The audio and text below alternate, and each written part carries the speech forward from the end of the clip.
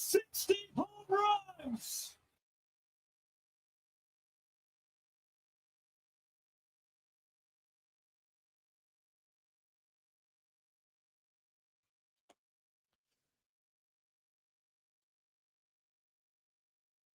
A tremendous Thursday afternoon. How are you? And welcome to the Jason Gregor Show, Sports 1440, sports1440.ca, as well as YouTube, Facebook, X, and Instagram for Sports 1440, as well as Oilers Nation. Thanks for listening. Thanks for watching, man. There's lots going on today. Going to get to do a trip down memory lane coming up in hour number one. If you're a wrestling fan, especially if you're like, 80s WWE, Stampede Wrestling, and just the whole sport of wrestling, the great Gama Singh is going to join us in studio today. That's awesome. I can't wait. Might even talk to his son Raj Singh, of course, who's wrestling as we speak right now. Well, not today, but you know what I mean, actively. So we'll get to that.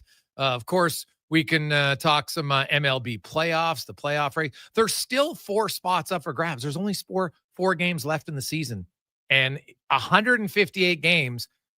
You still have half the playoff spots yet to be officially determined, which makes it exciting. Jays fans, a little concerned right now as the Jays cannot score.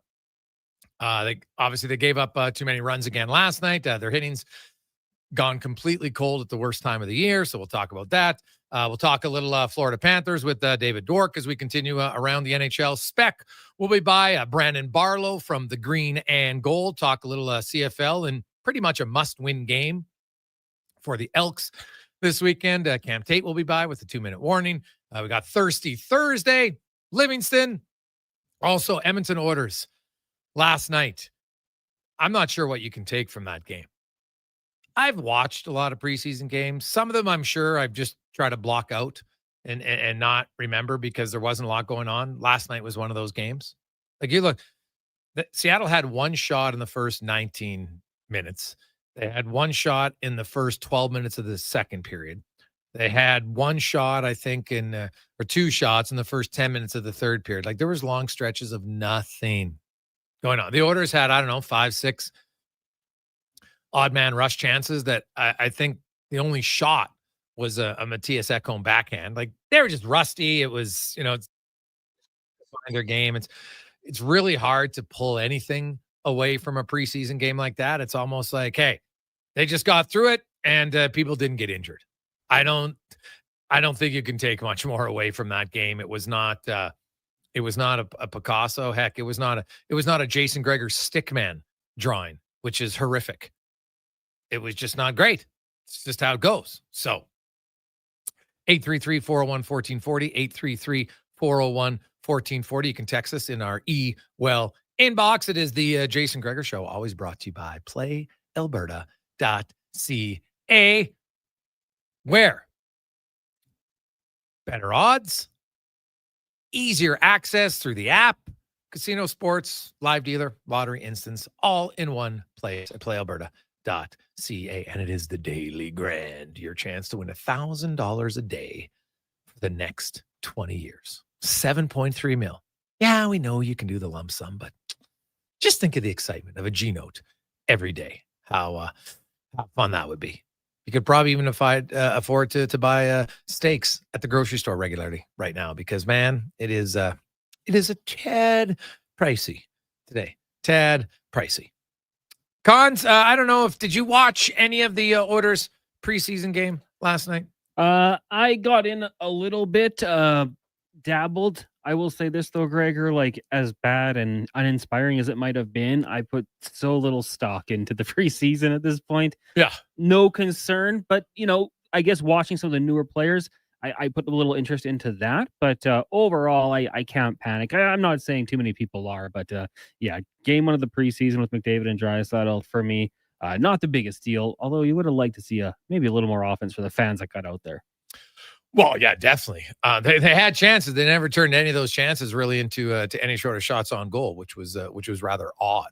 I thought for sure. So we Honestly, like if there's a takeaway that you have, please share it with us. 833-401-1440. I'd be concerned. All I know this is as I was watching the game, I'm just like, next year, this would be the final game of the preseason, and it would be infinitely more competitive than what we saw last night because veterans are only playing 2 preseason games. So they know, right? And I actually had a good conversation with Adam Henrique in the press box about the game. And even the players there's a few guys that walked by me, not Adam Henrique. We were talking, a few guys walked by. Hey, Gregor, hadn't seen them around. And then just like, whoo, tough one to watch. Like they even know, right? Like everybody knows it wasn't a game that, it's hard to play those games, I would think. You're not purposely going through the motion, but there wasn't a lot of hits. People aren't forechecking, it's not, and nor I get why. Right? Like this is not a game to go pedal to the metal, right? Like young guys try to for sure. Like I'll say this about Clattenburg, he gets noticed, right? He's around the puck and actually skates. You know what? He looked fine. Seattle had a lot of NHL players in the lineup last night. 2 full lines up front, 4 defensemen. He looked okay. Like I'm not saying he's making the orders this year. Actually, I firmly believe he isn't. But I was looking at players, and we had some conversations yesterday. We had a texter yesterday mention Andrew Shaw from the Chicago Blackhawks. Late round pick, came in, just a feisty player who gets in people's faces. That's what he was, right? And Andrew Shaw played a role on those cup-winning teams. He was far from a dominant player, by any stretch in the imagination for them, but he was a contributor, right? In 13 and 15, he won 2 cups. They actually had 5 goals each year in the postseason. It's pretty darn good. But you take that from a depth guy, 9 and 12 points. So there's nothing wrong with that as the player on the ice, for sure. So I thought that was an interesting comparable to look at. He played 544 games. I know he had some injuries and some off-ice stuff as well, but if you'd say, man, if you can find a guy like that who's a little bit of an agitator and just comes in, and guess what? Shaw played parts of 2 seasons in the American League. Just don't jump right from the NHL.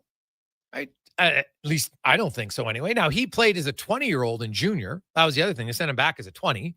So there's some comparables there. It's interesting. Like, I don't know if there's anybody else that you think of, cons that you say, hey, because lots of times I find when people compare young players to an NHLer, it's always like best case scenario. A guy who's a 30 goal scorer, 35 goal scorer. And a lot of it's just not realistic. So I'll be curious to see if he does become a regular NHLer and when, but I'm just telling you, the way he plays, he's always engaged. And that is, if he can do that all the time at the pro level, he's going to get noticed. It's just that simple that he will be noticed. Other news and notes, you see the Arizona has Andrea Dona's on that and many others, that there's a real push for Arizona to get back into the NHL. They had a news conference today talking about it. You had Tom Galvin and Andrea Doan and Lindsey Fry. And hey, the NHL's come back to markets before. Lots of people always talk about they never had the right ownership in Arizona. Obviously, it was out in where it was located. It was just too far out of town. People didn't go. And it is a pretty big market. I can't say with any certainty if it would be a great hockey market, because they never really gave their fans much of a chance to get emotionally invested with the team because they just didn't win. But it is interesting to see that they're making a push, Connor. And I think that they're hearing rumblings that the NHL is looking to expand, and they're saying we don't want to get left out. So, but they need a facility. So, just don't do what the CFL did for decades. Hey, Halifax. Do you have a location? No, but that doesn't matter. Let's just keep talking about it. No, until there's a facility. And I know, hey, it'd be a big risk to say build it and they will come, but you start, maybe they'll do it. Now, who knows? Maybe the NHL says, hey, we'll give you 2 years. We'll see. Hey, guys, Leppinen looks like a player from Northside. Yeah, I didn't mind Leppinen, right? He makes some good plays. Like he's obviously someone that's in real tough just because of the left side depth. But, injury occurs. Maybe he can get in, but we'll see. Hey guys, years back, a friend gifted me a replica Karachi Vice t-shirt. It was my favorite lake shirt until the day it got accidentally torn on the boat. I almost cried from 10-10 Ken. Wow, buddy. We're going to take an early break because, we're going to talk about Karachi Vice. We're going to talk about Gama Singh. We're going to talk about Mike Shaw and his character, Mukka Singh. Unbelievable, like the storylines. It's going to be fantastic because tomorrow night in Edmonton, for all of you wrestling fans, that's kind of where you want to be. Because there is going to be Gama Singh. Basically, it sings in the ring, and it's a documentary about Gama and his son, and you can see it in theater. One location tomorrow. We'll tell you where when we return to the Gregor Show, presented by PlayAlberta.ca. Some people wake up and get dressed for work in a suit and tie or a nice dress. At GS Construction, we're less fashion forward and more putting our best foot forward. We wear hard hats and steel-toe boots, and most importantly, we wear 50 years of experience with pride. It's not glamorous, it's definitely not easy, but it matters. We do it well. So if you'd like to be part of something where your work matters, GS Construction is hiring. Just remember, when you come for an interview, ditch the tie. See more at gsconstruction.ca. Experience a season of superior luxury, performance, and savings. The Fall Experience event is on now at Volvo Cars Edmonton. The all-new redesigned 2026 XC90 is here. Come drive one today. You won't be disappointed. Finance or lease a 2026 XC40 from 1.99%. And right now, you can save $7,500 on remaining 2025 XC60s. The Fall Experience event is on now at Volvo Cars Edmonton. Great vehicles, better service. Visit VolvoCarsEdmonton.com. An electrical solar team is now making a play for sustainability and savings. They're specialists in powering up for a greener future.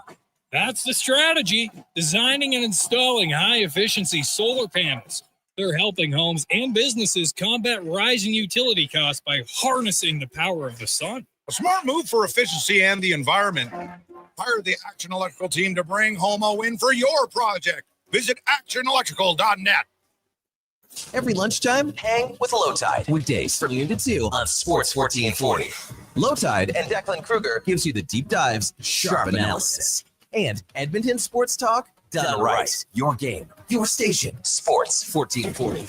Excavators, loaders, lifts, compaction equipment, and more. Find the XCMG construction equipment you need. Available for rental or sale at Japa Machinery Group. Japa, helping build Alberta from the ground up for 50 years. Visit japamachinery.com.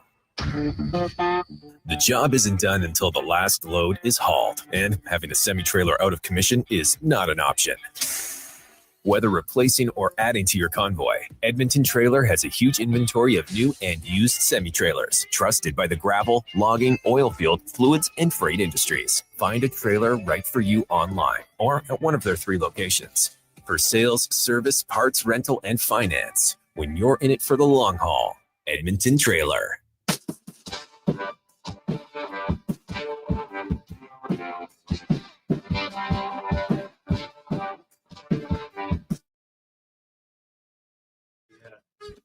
Hopefully you remember stuff.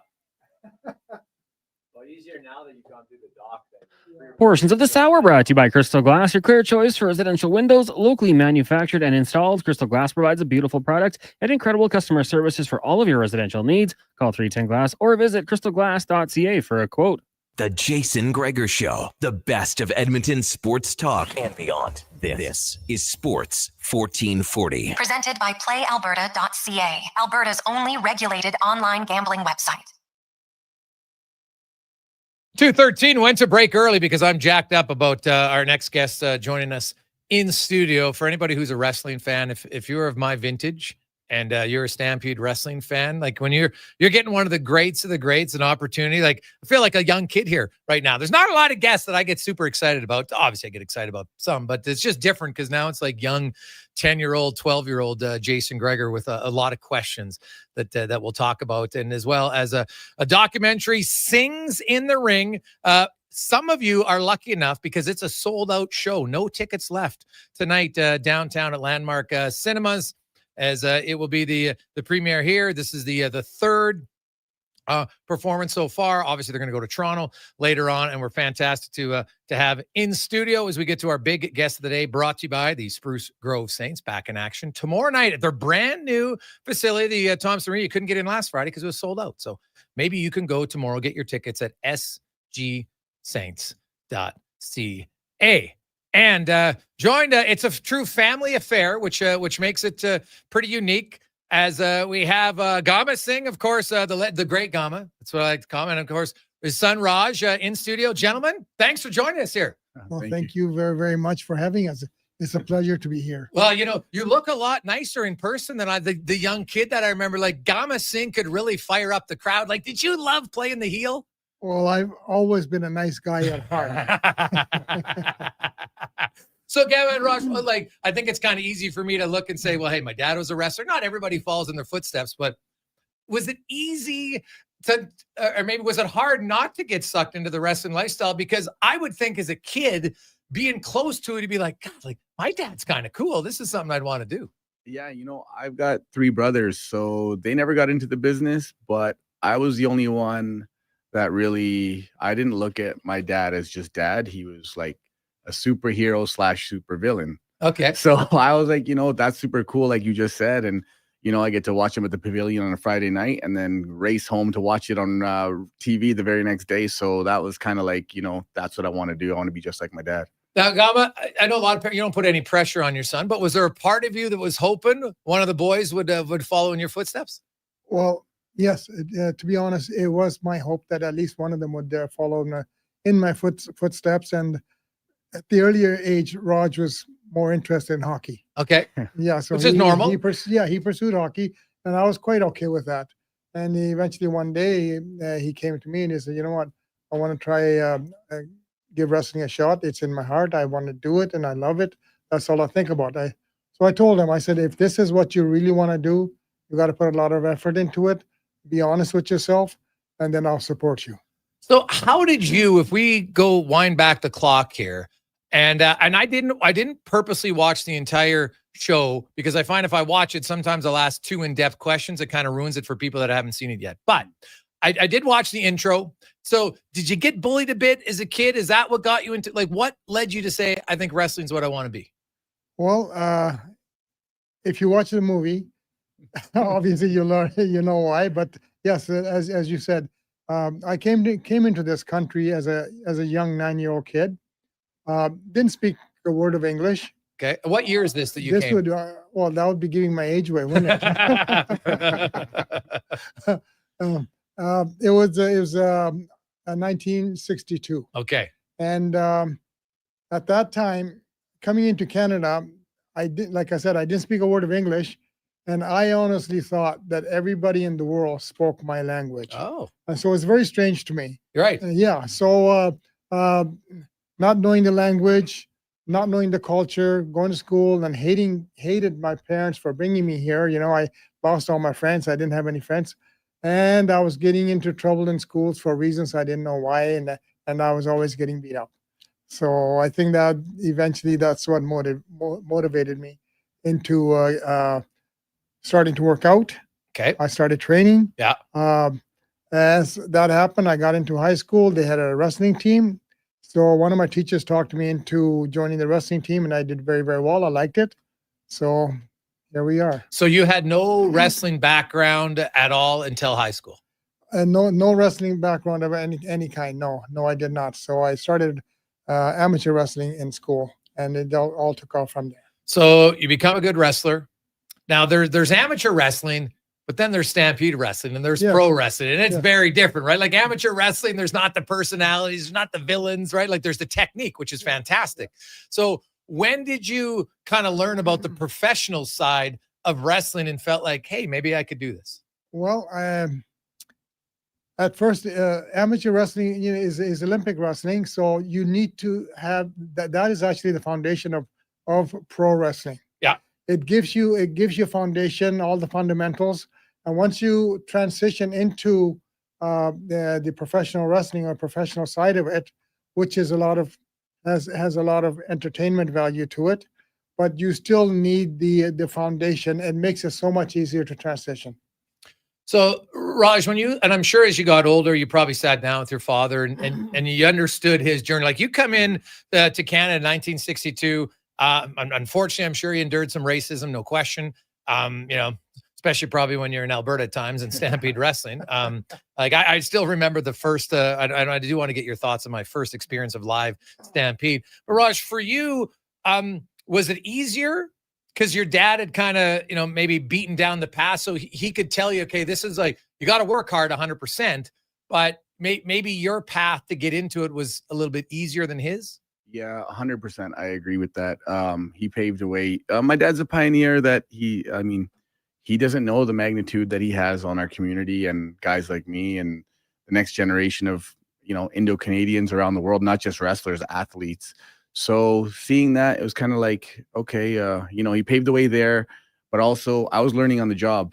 Like my whole life, I was born into the business. My dad used to take me to the locker room when I was 2-3 years old. So I learned everything. I used to see the way the wrestlers interact with each other, the way they carried themselves and all that kind of stuff. So I just, was keeping it in my back pocket. So if this hockey thing didn't work out, then I was going to jump right into a ring right away. So when did you first wrestle? I first started wrestling in 2004. So what age is that? I was 20. 20? Okay, so a little bit later. So you obviously then you played back then it would have been midget hockey, and you played some junior? Yeah, I played midget hockey. Had a couple opportunities with junior and a few bad injuries. And I told my dad, I think these real injuries in hockey are piling up. So let me go try something a little more dangerous. Yeah, I was just going to say, it's not like wrestling's less dangerous. Gama and Raj Singh joining us in studio. And of course, Gama, Stampede Wrestling was, I don't remember my grandfather who, grew up, he's up in Valley View. I don't remember him watching much television, but I remember Saturday afternoons, he had a special chair in his living room and it was always on and no one talked when Stampede Wrestling was on. He wanted to listen to the great late Ed Whalen and all the wrestlers. And, as a kid, it was kind of like, wow, I get to watch wrestling.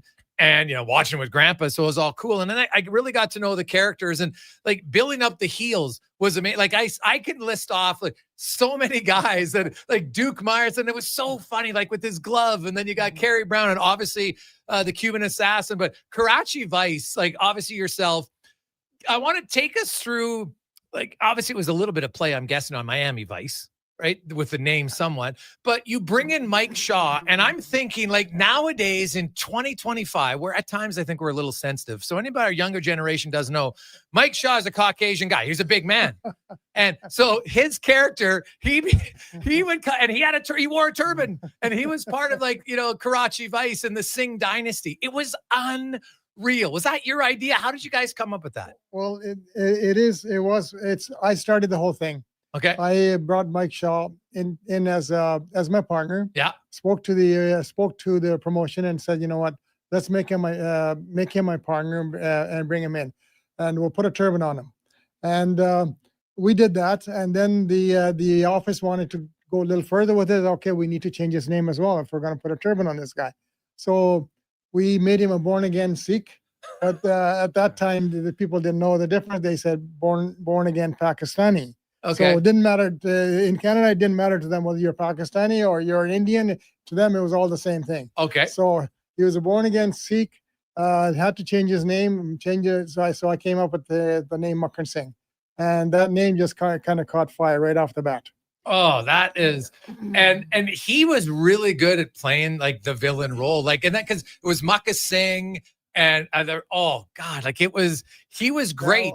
Because not everybody can be a good villain. I don't think that was his thing. Mike was his wrestling ability was somewhat limited. Yeah, because of his size, and however, he was very good on the mic. Yes, he was a very good talker, and I saw that in him, and that's why I presented the idea to the office, and then we went ahead with it. Like, it's fascinating to me, like that, and I hope you guys get more into that in the documentary, because that's such a unique part of wrestling. Like, there's lots of character development, right? Like, it's not just like you come out and say, okay, we're gonna put a turban on his head and that's it. Like, you really got to get into it. Yeah, of course. And Mike loved the idea. So as we brought him in, a couple of more guys wanted to be part of the group.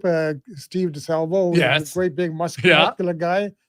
looked like the Ultimate Warrior. Yes. He says, I want you guys to put a turban on me. I said, yeah, of course we'll do that. You know? So we did that with him, and there was Jerry Morrow, Champagne Jerry Morrow. Oh God. A few others, and then as one day with the 5 or 6 of us were walking into the ring to do an interview, and Kerry Brown was sitting there, and he looked at us. He said, "Yeah, this looks like the Karachi Vice." So the words came out of his mouth. Okay. And I picked up on it. I went in, did the promo, and I used the word Karachi Vice. I just said, this is the Karachi Vice right here. And the following week, people came out. There was big signs and like Karachi Mice, and this is the Karachi Lice, and so on. You know, it just caught fire. That it's so amazing, like just a simple thing Yeah. that he sees and it comes up, but it's not like guys were sitting around a boardroom table. No. Oh, we came up with this No. amazing idea. No, It's awesome. Yeah, it was just an accidental thing, and it just caught fire. So now, how did that come across in the Sikh and Pakistani community? Like, did they love it, or were they like, "Hey, this is offensive. You can't just wear our turban"? You know what? They saw it here. They saw me as a spokesman for them. Okay.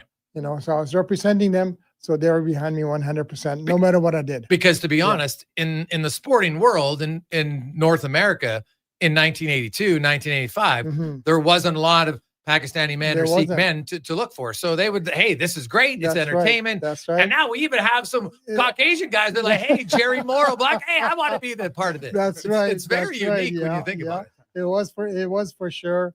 And I know that the people that I met on the street, especially my people, I would meet them and they would like look at me and it's a pleasure to meet you, and then thank you very much. You've uplifted the image of our community. How did you take the in-ring persona? Because I know some guys at times, like, you got to carry it around with you because that's kind of what the fans want, right? Like, they want you to be that. So was it hard? Because, every story I think I've read about, he was such a good teammate and really nice guy, but you could play the villain. So did you have to be the villain outside of the ring?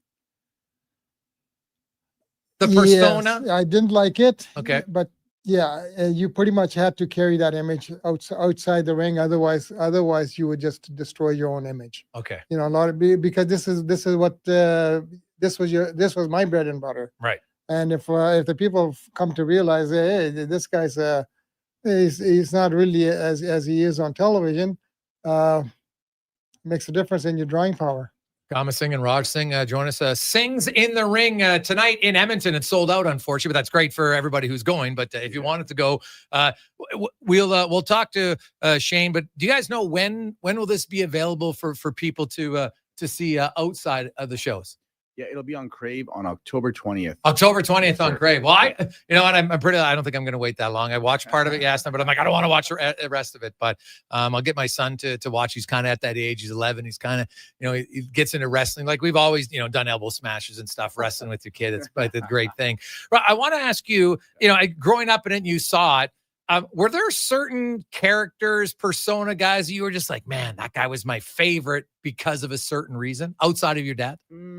Well, yeah, my dad was obviously the easy answer, but it was kind of weird because the Stampede guys, I didn't really like their personas and stuff because I knew what they really were like behind the scenes. So I was like, okay, this guy's just playing. Okay. But for me, I was a big Razor Ramon guy. Oh, the Toots pick. I wanted to be a cool guy, so I really liked Razor Ramon, Rick the Model Martel, and of course, everybody loved the Ultimate Warrior. Yeah.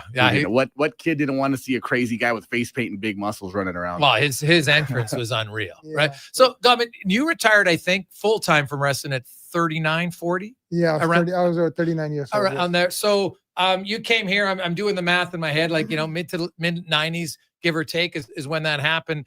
The wrestling, it kind of, it's evolved a lot, right? Like Stampede wrestling, there was always, you had to be good on the mic, but it almost like in Raj's generation, it's almost like more on the mic a little bit. How does a guy who saw it, where did you come out on the transformation where the persona was almost more important than your wrestling skills?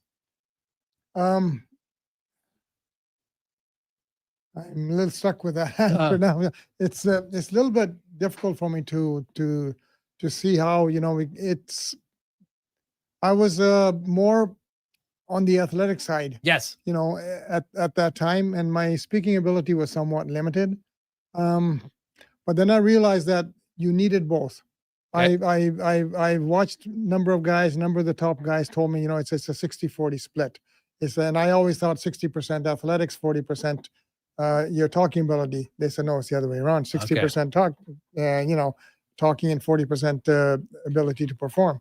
So I practiced. How'd you improve? How'd you become a better talker? I practiced, and the person that taught me was Roddy Piper.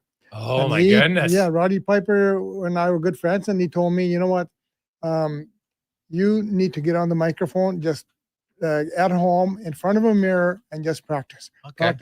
Practice. And that's what he used to do, and that's what I did.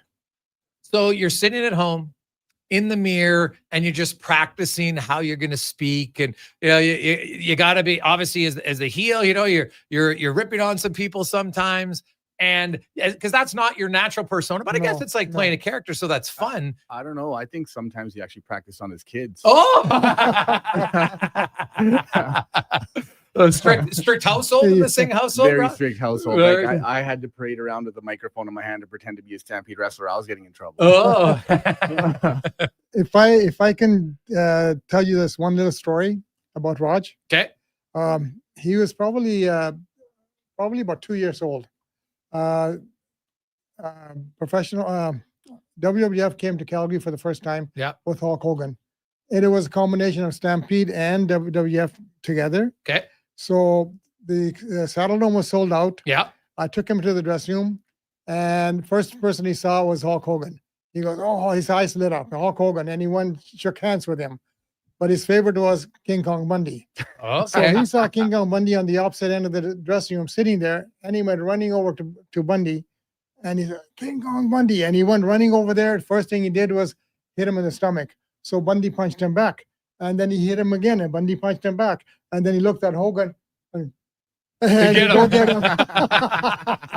This was a 2-year-old kid. Oh, yeah. Well, you know what? Those guys, that's such a unique opportunity as a kid to be behind the scenes. And you probably, like anything in life, we don't necessarily realize how good we have it until, you know, we're past it. But, you know, the uniqueness of, you were on Stamp, but you did a lot of the different wrestling circuits, right? And you were in WW working with those guys.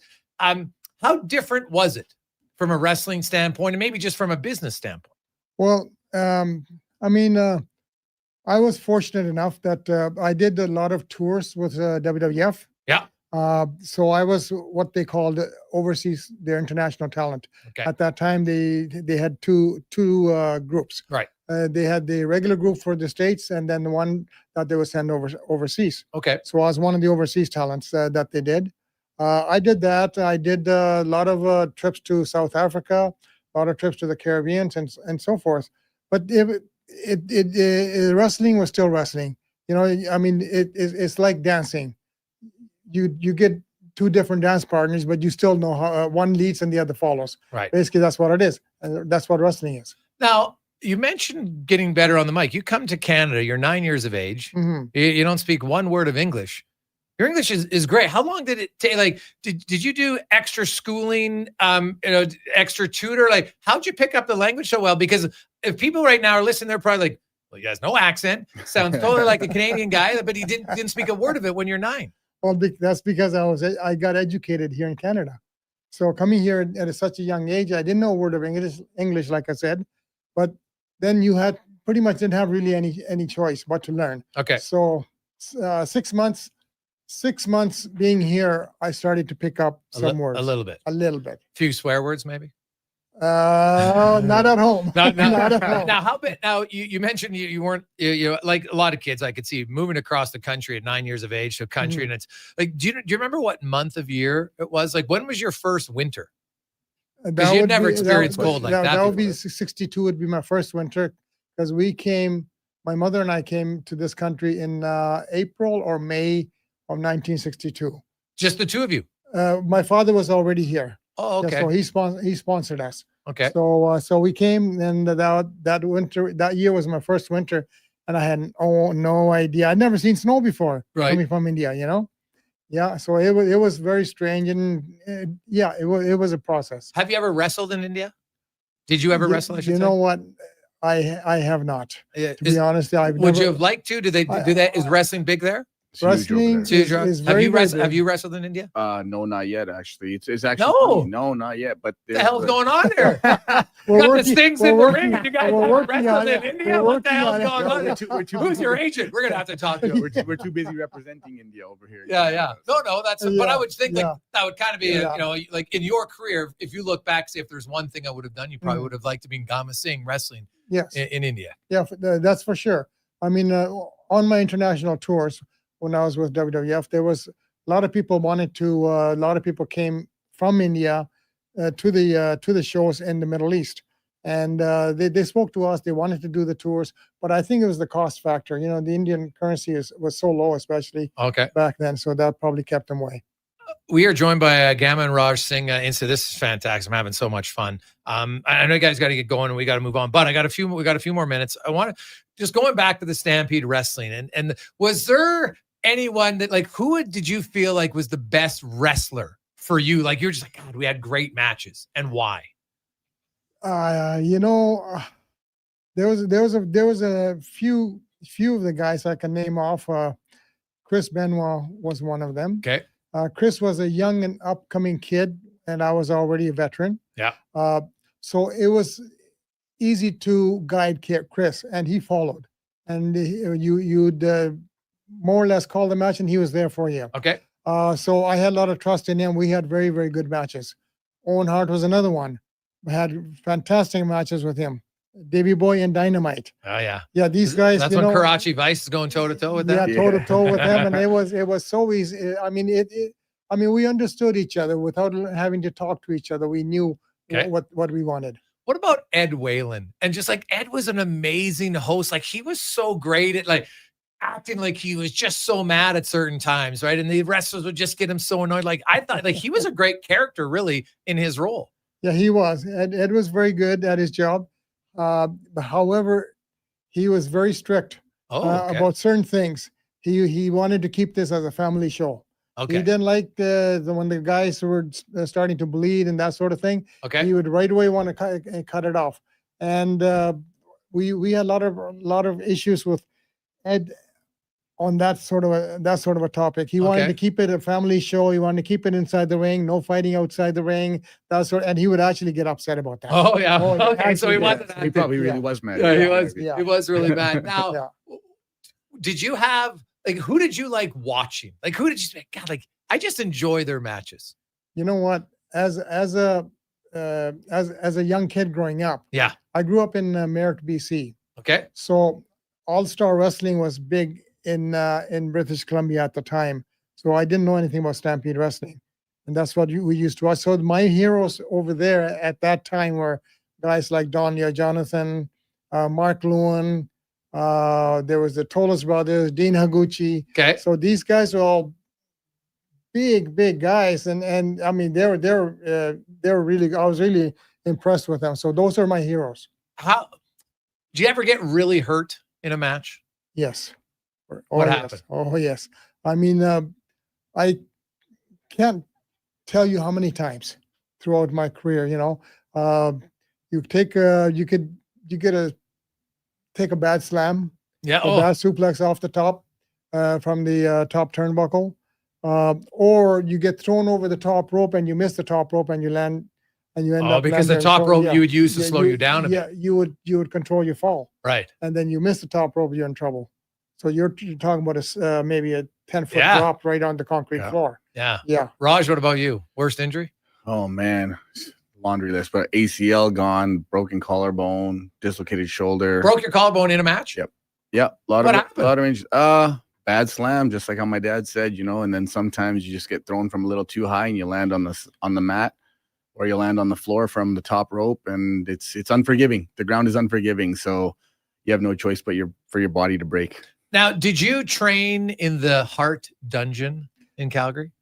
Actually, I did not train in the Hart Dungeon. No, I was trained in Vancouver. When I finished high school in Merritt, I moved to Vancouver to start training for professional wrestling. Okay.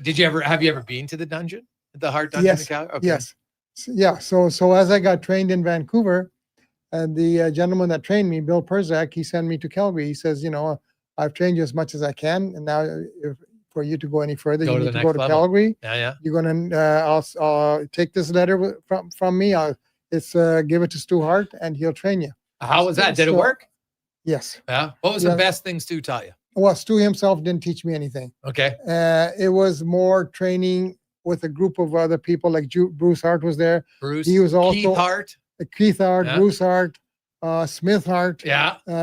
And then a lot of other young guys, wannabe wrestlers, they would be there. So I kind of fell into the group like that. But as far as Stu coming in there and stretching me, I was very lucky.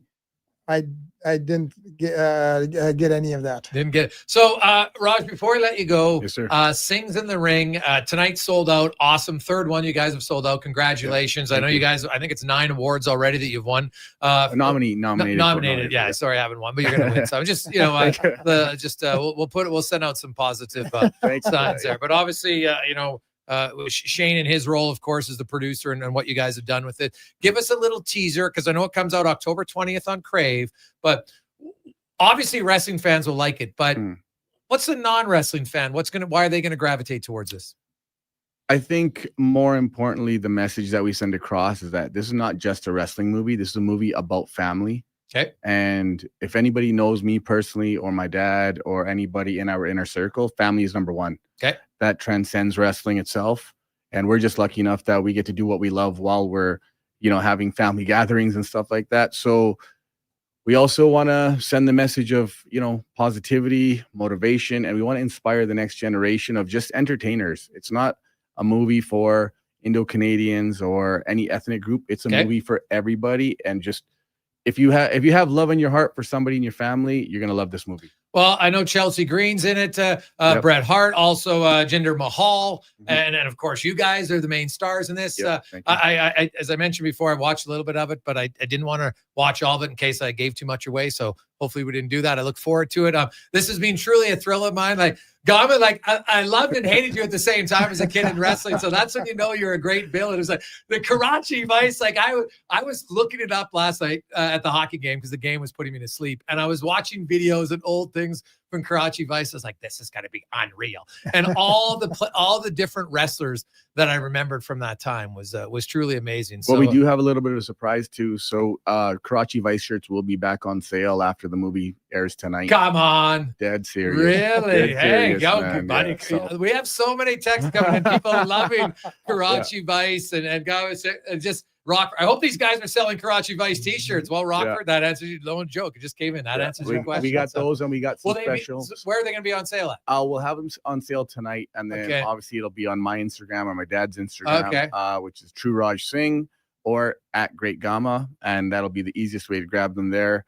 And then if you see me at a local wrestling show, I'll have those, as well as we do have a limited number of movie posters that are signed by myself, my dad, and my cousin Jinder. So special limited for those collectors and crazed wrestling fans out there. Oh, they love it, man. Trust me. It's funny about wrestling. You kind of go away from it for a bit, but because maybe you get busy and you grow up for a while, but man, now my son's back. Oh, it's awesome. Like I love it. And I have great memories of, like, I was more of a Stampede Wrestling fan.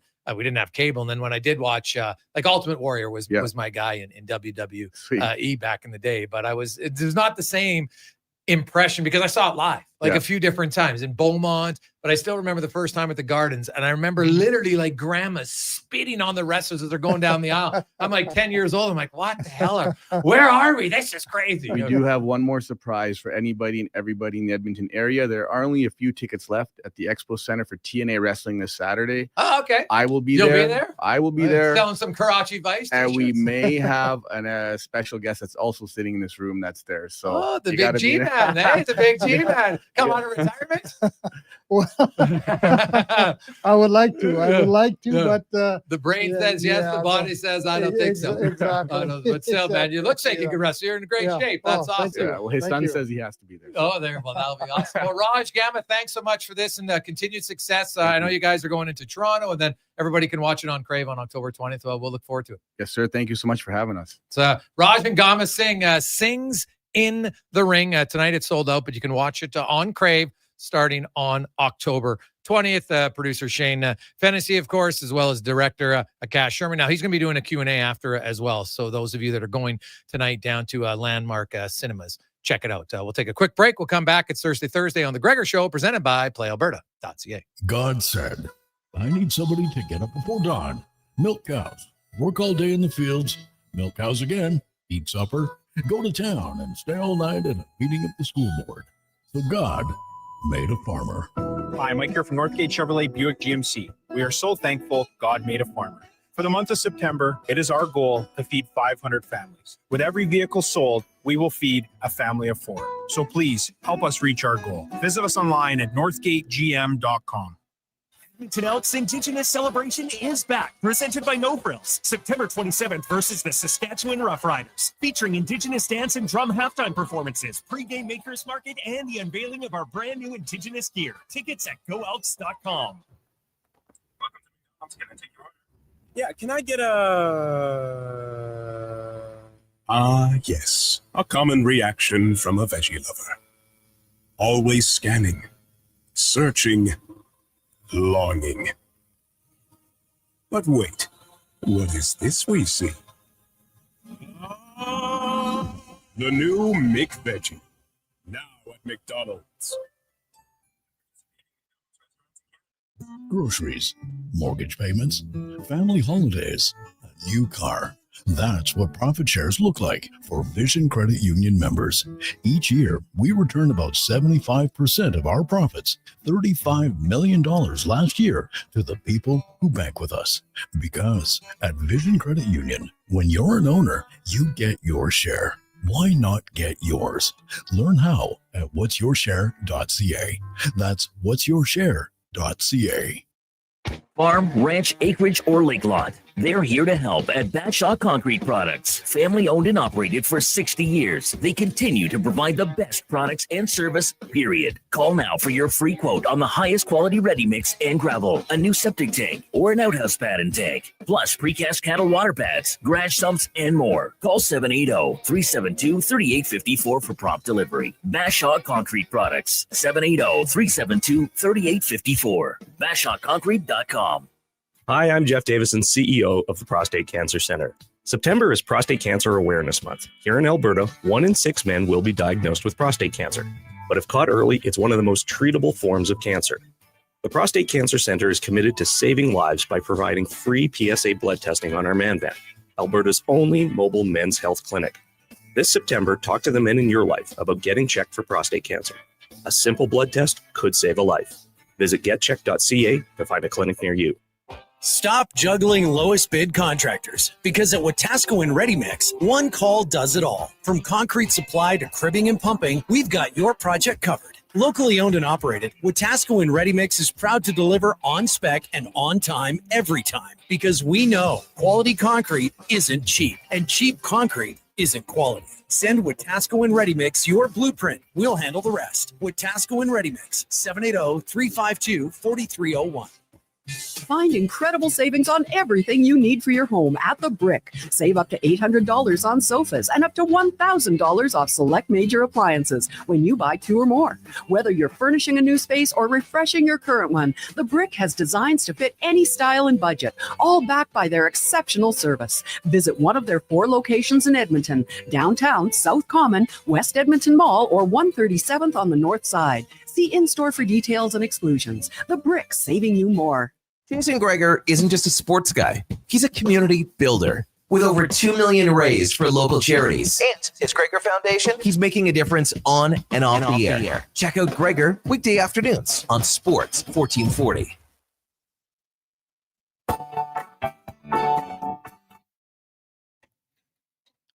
Portions of this hour brought to you by Japa Machinery. Japa is digging deep on their 50-year history of supporting Alberta's construction industry with their line of special edition blackout excavators. Visit japamachinery.com for all the details. Hat tricks, touchdowns, and home runs. Get it all with the Jason Gregor Show on Sports 1440. Presented by PlayAlberta.ca, Alberta's only regulated online gambling website.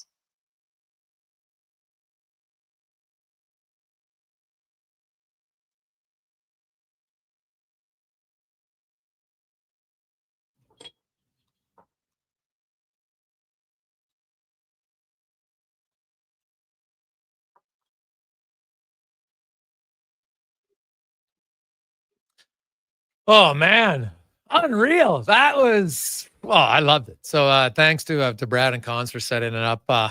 It is like wrestling's such a unique thing. And I know some, oh yeah, it's not real. I'm like, what? Yeah, the moves are real. The result is known prior. Yes, but that doesn't mean that those moves, you just heard it from Raj and Gama, like you get the wrong slam and you're breaking collarbones. It's no joke. Like you got to be a pretty good athlete, but just everything about it. Absolutely loved it. We got loads of texts coming in on people who felt the same way.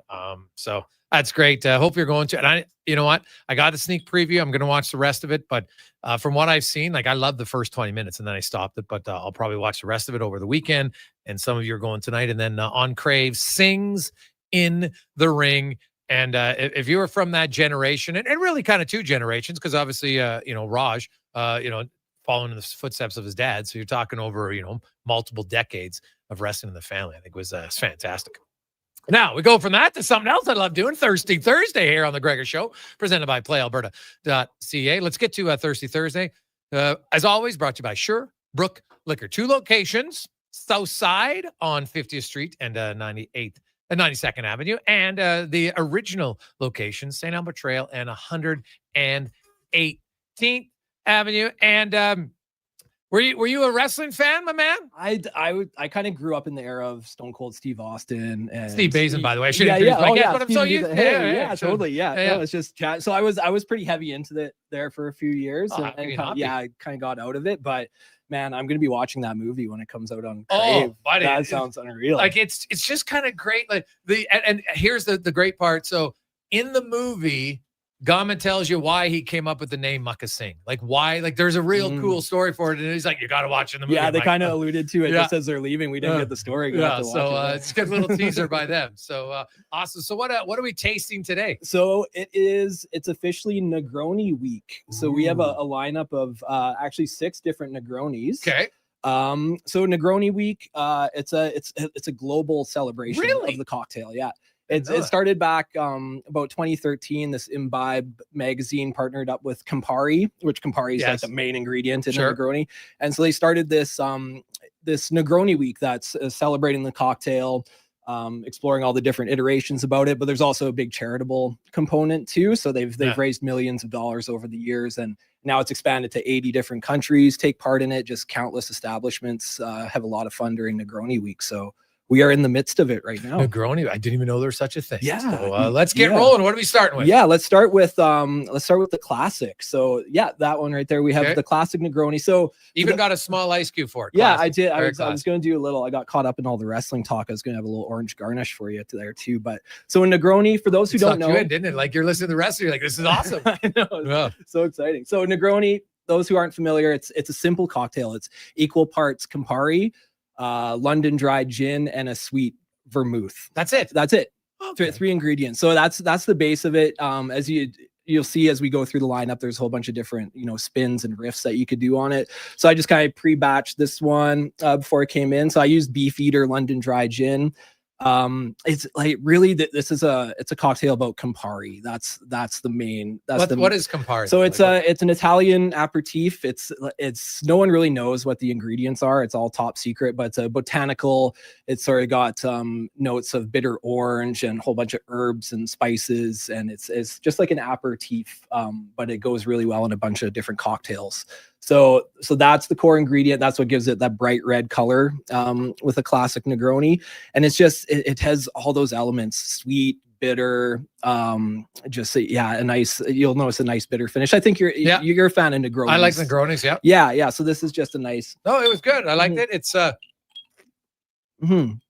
not too bitter, but not too sweet. Like to me, if you're going to have a drink like this, you don't want it too sweet. It's not my thing. Yeah, exactly. You want all those elements in balance, and you could kind of play around with what London Dry is the style of gin you want to use, but you could play around with different brands. I used Beefeater here because I feel like it has a really good balance to it. It's nice, clean, and crisp. Has those juniper notes, but yeah, you could play around, find your favorite gin, and experiment a little bit. Now the second one here is clear. It is. I have never seen a clear Negroni. So this is a Bianco Negroni. So it's definitely a spin on the classic. So yeah, the first thing you notice, it doesn't have that red color of Campari. So this is a riff on the classic. So it's Luxardo Bitter Bianco liqueur that takes the place of the Campari, and this one has white vermouth and the London dry gin. So you notice right away, Jeez, like I might like that one yeah, better. it Oh my is. God. This is a good summer. I've never even seen a clear Negroni like at any restaurant. Yeah, there's a white Negroni which uses this Suze French liqueur, which you can't get in Alberta, unfortunately. But the Bianco Negroni is it's one of my favorite takes on it as well. Like a lot more floral. You get like some tropical fruit, even a little like pineapple in there. Like this is a refreshing one. There's still a few. Well, I know some people, it's funny when they left. drink something, they're like, well, I don't like it colored. It looks like it's sweet. Well, this one looks like it's clear. No one will know what you're drinking. Yeah, this is kind of, I was making some Negronis for some of our staff members to sample earlier today. And this one was by far that was the crowd favorite. Oh, everyone loved the So Bianco. far, I would agree. Okay. Now this one's a little bit darker.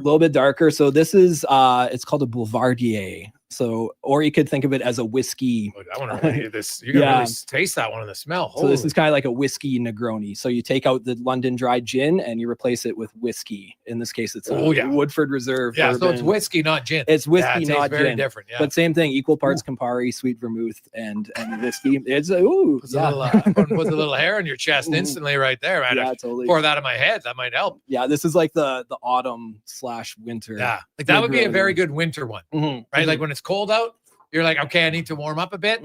That's what it is. So that's a whiskey Negroni. It's a whiskey Negroni, and typically bourbon or rye is the type of whiskey that you can put in there. But yeah, this next one's you'll probably notice right away from the smell. So moving on to the fourth. Oh my goodness. Oh yeah. Okay. I spared you from the coffee Yes, Negronis. yeah. I knew you probably wouldn't like that, but that's another popular iteration. But People have coffee Negronis. coffee, You espresso. coffee drinkers, you're crazy. You're They're crazy. Just taking over. Yeah. Taking over. So, but this is, equally as assertive in aroma and flavor. So this is a mezcal Negroni. So you notice the smoky, earthy notes right on top there. You know what's funny? I find that one easier to go down than the whiskey one. Yeah, it kind of like on the nose, you expect it to be like it is mezcal forward. Oh, you taste on it, them. or you smell it in the taste, but you don't taste it in. It's not as hot. It's definitely not as like warm. And the sweet vermouth and the Campari kind of like taper out that smoke a little bit on the finish, so you get like you get that sweetness coming through. It's a really fun. It's kind of a trendy up and coming spin on a Negroni. So I really like that one. This next one I'm going to crack open for you right here. So if you have Negroni in a can, the pocket Negroni, yeah, buddy, get out of here. Yeah, so if you don't have time to mix your own pre-mix Negroni it. at home, Really? this is Like that is like this. I got to get that. Give me that can. I want to show it for people watching. It's like here you go. It's like the baby. It's literally called pocket Negroni. Pocket Negroni. And it's like 100 mils. Like, look at how teeny that is. Right? Guys with small hands will be like, this is what I need. Look at this thing. My hands look huge. Right? The old Trumpy would love this one just because of his hands. So, Totally. it's great. Yeah, so it's a company called White Box, and they do these little mini RTD ready to drink cocktails, and the pocket Negroni has been one of our more popular. Well, that one's ones. definitely sweeter for sure. It's very sweet. Yeah, I found that. So it's a little sweet for my taste, Yes. but does in a pinch, especially if you're out golfing or whatever you want to.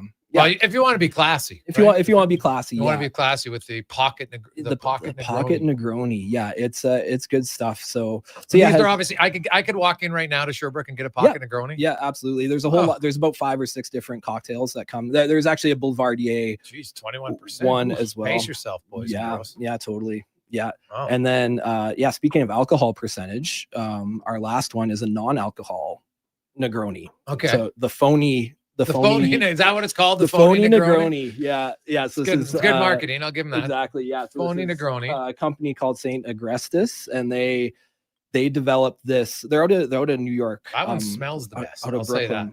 Yeah. So it's just so interesting what these companies are doing with the non-alcohol spirits and things, because it's more carbonated than any of the other Negronis. Yeah. They decide to go for the carbonation to sort of like mimic the sort of the alcohol zing in some ways. That's kind of why they wanted it to be carbonated. But for a non-alcoholic drink, I could get behind that. Mhm. Like honestly, For anybody out there who's like, you know what, I quit drinking, I don't like to drink, that is actually really flavorful. It is super tasty, and it's again like it's not sweet. It's not sweet, and it's not like juice. Like a lot of people think it's the non-alcohol stuff will just be like juice. And the amount of detail that goes into something like this, like they crafted their own sort of liquid that has 30 different organic botanicals, and just the amount of work and dedication that went into this is just as much, if not more, than like the alcohol versions. So it's and they have a whole lineup. They do a white Negroni, they do an espresso Negroni,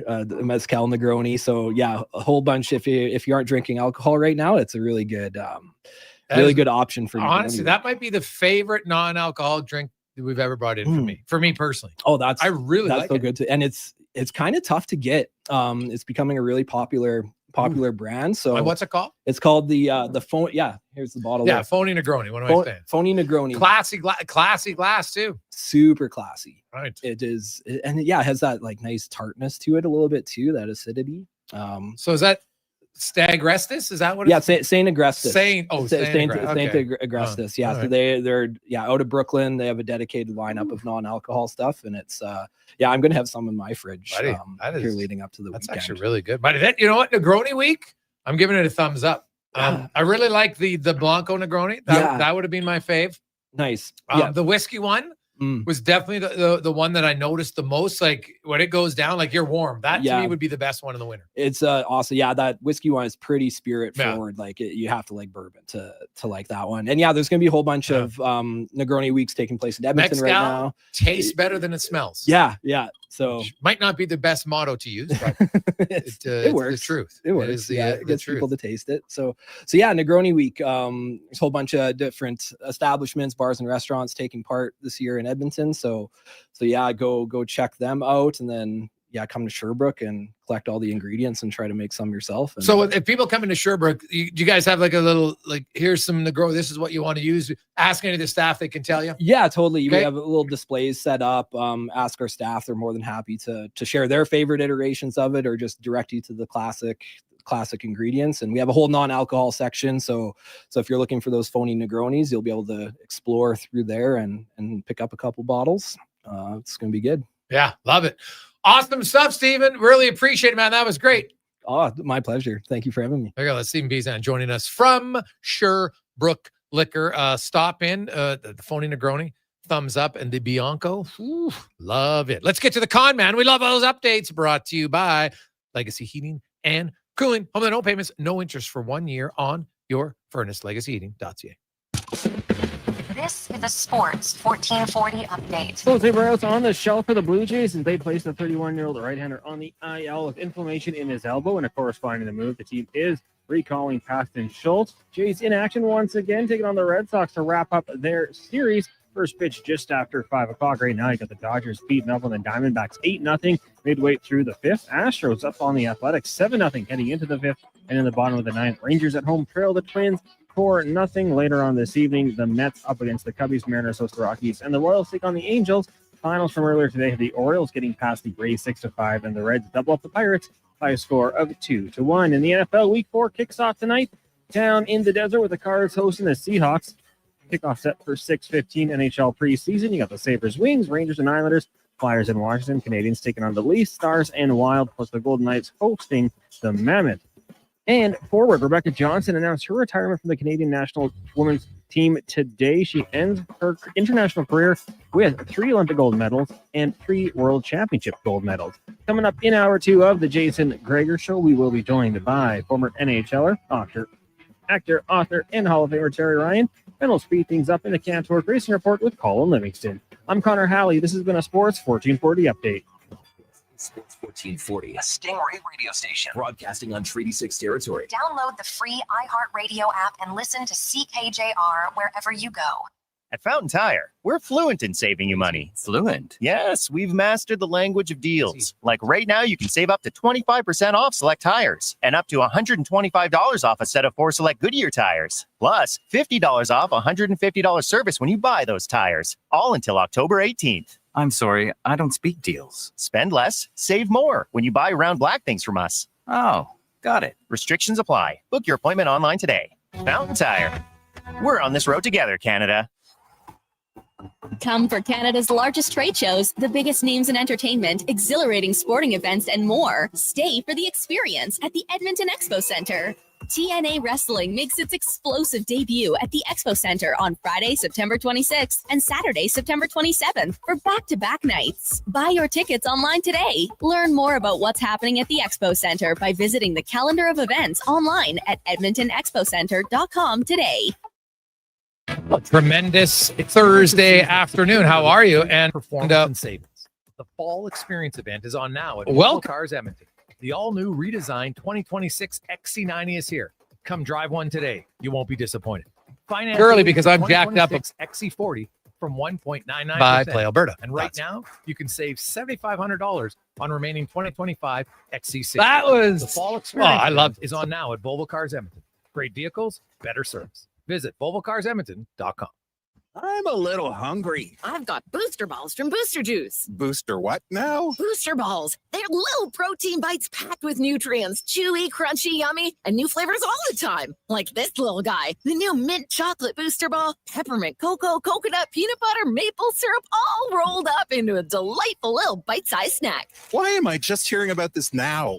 I don't know. Can I have one? No. Booster Juice, Canadian born, blending since 1999. Listen up, because you're not going to want to miss this. Right now is your chance to get in on Play Alberta's biggest offer ever. For a limited time only, new players can get up to a $1,000 casino bonus when they sign up. There's never been a better time to join the fun. Visit playalberta.ca today to get started with casino, sports, and lottery all in one app. Must be 18 plus to play. Remember, if you gamble, use your game sense.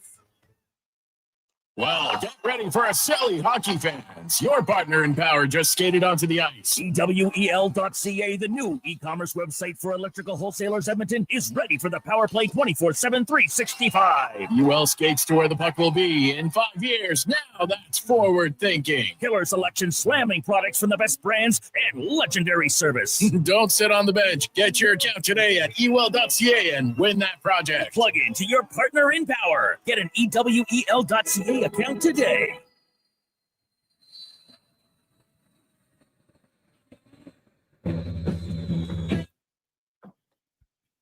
Portions of this hour brought to you by Leading Edge Physio. We treat pain and injuries head to toe and some other issues that might surprise you, like incontinence, vertigo, neuropathy, and cognitive issues. We invest in technology, techniques, skills, and people who know how and what to fix. Life shouldn't hurt. LeadingEdgePhysio.com. The Jason Gregor Show, the best of Edmonton sports talk and beyond. This is Sports 1440. Presented by PlayAlberta.ca, Alberta's only regulated online gambling website.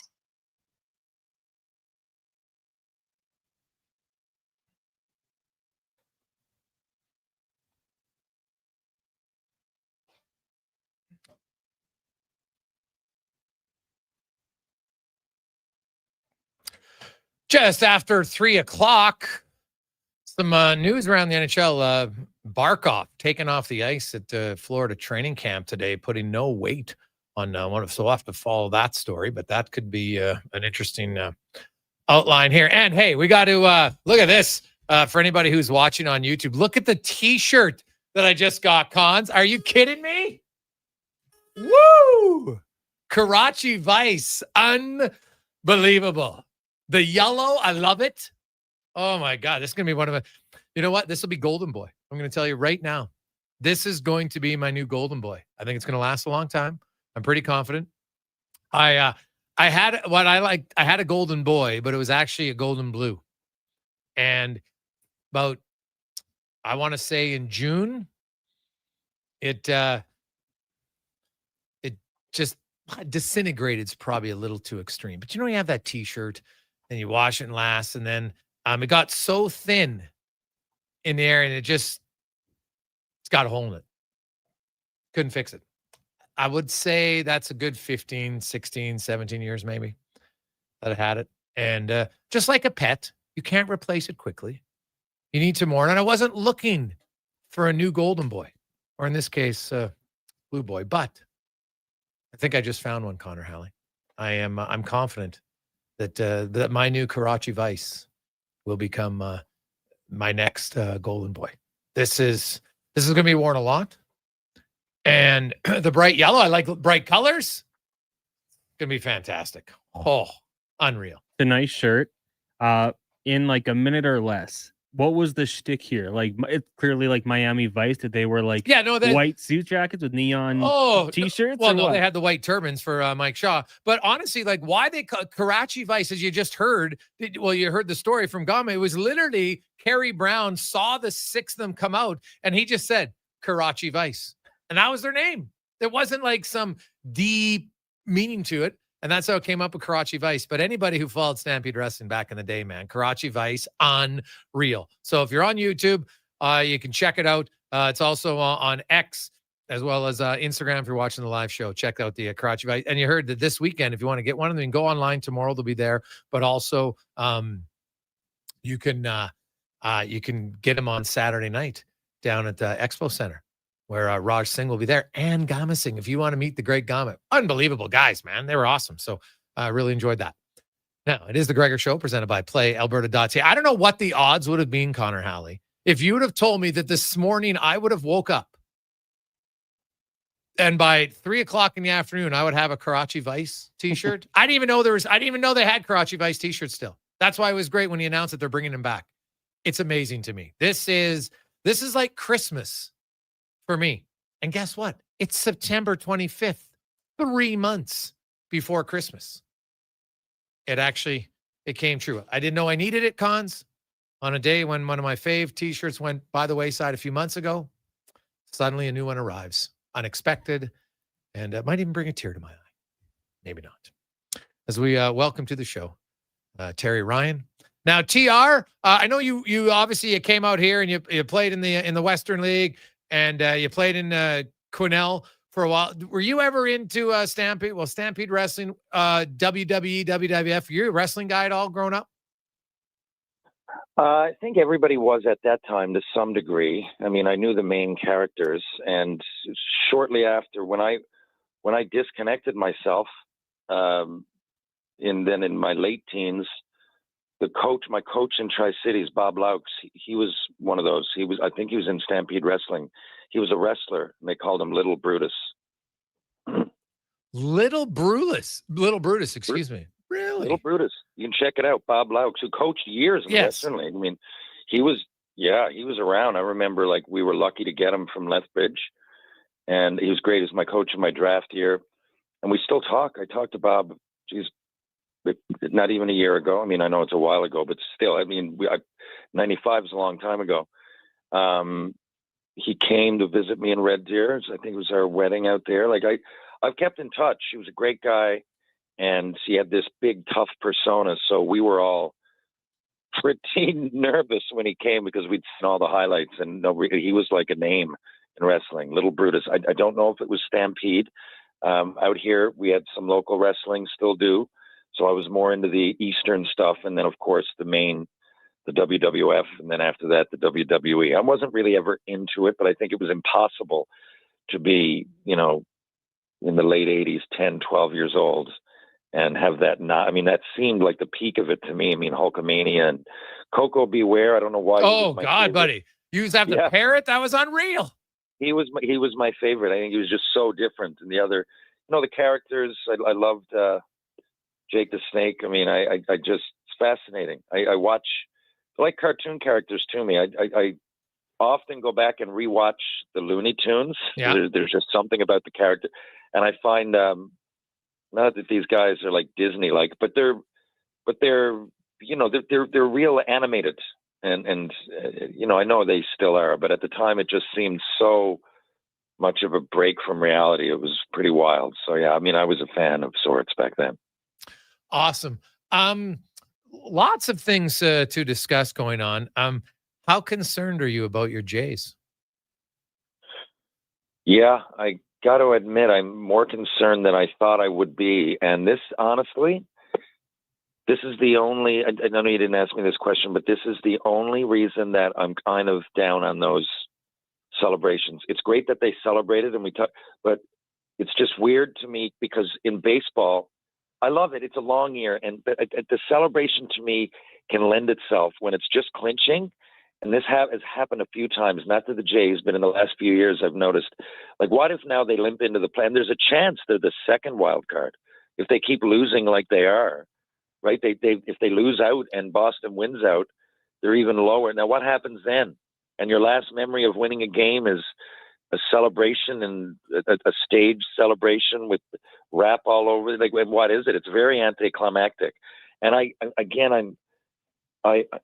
why it must be a big time relief. I just think it should come maybe when maybe at the last game of the year when it's a long time and you've clinched, or maybe, after you actually win the division. But it just seems to me like that look like a bad look, them just partying, and not that they didn't deserve the party. I just mean, it's been a disaster in and around. This is the only game they won in like 6 or 7.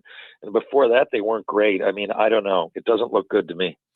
Well, their offense has hit the skids. Some of their starting pitchers have hit the skids. Now, the good news for the Jays, they own the tiebreaker. There's 4 games left, right? If you go 2-2, Yanks got to go 3-1. You manage to go 3-1, the Yanks got to go 4-0. But yeah, you got to find a way to start winning here very quickly. And I'll say this. Well, it is tough for Toronto. You know who's got it worse? The Detroit Tigers, who are on the verge of the greatest collapse in Major League Baseball history.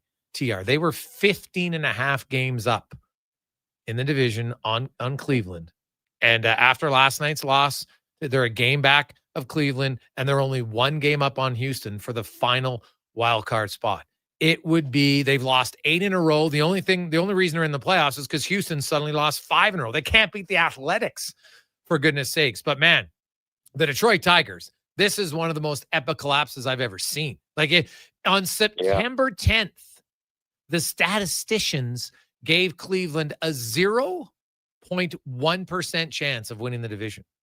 Since then, they're like 11-1, and Detroit is 1-11 or 1-12. Crazy. Yeah, and this is what I mean in sports. This is an extreme example, but a lot of people, when they look from the outside looking in and they're analyzing a sport, maybe a little overanalyzing it. And when I bring up momentum, I've had arguments with people, debates. I'm not saying that you got to be an athlete to think that. Lots of athletes probably think that way as well. I'm not trying to be condescending to people that don't play sports.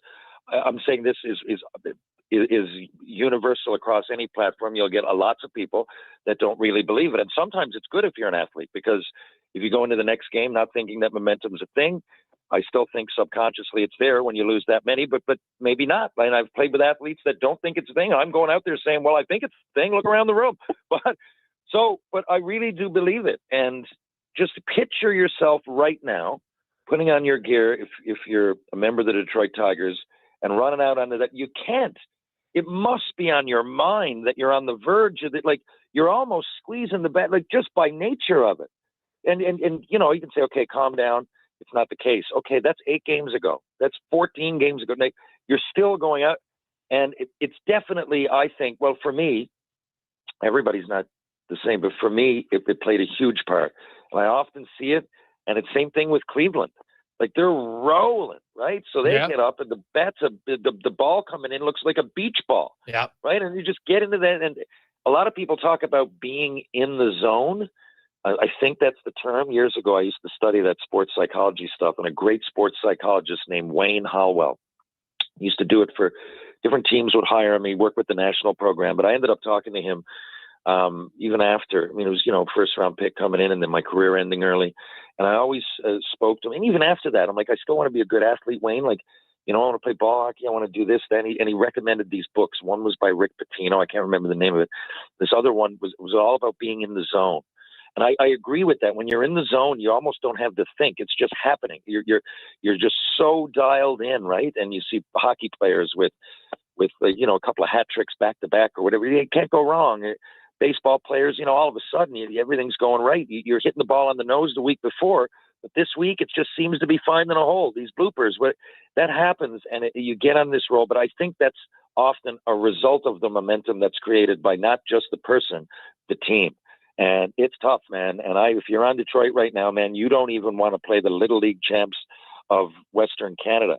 You're going like, we're going to lose. And it's tough. And I'm not saying the Jays are quite there. I'm certainly not. And there's lots of reasons, well, not lots, but some reasons to be optimistic if you're the Jays, being in that hopefully Bichette comes back to some capacity. And I don't think that bats that have been that hot are just going to go that cold. It just, and the new season you reset. But if they lose out, and it's a possibility, then it's really not good. Now, do I think that's going to happen? No, I don't. But the Yankees have a far easier time than the Jays do. Yes, no question. TR, we had a texter talking about Clattenburg for the Oilers, because honestly, there wasn't much to talk about in that preseason game. I can't do much analyzing of it last night. It was one of the most uneventful games I've ever seen. I'm not even sure there was 3 hits really in that game. And I get it. It's preseason. It's game 4. Some veterans are playing their first game. Clearly, like, I couldn't count how many missed passes there were. Like, not so much miss where you went to pass to a guy and they just didn't connect, right? Hitting the opposition stick, stuff that McDavid and Draisaitl aren't going to do very often. But Clattenburg was compared to, could he be an Andrew Shaw? Now, he's bigger, but he's a little bit of an agitator. And Andrew Shaw played a very important role. Like, he would get in guys' face, and he played a role that not a lot of players like to make. And I'm not saying Clattenburg's being an NHLer this year, but I see his style and I'm like, I kind of like that comparison. It's a late round pick where it's just a player who isn't the, wasn't a guy who was lighting it up and absolutely crushing it offensively in junior. Had good numbers, right? Like, you got to have some skill in junior. But what do you think the chances are that maybe Clattenburg can become a guy? Because if I look at Shaw, like, as a 20-year-old TR, he had 22 goals and 54 points in 66 games in junior. Like, nothing to scream about, offensive player, although he did have 10 goals in 20 playoff games. But I look at Clattenburg and I wonder, could he be an Andrew Shaw type of player down the road? Well, I love that you brought up Clattenburg, because so I didn't see the game, the Oilers game. Okay. I was extremely busy. I didn't see anything. I had one buddy that went to it. I had one buddy that went to the game in Edmonton. It was his first NHL game. Oh, my goodness. And he texted me from the game, and he said, I hadn't been to an NHL game till today, and I still haven't been at one. Anyway, so I figured it was a bit of a snoozer. But Clattenburg, I saw him play in junior, without even realizing he was with the Oilers. He really stood out. So I know exactly what you mean. I mean, I'm telling you, I watched him. I was in Sudbury. We were shooting Shoresy. I honestly, I didn't even realize it was the same Clattenburg, but he's I think he's in Sault Ste. Marie. Yeah. And he's the two Greyhounds. all Yeah. over the ice. Yeah. Like, all over the ice. He really made an impression. I remember talking to the boys. I was sitting with Jordan Nolan, 3-cup Nolan. And we were watching the game. I said, like, this is wild. Like, why don't people just go out and do that? I was like, I don't remember how I worded it, but he was maximizing his potential out there. Like, he really was noticeable. I said, like, that's all you got to do. Just go out and do that. And like Andrew Shaw did, like, go out and you're going to get the furthest that you're going to get without some crazy break or whatever. Like, you're going to go a long way, because now you're putting everything out there on the line. You're playing hard. You're clearly physically into the game, which means to some degree you're mentally into the game, because you got to tell yourself to go out there. Not everybody just wants to go like that all the time. Yes. A lot of players play, now mind that they're veterans, but a lot of players are out there, even rookies, like, not all of them are going out and they're going hard. So again, without seeing the game whatsoever, I'm telling you that I watched the OHL the last few years. If I'm in Sudbury, I go to every game I can, and he really, really stood out. So if I'm a scout or if I'm the Oilers, it's nice to see that he showed that in an NHL game, because I'd be confident in that guy that you're going to get consistency after what I saw. Yeah, well, and that's the key thing. Like, every game I've watched him is the same, right? Like, he's always around the puck. He's not the most skilled player, but he skates better than I thought, to be honest. I watched the game last time. Like, this guy gets around just fine. Like, he didn't stand out in a negative way whatsoever. Like, and Seattle had 6-7 NHL forwards, and I know the pace isn't 100% there, but he was at times like beating guys to pucks. So I'm just like, here's a guy down the road. I'm telling you, it's a totally different role. He's not going to get all the fanfare. He's not going to be a guy who's going to score you 30 goals in the American League, be on your power play. But I think Clattenburg, I'm telling you, for a role that at an organization that I believe is desperate to have more guys who get in your face on a regular basis down the road, I think this guy could be, who knows? He might just be a diamond in the rough to fill a role that makes your team better. He's definitely intriguing. And like I said, like for me, it's just 100% effort and attentiveness and being a good teammate. I mean, I hear he is. Usually players that play like that, it's hard for them not to be unless they're completely off the rocker in the room. But yeah, I mean, I'm really intrigued. And to be honest, until you just said that, I hadn't given it much thought. I really hadn't. And having not seen the game, you kind of you stirred up a really recent memory of going to those games and really noticing that guy. So now that was in a year. I saw him play more than once. That was at least a year ago, though. It was 23-24. There you go. And it's good to see that he's made his way. He's knocking on the door. And honestly, like, you're going to fill in that fourth line role, right? Yes. You're going to fill it in. How much time are they going to get?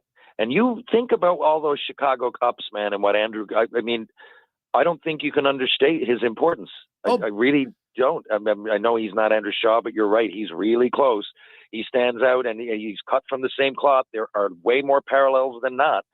And, you just know you're going to get that effort. You might as well give it to a guy like Shaw, right? You might as well give it to a guy like Clattenburg. And not only that, if you look, let's just take last year as a comparison, where Jeff Skinner was sometimes on the fourth line, right? Like, what do you really think is a better fit there, right? And it's you often those guys are a little bit more coachable. Not that Skinner's not I fear he's great in the room. I just mean, just willing to be a fourth liner, right? Someone goes in willing to be a fourth liner and just absolutely appreciative that they are one.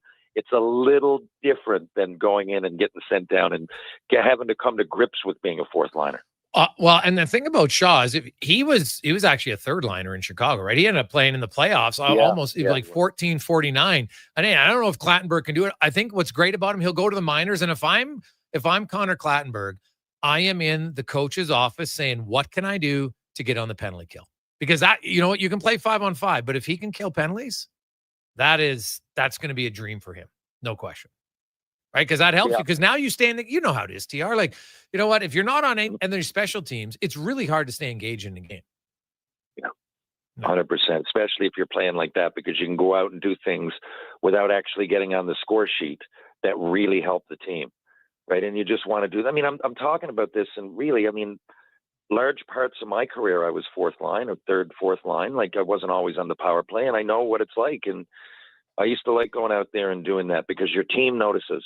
Back then, shot blocks weren't, and I hated it, but I would do it because I loved being an engaged player and being on the, a big part of the team. And you're right, man, it gets you engaged. So you go out, and at that time, again, there was less analytics. I don't remember there being a stat for it. At least in my mind, I didn't realize it. But, you go out there and, you got to embrace the role. And I think you show that to the coaches, and, and if you can be versatile, meaning just get a little bit more than a regular shift in some role. Some guys, it's going to be putting the puck up top. For some guys, it's going to be going out there, blocking shots, and trying to be the best penalty killer you can be, getting in lanes, all that stuff. And that's easier to do for someone that's not phenomenally skilled when it comes to hockey IQ. Not a knock on him. Quick break. Jason Gregor, Connor Halley, Terry Ryan with you. Sports 1440, sports1440.ca, Oilers Nation, YouTube, Facebook, X, and Instagram. Hope you're having a fantastic day. We got more on Colin Livingston's going to come up a little bit later on. Cam Tate, David Dwork. Could be a huge story coming out of Florida today with Barkoff, who left practice, and it didn't look good. So we'll get to that and more on the Gregor Show. Stand by. PlayAlberta.ca. Want some good news? St. Albert Dodge is holding the biggest sale of the year on their in-stock Ram 1500 Sports. Every single one on the lot is discounted by a whopping $14,000. Yeah, 14 grand. And St. Albert Dodge has the best selection in Alberta. Over 90 Ram 1500 sports to choose from with great packages, including the Night Edition and GT models, all $14,000 off the ticket price. Get down there and see how easy it is to do business at St. Albert Dodge. Scott McGilvery here, HGTV host and renovation expert. The one upgrade I know homeowners will love: better, fresher Culligan water straight from the tap. Culligan's Aquasential reverse osmosis filtration system takes your water to the next level. With up to 7 stages of filtration and 14 filter options, they're certified to reduce over 90 contaminants. Your tap water is about to get a major upgrade. Safer water that tastes great. Get started with a free in-home water test at Culligan.com. Culligan, water you love. Find incredible savings on everything you need for your home at The Brick. Save up to $800 on sofas and up to $1,000 off select major appliances when you buy 2 or more. Whether you're furnishing a new space or refreshing your current one, The Brick has designs to fit any style and budget, all backed by their exceptional service. Visit one of their 4 locations in Edmonton, downtown, South Common, West Edmonton Mall, or 137th on the north side. See in-store for details and exclusions. The Brick, saving you more. Jason Gregor isn't just a sports guy. He's a community builder. With over $2 million raised for local charities and his Gregor Foundation, he's making a difference on and off the air. Check out Gregor weekday afternoons on Sports 1440.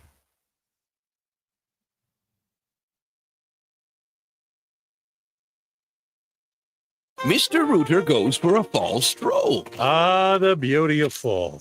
These leaves are crunchier than that calcified shower head I replaced this morning. And the earthy yellow oranges and browns are as colorful as the wad of hair I pulled out of the shower drain. Ugh, Mr. Rooter, can we talk about something else? Well, I'm sorry. I didn't realize you didn't like fall. You look about as sour as the sewer line I unclogged yesterday. For a plumber you'll truly fall for. Call Mr. Rooter. Hey, sports fans, we've got a clear choice for you. At Crystal Glass, we provide customers with the perfect glass for any job. From home to auto and even commercial, installation or repairs, we're your team. Call 310 Glass or visit crystalglass.ca. Crystal Glass. Are you looking for safe and professional travel options? Look no further than Silent Rides, one of Alberta's premier bus charter companies. Whether your group is big or small, Silent Rides has you covered.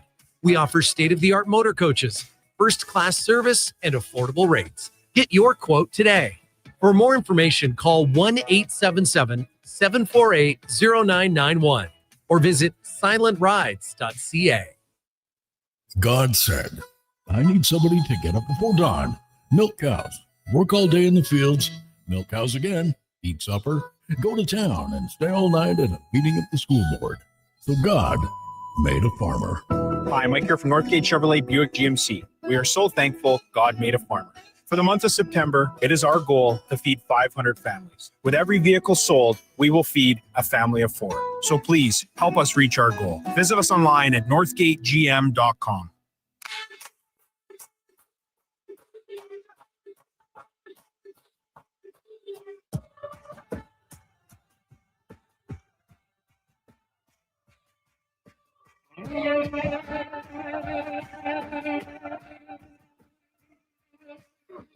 Careful making wishes in a can't be so when it hit in the meantime, I'm just dreaming of tearing you apart.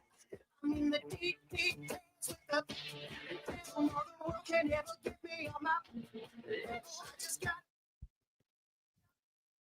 Portions of this hour brought to you by Sherbrooke Liquor, the best place for wine, cocktails, and beers from all over the world. Also, a variety of excellent non-alcoholic options. See more at SherbrookeLiquor.com. The Jason Gregor Show, the best of Edmonton sports talk and beyond. This is Sports 1440. Presented by PlayAlberta.ca, Alberta's only regulated online gambling website.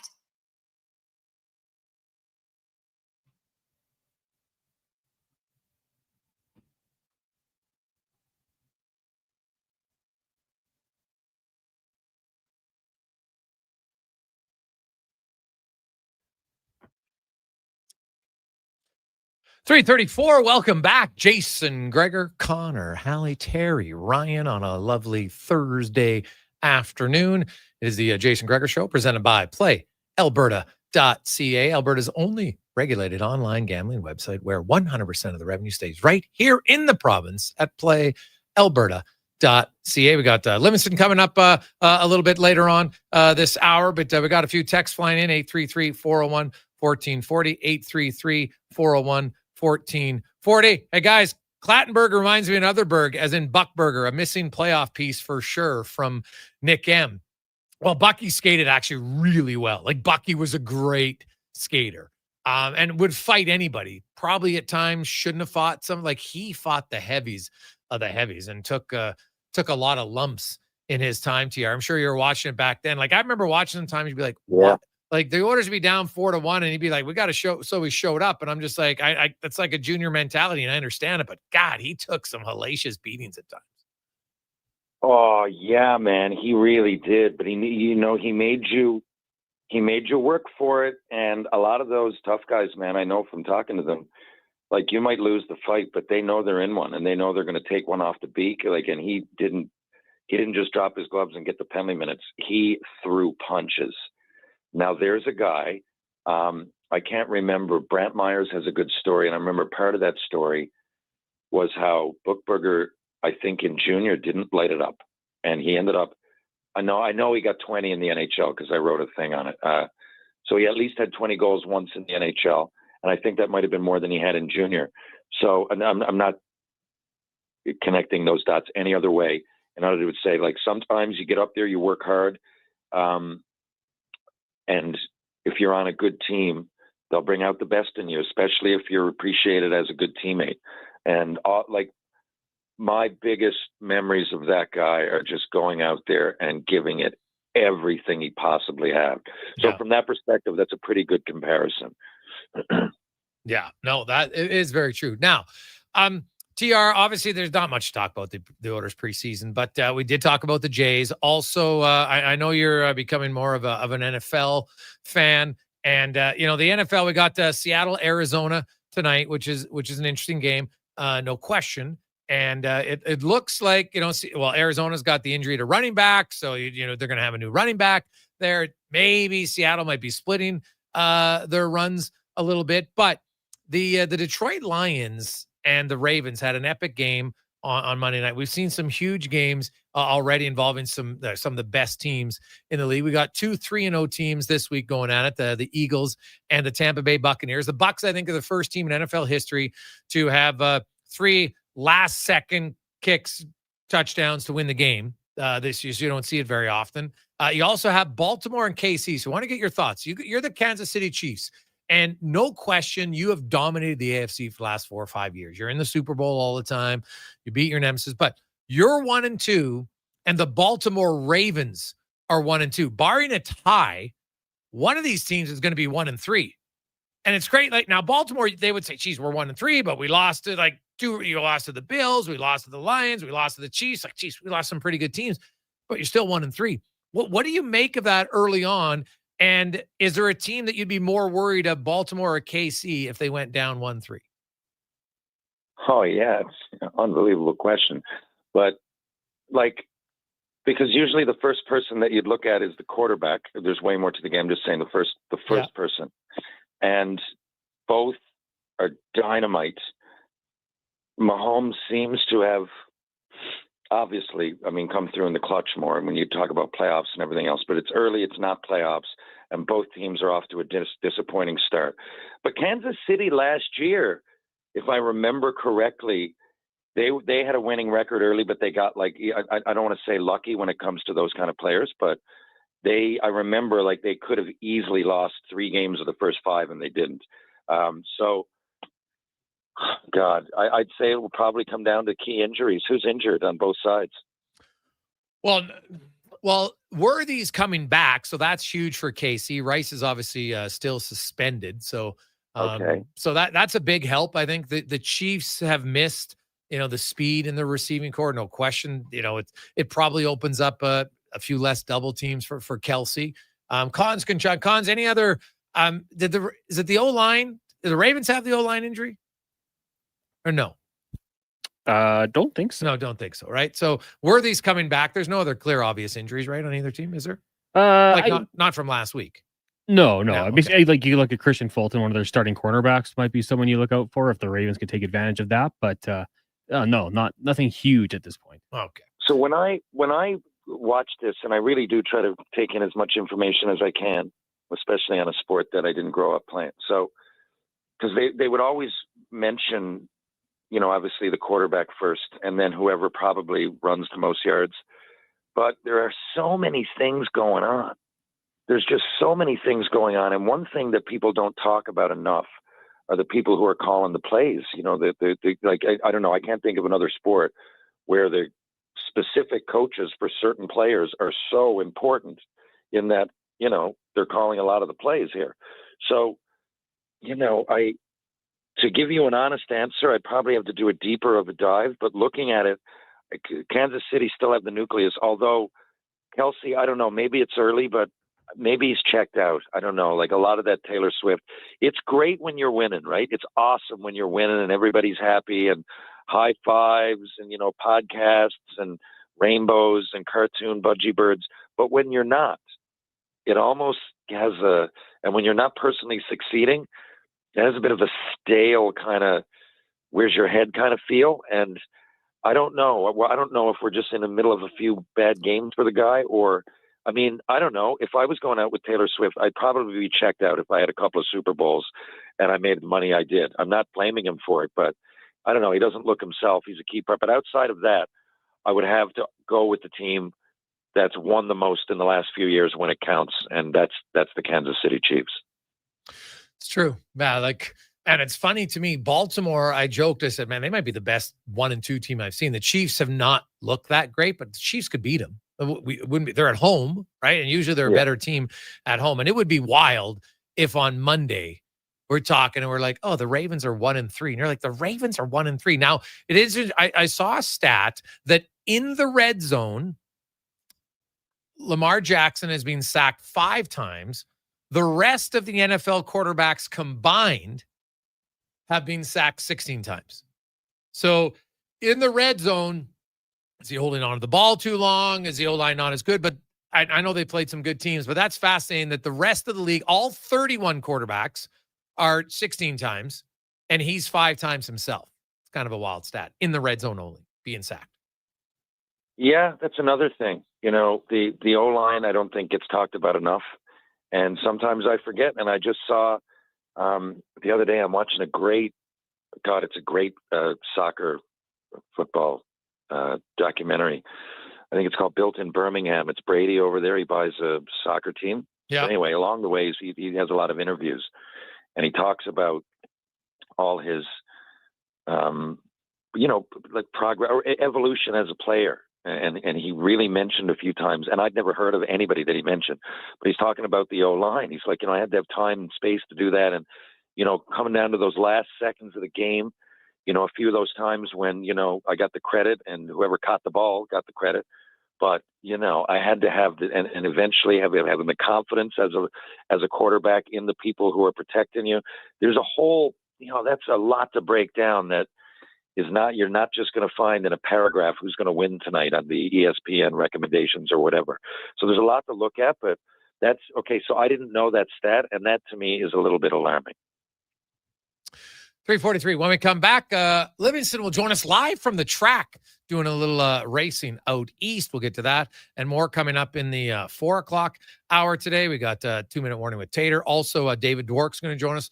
The Panthers could have some huge negative news today unfolding. We already know Kachuk's going to be out a few months. I think he's their best player. Mr. Barkoff left practice today without putting any weight on it. It looked like it was, I'm pretty positive it was his right leg.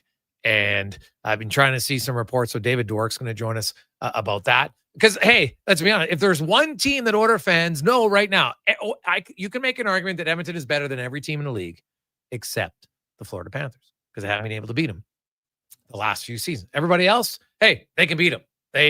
All the teams Florida beat. I think Edmonton could beat Edmonton last year, especially kind of walk through after, kind of sleepwalking in 2 games. And they went, 12-2 against LA, Dallas, and Vegas in the playoffs. Like, imagine a stretch of 12-2 in the regular season where sometimes you get to play bad teams.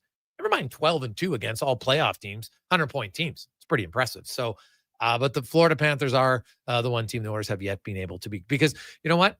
The consistency that Florida does, like they might be the most consistent team in how they play.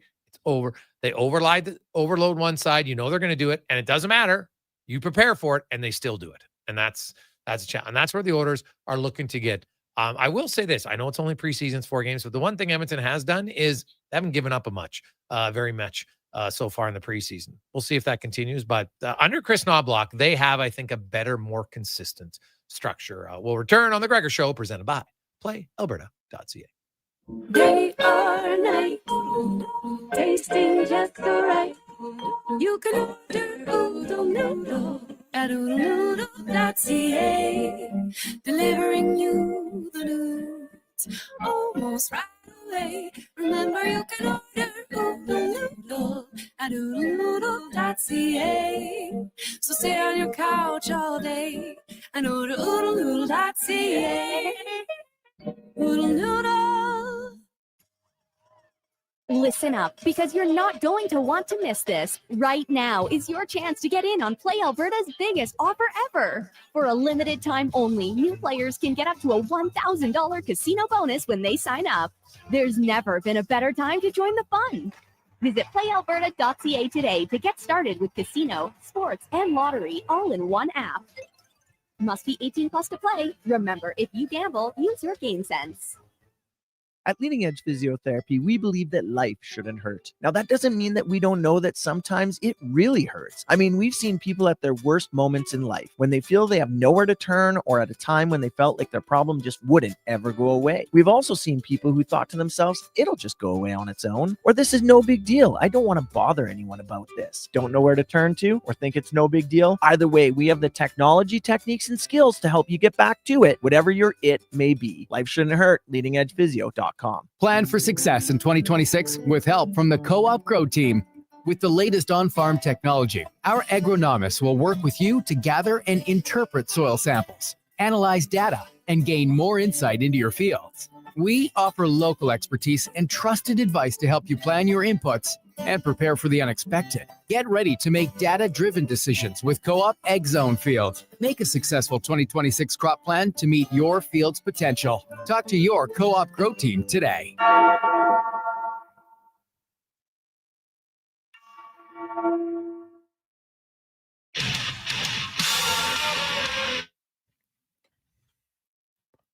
Portions of this hour brought to you by Culligan. For all your residential water needs, your local water treatment company, more than just big bottles, Culligan.com. Hat tricks, touchdowns, and home runs. Get it all with the Jason Gregor Show on Sports 1440. Presented by PlayAlberta.ca, Alberta's only regulated online gambling website. Jason Gregor, Terry Ryan, continuing on Thursday afternoon. Another busy night in baseball. If you're a Major League Baseball fan, 4 days left in the season, and there's still 4 playoff spots up for grabs. Now, the Jays have clinched. We know they're in. The Yankees, they're in. Seattle, they're in. But the Jays, currently, they're in first in the AL. They're tied with the Yankees, but they have the tiebreaker. They have 4 games left. The Yankees play the White Sox tonight, and then they got Baltimore for 3.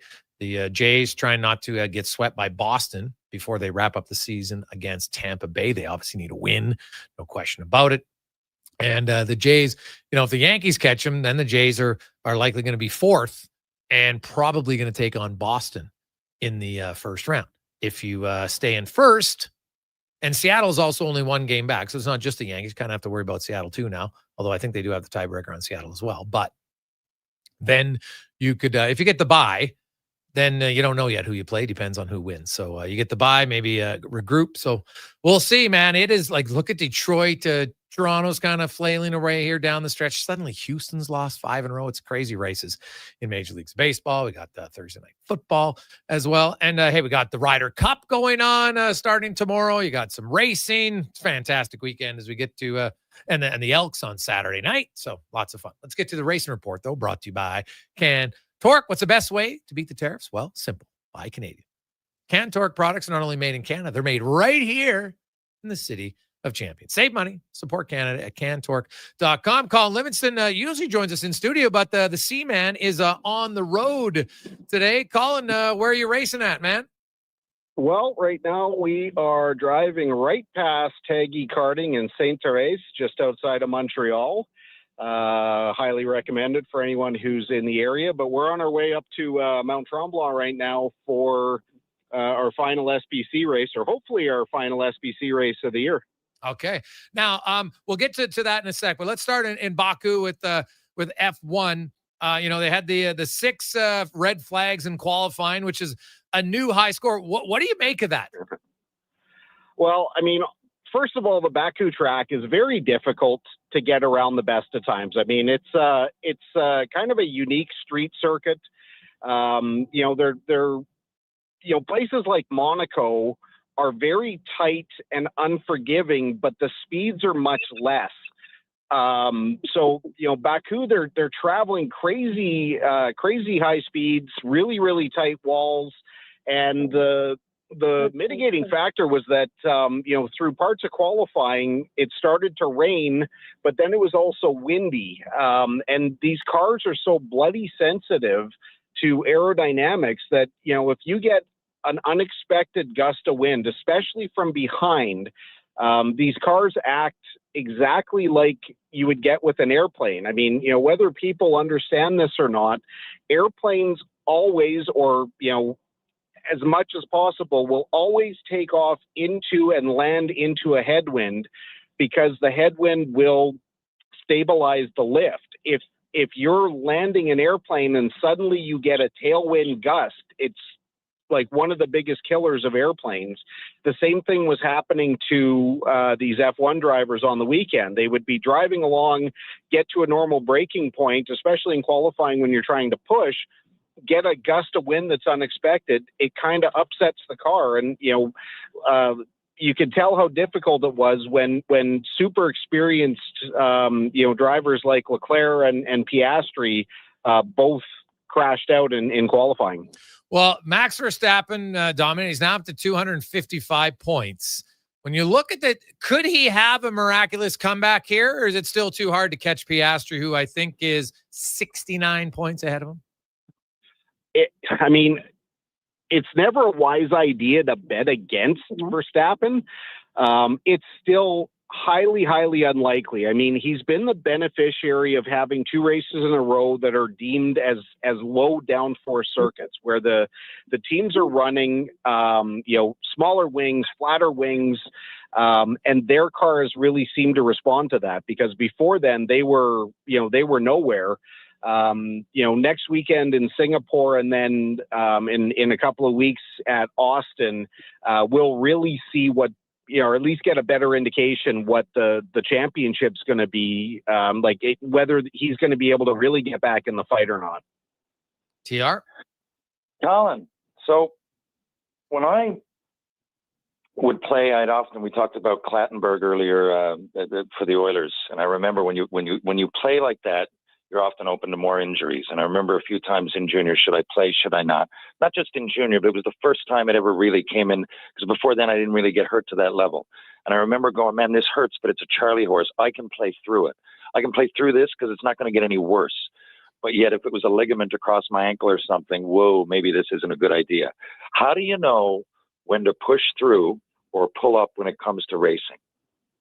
Boy, you're kind of hitting the nail on the head there, TR. I mean, we're going through that today. I mean, first thing that Alex said to me when I landed yesterday is like, buddy, you don't know how close we were to not racing. And then, go through to hear the story of some of the issues that the teams had with the turbo and the engine. And then by the end of yesterday, we were definitely racing. Then this morning, we get a note saying we might not be racing because we found a new problem. Then we're back to racing. So, as I said, we're on our way. And, if nothing else, I mean, Alex is obviously a highly accomplished driver. I mean, one of the best that Canada's ever produced. But, one thing that he and I both have in common is I think we're both too stupid to stop. Like, we kind of had a heart-to-heart in the living room earlier today where it's like, what do you think we should do? Because, I was looking at getting back on a flight and heading back home so I can maybe be at work tomorrow. But if there's any chance that we get to go racing, I mean,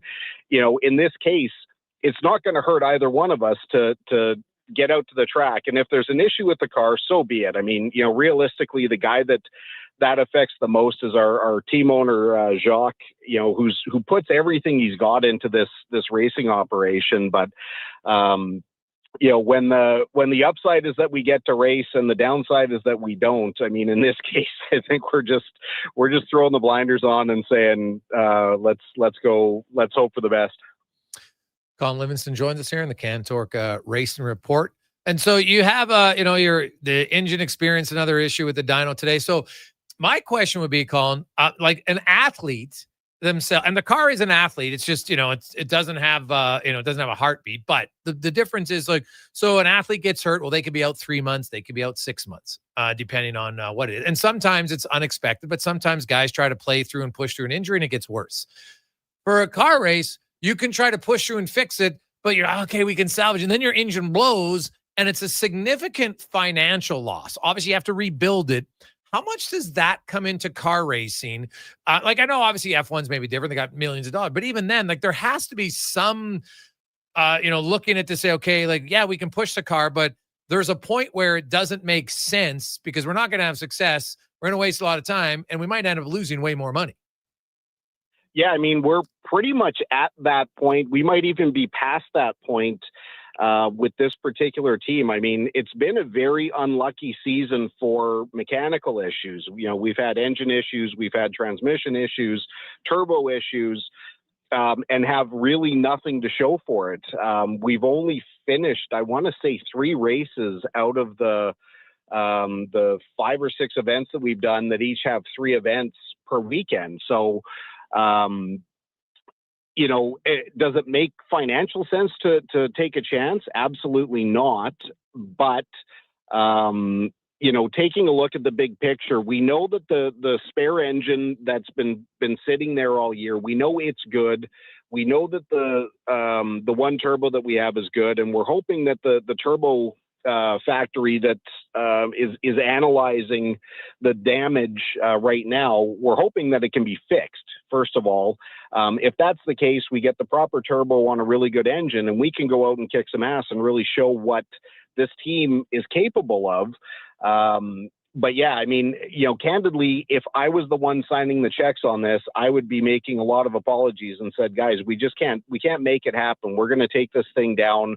We're going to rebuild everything from top to bottom over the winter. And we're going to come back with a plan to really run this thing aggressively next year. But as long as our team, as long as the crew is willing to,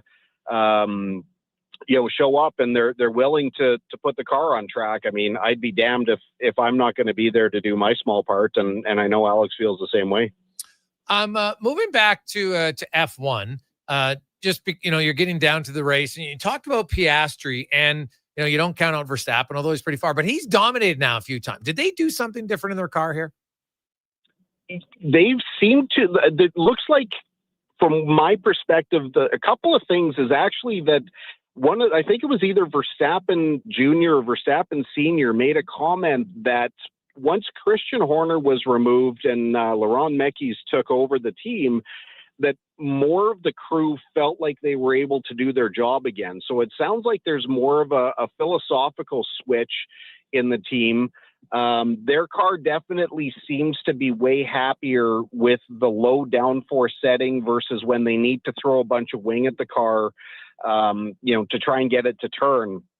And that's definitely more Max's style as well. But again, the real test is going to start next weekend in Singapore. And then once the series comes back to Austin, the Circuit of the Americas, which is more of a conventional type track, like a proper racetrack, we'll see if they're able to make that modification to continue their success. I mean, if Max keeps running the way he's running, absolutely, he can get back in the driver's hunt. But, Piastri has a commanding enough lead. And as long, even if Max dominates, as long as Piastri or Norris finishes in the top three, it's really like it's not practical to think that they can close the gap. But as we saw with Piastri in the race, he made two big mistakes, finished last, but nobody was able to really capitalize other than Verstappen. I mean, Norris, I think he only finished 9th or 10th or something like that. Had a golden opportunity and totally missed it. Yeah, for sure. Well, Colin, good luck. We'll see if you, I don't know if you have to talk to Joe Boo of car racing and maybe try to remove a few curses or not, but we'll see if you get the car back on track. Good luck. We'll sacrifice a chicken tonight at St. Hubert just to be safe. There you go. Smart. It's never a bad idea. Awesome. Thanks, Colin. Okay, boys. Thanks. There you go. It's Colin Livingston, the Cantork Racing Report. It's a different one because the car in auto racing, the car and the driver are both athletes in a different sense. Obviously, one's a machine, one's human, but the financial difference, like in a human, there's the risk of an injury that sometimes, who knows how bad it is and career threatening. Guys push through things, and there's that line balance. TR, did you ever learn the difference of knowing when you were hurt compared to when you were injured? Yeah, I like it. It's a fine line, man. And I walked it too many times, and it's really the reason that my career was cut short. That's what happened. I had a high ankle sprain. Anybody who's had one knows that the way it feels like you can play through it. And I guess technically you might be able to and get lucky, but it felt a bit vulnerable. But I just kept. I skated off. I did it in Dallas Stars camp, and I skated off. Something was amiss. I went through the rest of the camp. Something kind of backing out of the way it hits, and I knew it wasn't myself. So that's when I went to their affiliate Boise, and I played 30 games that year. I kept thinking I was okay, and then it just didn't get better. And the reason is because I kept playing through it, and I built up so much scar tissue around it. And, looking back, I was 22, I guess, coming out, just trying to my last shot to make the NHL. And I was really excited to be down there, and there wasn't anything going to stop me. I mean, I said it to myself, there's nothing going to stop me. I know I'm going to do it. I'm going to do it. And I was just used to playing through the injuries, and it all came out fine, right? If anything, you got some respect, and, it was painful. But I used to also find that I would almost be more into it. It's really, really hard to explain, but I know there must be some people out there that know what I mean. When you're aware of an injury, it's not too bad. If it's really, really bad, obviously you're not playing through a broken arm or something stupid, but it just felt like I could go. I was going to go, right? And I could dig deeper, and that pain that I felt often ended up being a motivator. Yeah, it makes sense. Jason Gregor, Terry Ryan coming up in the next hour. We got Cam Tate, David Dwork. We got Speck coming up later on. It is the Gregor Show presented by PlayAlberta.ca. Let's get to the con man and a Sports 1440 update brought to you by Fountain Tire. You need tires, but your wallet isn't ready? Well, at Fountain Tire, they got you covered. 0% financing for 6 months or easy equal payments over 12 months, both with no interest. Because road ready should also mean wallet ready. See them today, fountaintire.com. This is the Sports 1440 update. Jose Barrios is on the shelf for the Jays as they place a 31-year-old right-hander on the IL with inflammation in his elbow. In a corresponding move, the team did recall Paxton Schultz. Jays now tonight, just about an hour, taking on the Red Sox once again. Finals from today: Twins blank the Rangers 4-0. The Orioles over the Rays 6-5, and the Reds down the Pirates by a score of 2-1. Right now, heading into the ninth, Dodgers should have this one wrapped up. They lead the Diamondbacks 8-0, and in the seventh, the Astros all over the Athletics by a score of 10-1. In the NFL, Week 4 kicks off down in the desert. Cards host the Seahawks. That's set to get going at 6:15. NHL preseason gets going in about an hour. You got the Red Wings and the Sabres. Islanders taking on the Rangers. Caps and Flyers. Canadians in Montreal. Wild host the Stars, and the Mammoth take on the Vegas Golden at night. And forward Rebecca Johnson announced her retirement from the Canadian Women's National Hockey Team today, ending her career with 3 Olympic gold medals and 3 World Championship golds as well. Coming up in hour 3 of the Jason Gregor Show, we'll hear Cam Tate's 2-minute warning, talk some Florida Panthers with David Dwork, and ask 5 questions. I'm Connor Halley. This has been a Sports 1440 update. Sports 1440, Stingray radio station. CKJR broadcasts from West Edmonton Mall and Wetaskiwin. Download the free Stingray music app and listen wherever you go. Sure, your couch is comfortable, but watching the game is always better and on the rocks. With crystal clear TVs, you won't miss a single play. And the specials are a major league win. Pre-game warm-up starts with specials 30 minutes before the puck drops. Get 69-cent wings and $5.75 Molson Canadian and Coors Light drafts. And play score and win every game for your chance to win big. Be part of the action this hockey season. See the menu online at ontherocksyeg.com. The job isn't done until the last load is hauled, and having a semi-trailer out of commission is not an option. Whether replacing or adding to your convoy, Edmonton Trailer has a huge inventory of new and used semi-trailers, trusted by the gravel, logging, oil field, fluids, and freight industries. Find a trailer right for you online or at one of their 3 locations. For sales, service, parts, rental, and finance, when you're in it for the long haul, Edmonton Trailer. Legacy Heating and Cooling is the #1 heating and cooling company for people who want heating and cooling, because you'll save a bundle by bundling. Then you can use hot, cold, Coming thermostat, do what you're told. Turn up the heat, turn up the cold till the vents start pushing out tornadoes. Funnel my furnace with some AC. Gonna get a new from Legacy! Oh yeah, save a bundle when you bundle your new furnace and AC from Legacy today. Plus no payments and no interest for 1 year. That's how you build your legacy. Legacy Heating and Cooling.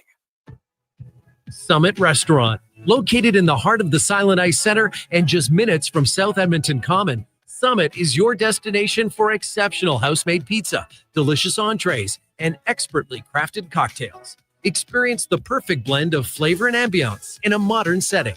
Join us for a straightforward yet elevated dining experience where our commitment to quality speaks to every bite and sip. Make Summit Restaurant your next night on the town.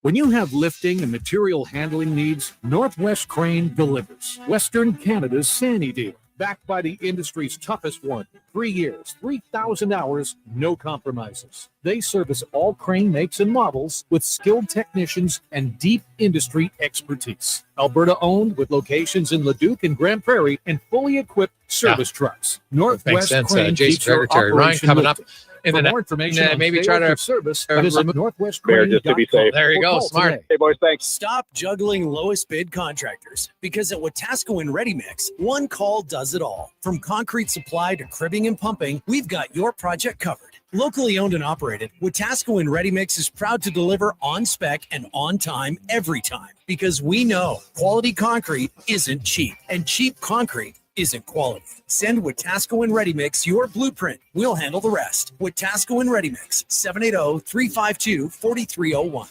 They sure saw you coming. You went in for about $200 in auto service, and by the time Johnny Slick out front was done telling you everything he thought you should have replaced, you got hosed for $3,000.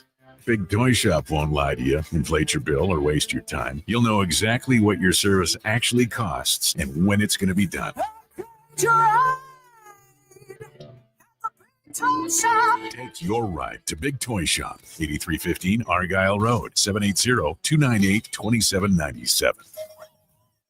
Listen up, because you're not going to want to miss this. Right now is your chance to get in on Play Alberta's biggest offer ever. For a limited time only, new players can get up to a $1,000 casino bonus when they sign up. There's never been a better time to join the fun. Visit playalberta.ca today to get started with casino, sports, and lottery all in one app. Must be 18 plus to play. Remember, if you gamble, use your game sense.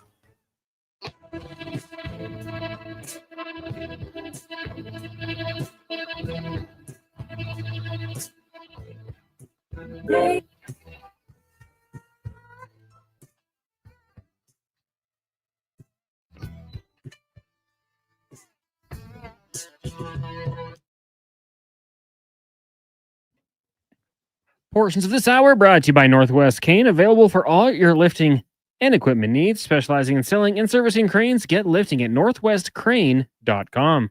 The Jason Gregor Show, the best of Edmonton sports talk and beyond. This is Sports 1440. Presented by PlayAlberta.ca, Alberta's only regulated online gambling website.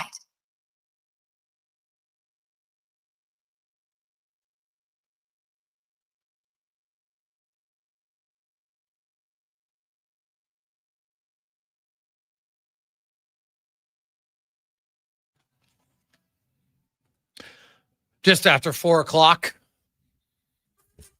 Connor Halley, Declan Kruger. TR has vacated the premises. He's got so he'll join us.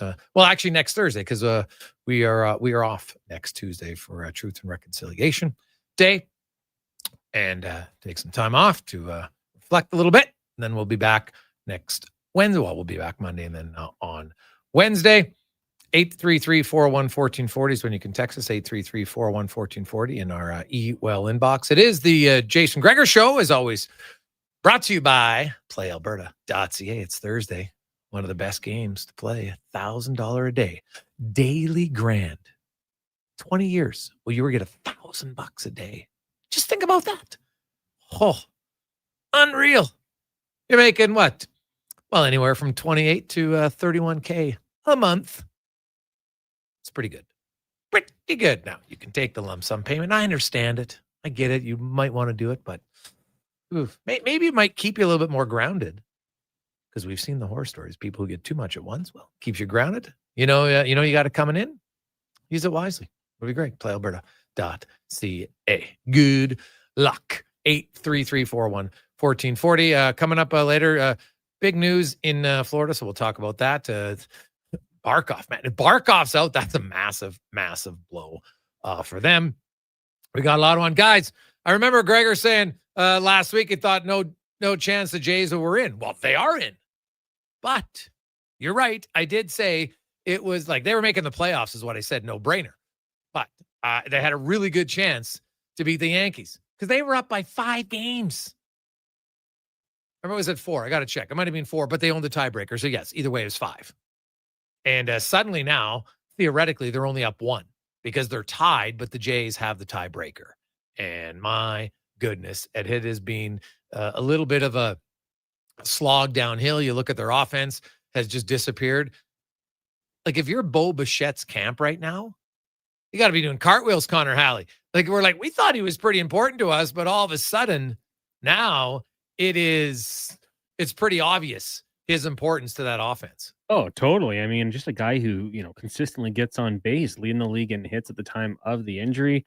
And it's shown not having him. And, like Gregor, not even just to start the game, like you'd love to see that offense getting going early on, but they were never out of a game with him in the lineup because he was always a threat to get on base. And if someone got on base before him, good chance he was going to get them home, even if they were trailing a couple runs in the game. So, my goodness, I know the original report was out for the regular season. For Jays fans and the team, they got to be hoping he's ready to go for game 1 of whatever series it ends up being, because my goodness, he is certainly missed right now.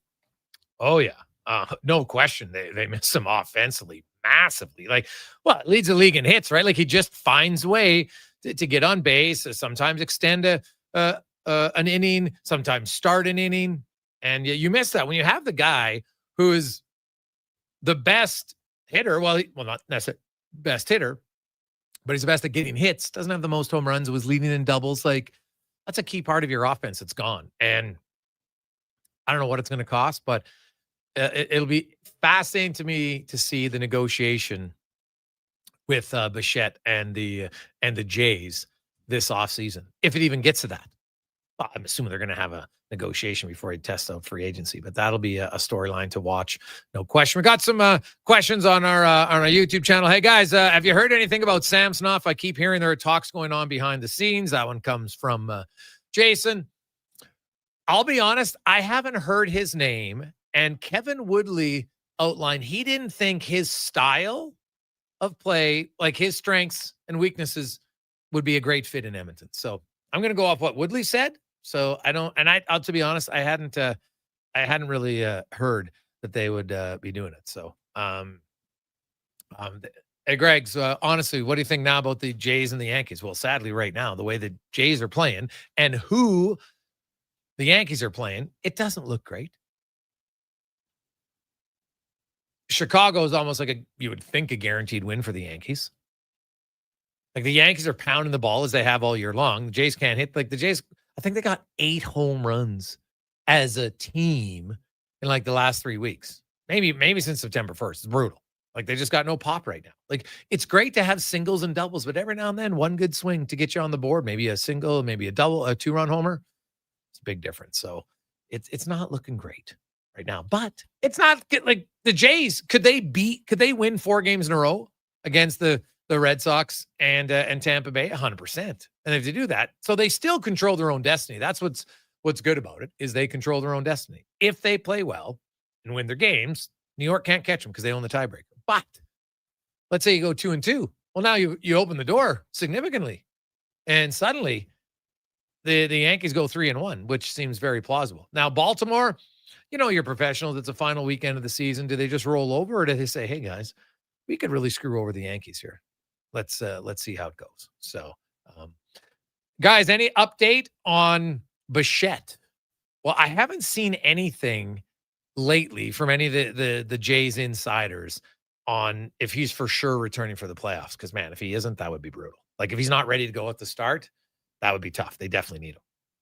Now, let's get to the 2-minute warning with Cam Tate, brought to you by Legacy Heating and Cooling, where they are hiring. If you're looking to work for a fantastic company, get a hiring bonus. You get RRSP matching, tuition reimbursement, and a great wage.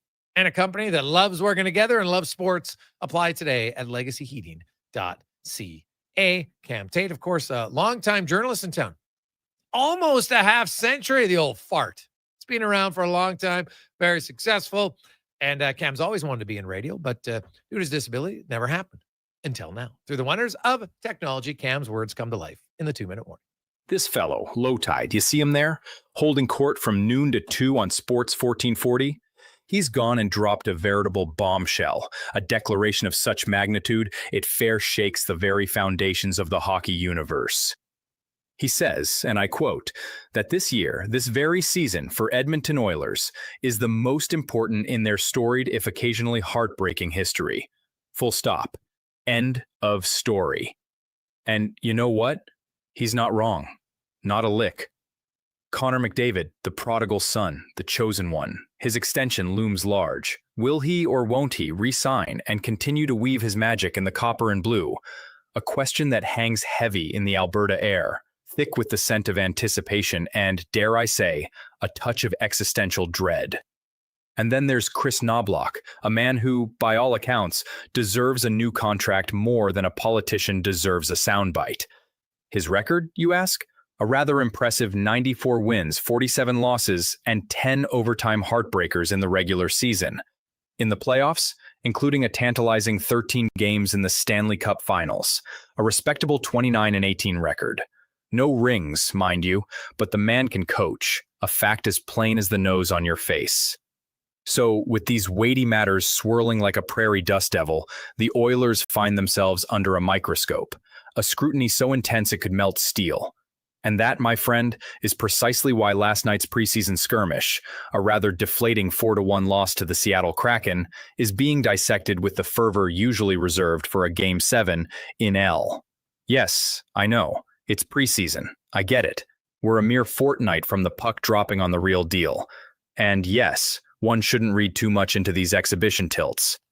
But after witnessing the McDavid line looking a tad discombobulated, -3 with Seattle's sharpshooters finding more open ice than a Low Tide pause, and goaltending that raised more questions than answers, one thing became abundantly clear about this Oilers season. There will be more questions than answers. And we're just getting started. The 2-minute warning weekdays. Gregor, Halley, Tate, Sports, 1440. Well, Tater, just a subtle little zing at LT. I quite like that. LT would be laughing somewhere if he heard that. I like it. What's interesting about it is in the past, I've seen a performance in the preseason being like, oh my goodness, really good or really bad. And now I'm like 99% of the time, it doesn't mean anything. We've seen the Ty Raddies. We've seen other guys go -6. You get to the regular season and they've tightened things up. Like I counted, I had my little sheet because honestly, I was trying to stay awake because there's nothing going on in that game last night. I counted 7 passes by Connor McDavid that normally I think he would complete in his sleep that either got knocked down by the opposition or completely missed his intended recipient of the pass. 7.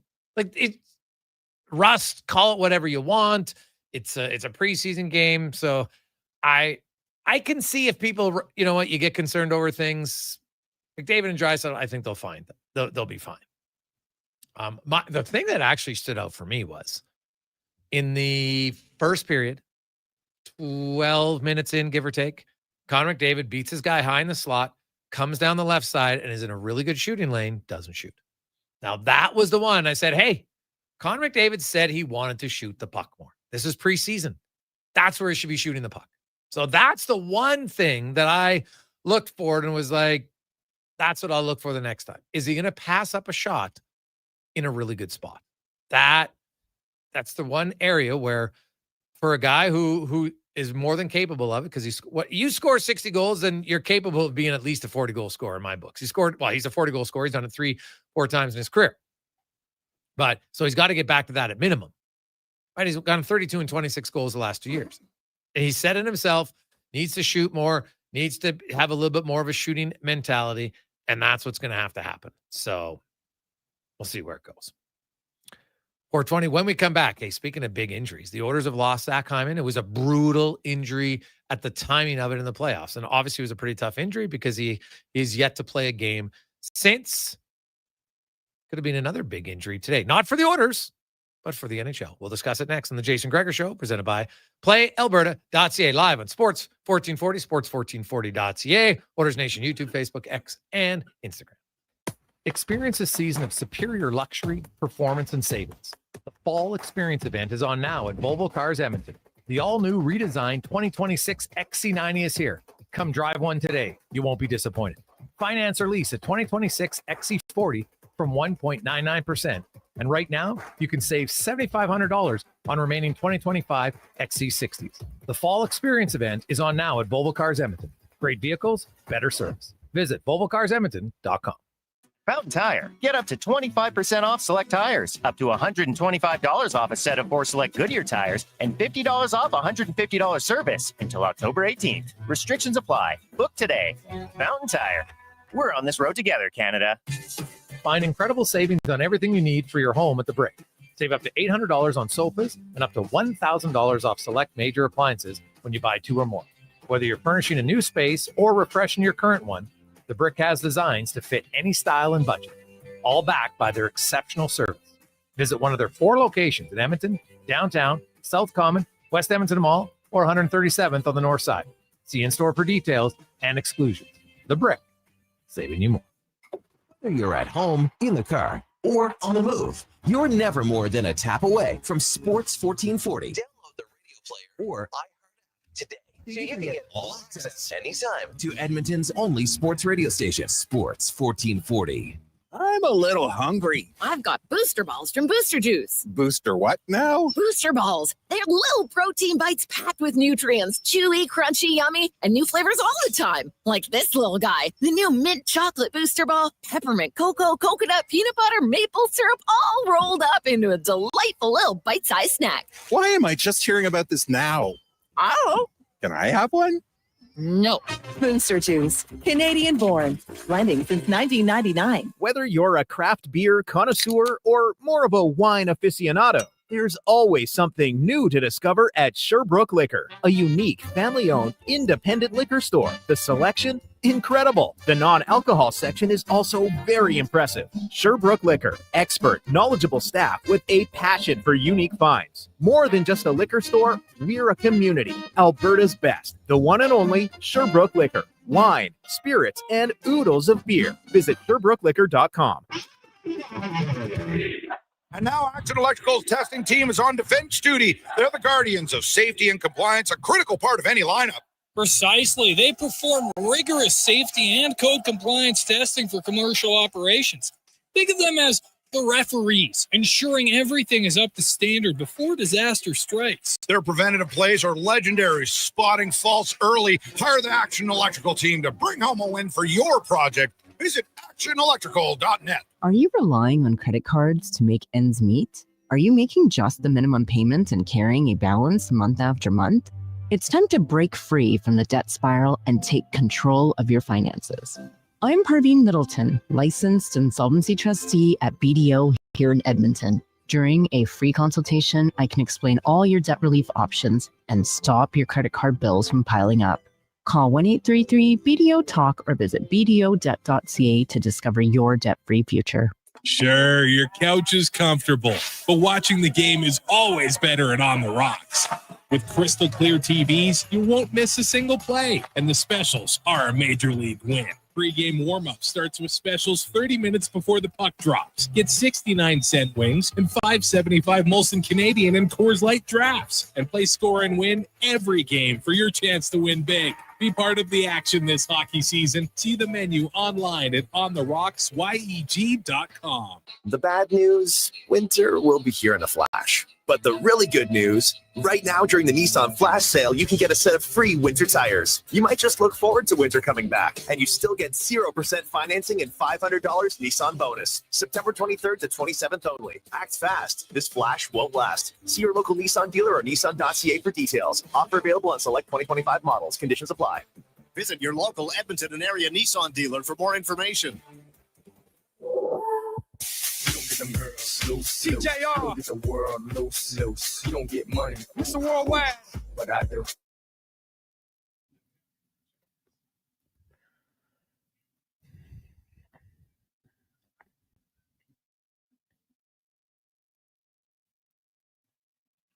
Portions of this hour brought to you by On the Rocks. The Oilers are back in action, and OTR is ready to be your hockey headquarters. $5.75 Molson Canadian and 60-cent wings. Also, play, score, and win every game. See more at ontherocksyeg.com. The Jason Gregor Show, the best of Edmonton sports talk and beyond. This is Sports 1440. Presented by PlayAlberta.ca, Alberta's only regulated online gambling website. Welcome back, Jason Gregor, Connor Halley, on a lovely Thursday. It was a little chilly east of Edmonton today. Some frost warning for those of you out there. Hurry up, your veggies covered. Get those in. Anybody who's got the vegetables knows what we're talking about. Get them in, man. You don't want to put in all that work only to have them get screwed over by the frost. So hopefully you had them covered, and hopefully everybody, we get back some a little bit warmer weather, and you have time to enjoy the fruits of your labor. 833-401-1440, 833-401-1440. It's the Gregor Show, presented by PlayAlberta.ca, as we are going to go around the NHL, brought to you by McDonald's and the new McVeggie Burger. Woo, baby. You've got, it's a breaded veggie patter with a blend of carrots, green beans, zucchini, peas, soybeans, broccoli, and corn. Even got a spicy one. So try either one right now, only at McDonald's. Connor Halley gave it the thumbs up, but did admit spicy one might he might not be able to finish it, which means if he couldn't do it, no chance I'm even trying it, because I'm kind of soft when it comes to spicy food. Now let's a big story today, potentially, because it's one video. You never know. You see something, you're like, but Alexander Barkoff needed to be helped off the ice today at Florida Panther skating. Wasn't putting any weight on what looked to be an injured leg. We'll dig into that. David Dwork joins us, a beat reporter for the Panthers. David, welcome back to the show, man. How you doing? I'm doing well, Jason. Good to be back. Good to see you. Yeah, great to have you on. So give me your thoughts. What are you hearing? What did you see from Barkoff? How bad did it look? It didn't look good. The injury, the play itself, it looked like it was a non-contact thing. His leg was kind of at an awkward angle. It looked like all his weight kind of came down on it. But as with anything, you know that the trainers are going to tell him, don't touch it, don't put any weight on it. It didn't look good when they took him off the ice, and he put zero weight on it when they got him, onto the bench and he was walking. You could see that they were really being careful not to put anything on it, which again, that's going to be the case no matter what, until they get him in a room, until they start taking pictures of it and figuring out what's going on. They're not going to want to take any chances. But when it's this first practice of training camp, you never want to see that. And hopefully we get good news, but right now it's all kind of up in the air. So he just fell on his own? They were doing a drill where they were circling around the face-off dot, cutting toward the net. And he was like, Nico Mikkola was there kind of applying pressure, but he wasn't like checking him. It wasn't like putting any of his weight on Sasha. It looked like he was turning towards the net, and just it kind of awkwardly came down on his knee, on his leg. And it was at an awkward angle. And you could see, like, there's a video of when he came down, and then he was just kind of at this weird on his knees, but leaning to the side, and he was kind of reaching out for the outside of his leg.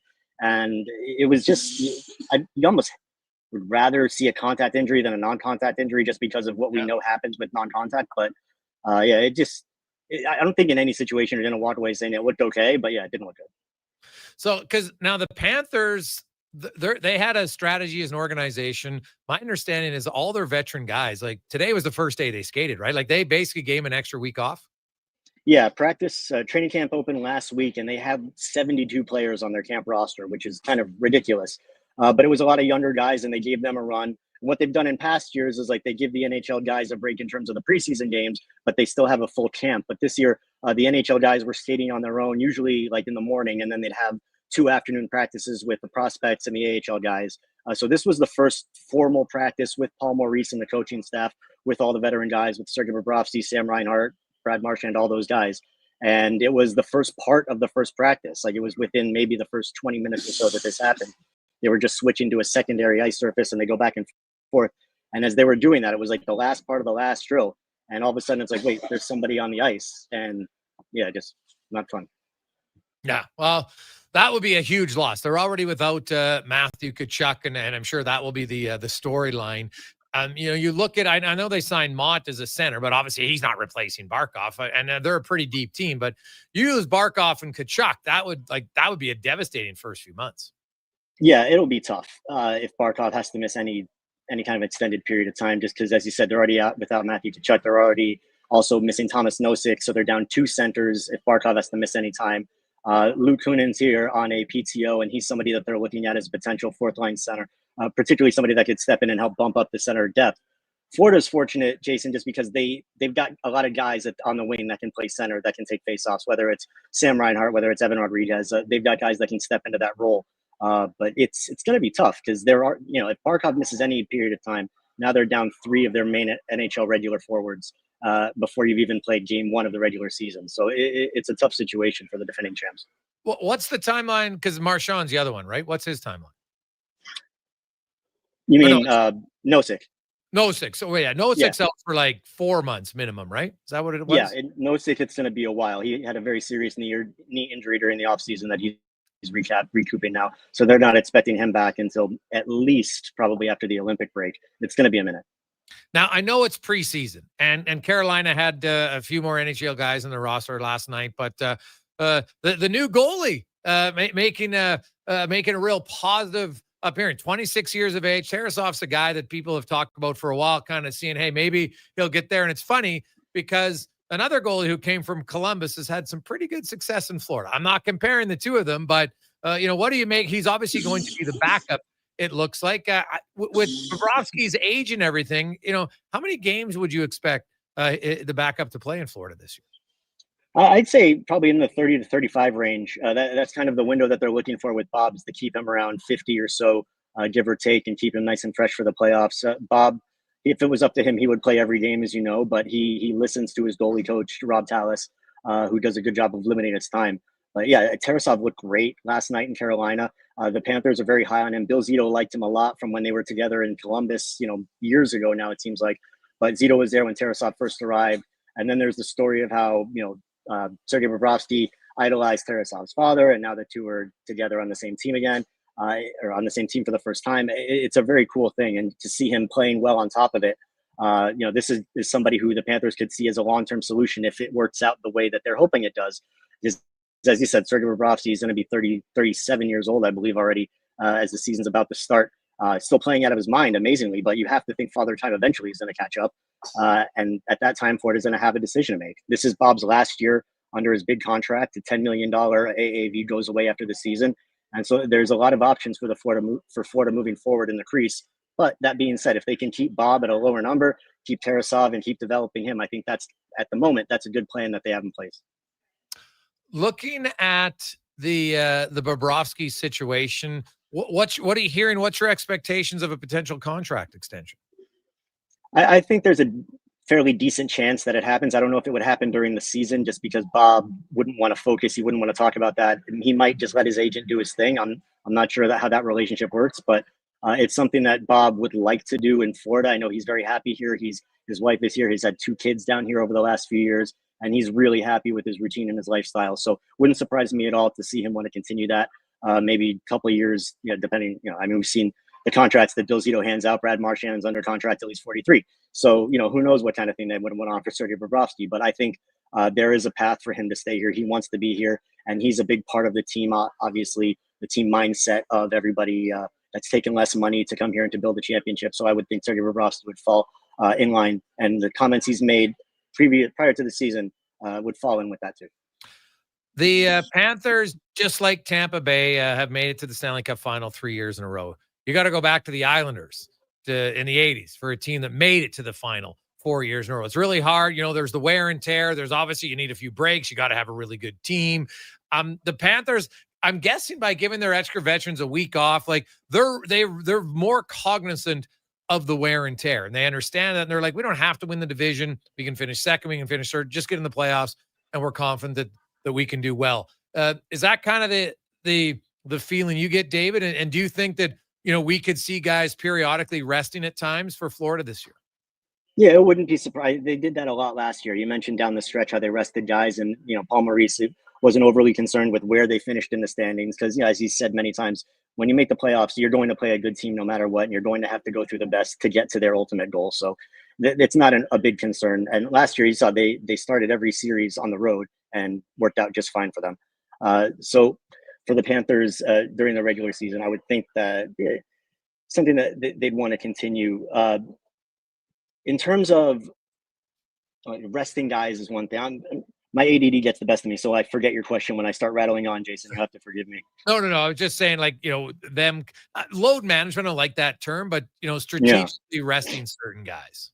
Yeah, well, the recovery element is something that they've taken a lot of focus on down here over the last few years, and the players will talk about it a lot, whether it's after games or whether it's while they're injured, it's such a big part of their game now. And that's why they've changed the whole way that they travel. They stop traveling the night of road games, and they'll stay in the same city. They'll travel the next day just so they can go through a full recovery process. So it's something that they're very cognizant of, whether it's with healthy guys or not.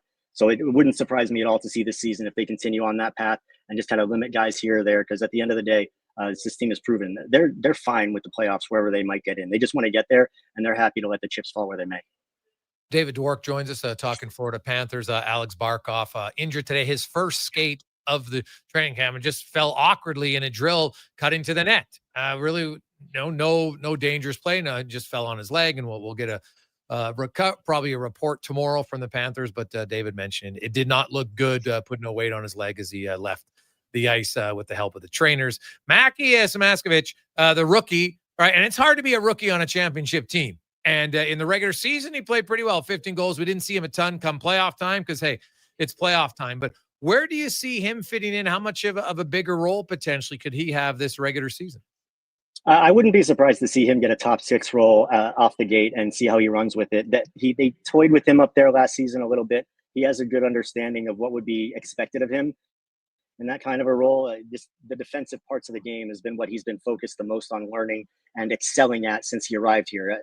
As a guy that came up through the college ranks, he was very highly touted, scored a lot of goals, and offense, as you know, that's kind of the way to graduate level to level. But now where he's at now, the focus has been for him on the defensive side of it. And that's going to be really what he has to do during the season if he wants to be a part of the lineup as they go on and go into the playoffs.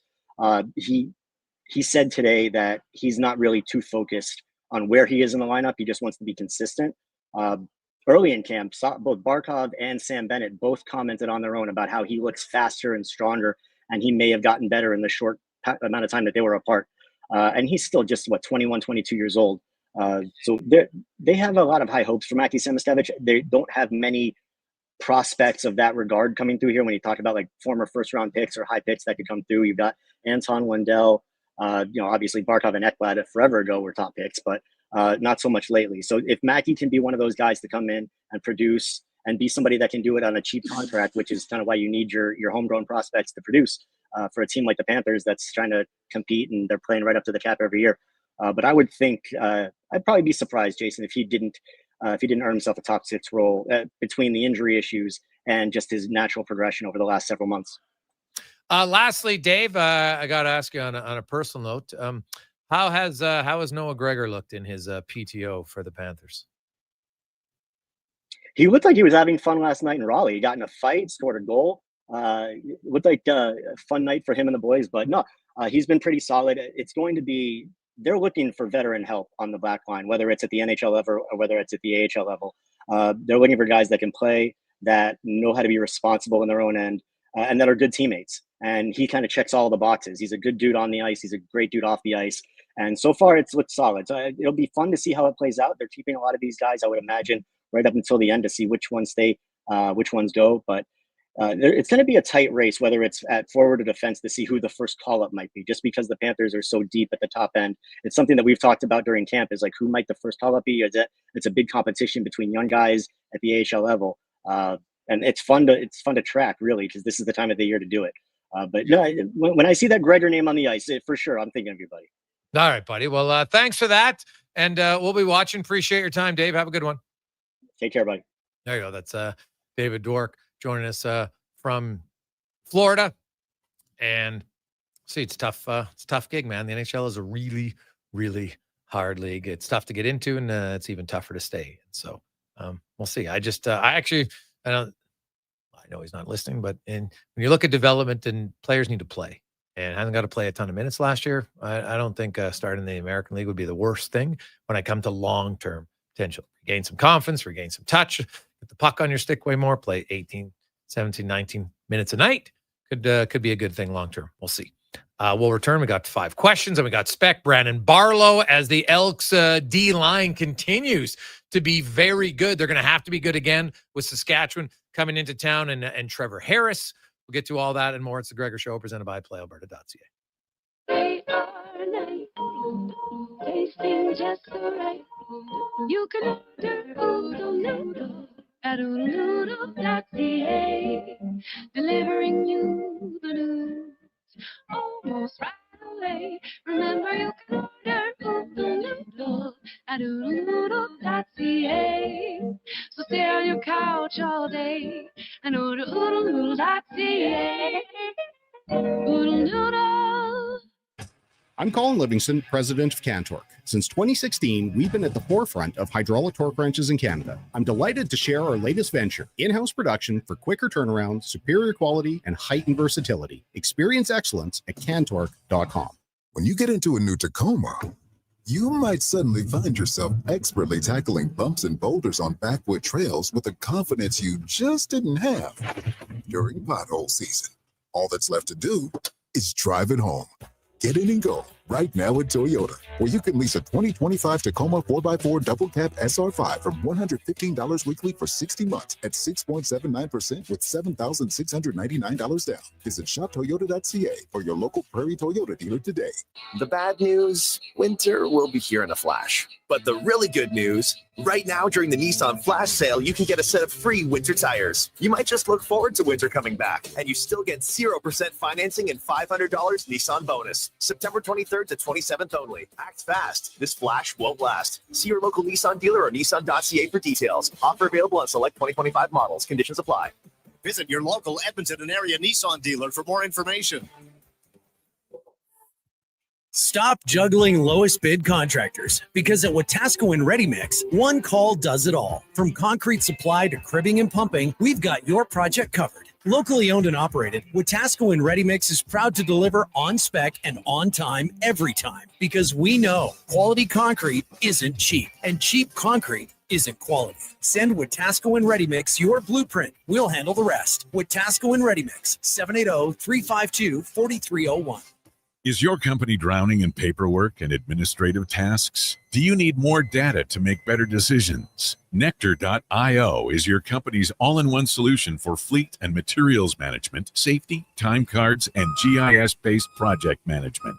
Now is the time to capture and transform field, site, and shop data into boardroom-level business intelligence, all with one login. Visit Nectar.io to book a demo today. Nectar.io, your business made better.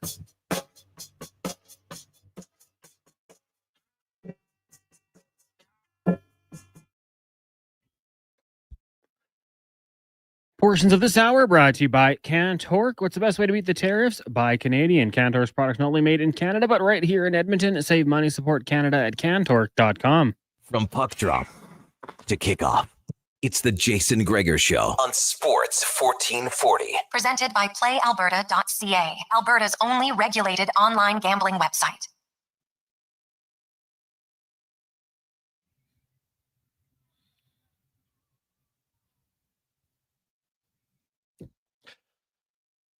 .443, welcome back. Workday's almost over. Grind it out. Just keep pushing. What about you got? 17 minutes? 16? So there you go. You're going to make it. You're doing great. You're awesome. Thanks for listening. It's Gregor Show on Sports 1440, sports1440.ca. Those Sports 1440 Oilers Nation, YouTube, Facebook, X, and Instagram, as it's time for 5 questions brought to you by The Brick. Great savings for everything you need right now. $800 on sofas, up to 20% off bedroom and furniture. And you can buy more, save more, up to $1,000 off and free local delivery when you get to 2 or more major kitchen appliances at The Brick and thebrick.com.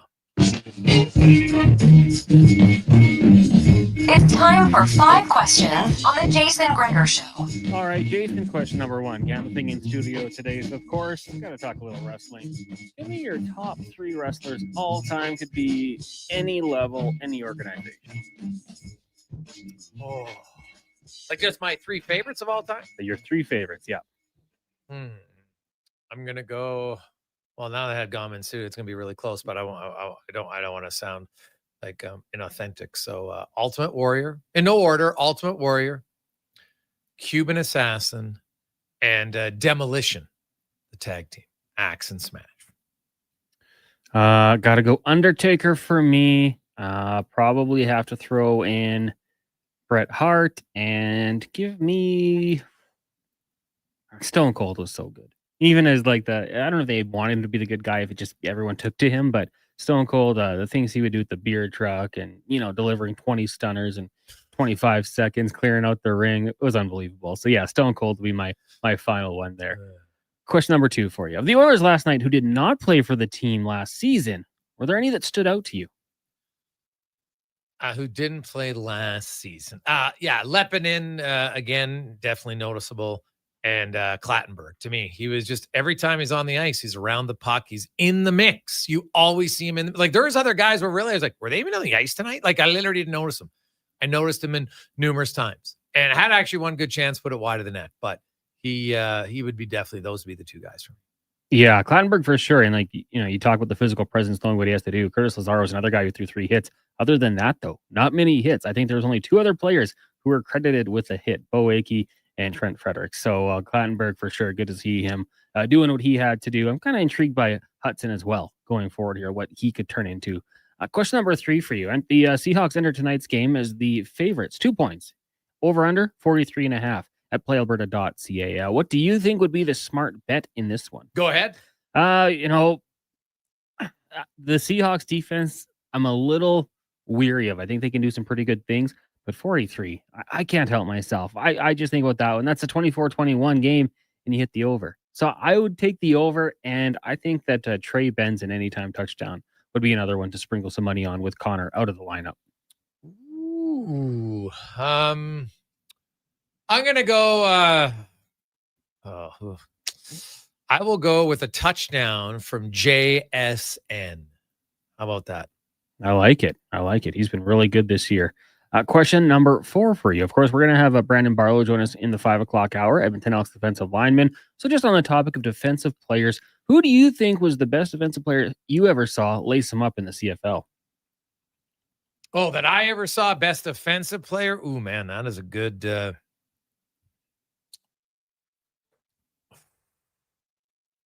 I saw Kepley, but I was kind of like little young. So I'm going to go Willie Plus. Yeah, I mean, I think for me, there were some guys who were really good and like longevity-wise had really good seasons, but I will always say the best player I think I ever saw in the CFL was Cameron Wake. It was only 2 years. No, Cam Wake was pretty dominant. 39 sacks in 2 years, like 16 and then 23. We know he went to the NFL and had a great career with the Miami Dolphins, but I just remember him like wrecking game plans. So that'd be mine. James Quick Parker. Yeah. Being the other guy. He was unreal for started with Edmonton, then went to BC, I think finished in Toronto. But yeah, he was really good too. Final question for you today. It was on this day in 1947, the second annual Cannes Film Festival, where Disney's Dumbo won Best Animation. I remember watching that one for sure. If you could take any animated animal as a pet, which would you pick?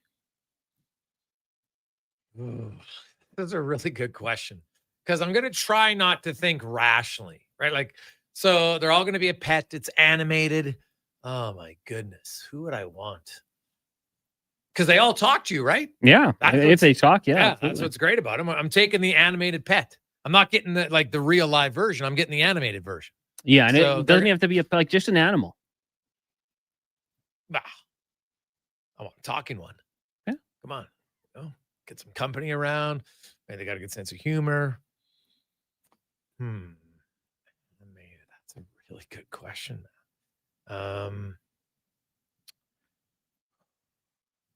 think I might go with I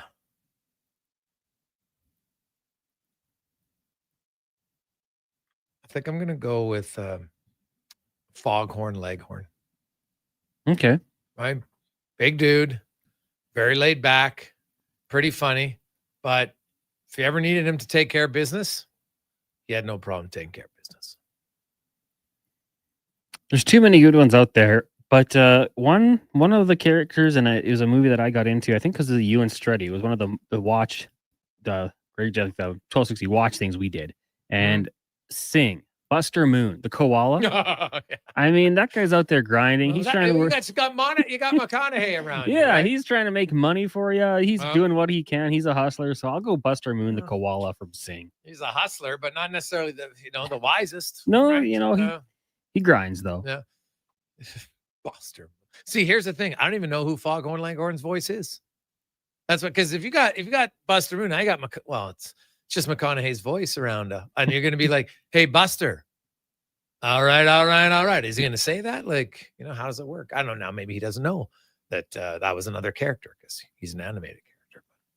Buster Moon. He was a classic. I think you get the original voice. Was it Mel Blanc? Was Mel Blanc Buster Moon? Oh, for Foghorn Leghorn. Mel Blanc was Foghorn Leghorn? Yeah, from 1946 to 1989. Oh, wow. Well, that would have been the one I saw because I was in my youth years.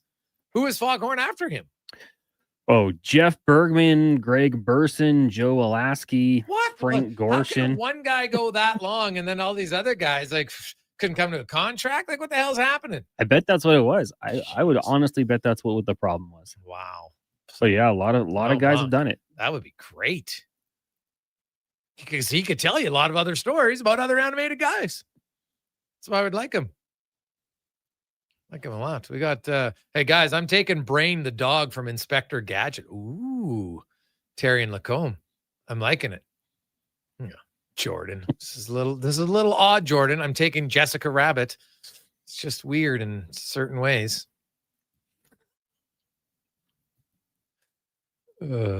Well, she's not a rabbit though. Like, she's an animal, but you said animal, Yeah. right? Okay, that's true. she's named after. Yeah, she's an animated person. But no, wasn't Jessica Rabbit a rabbit or no?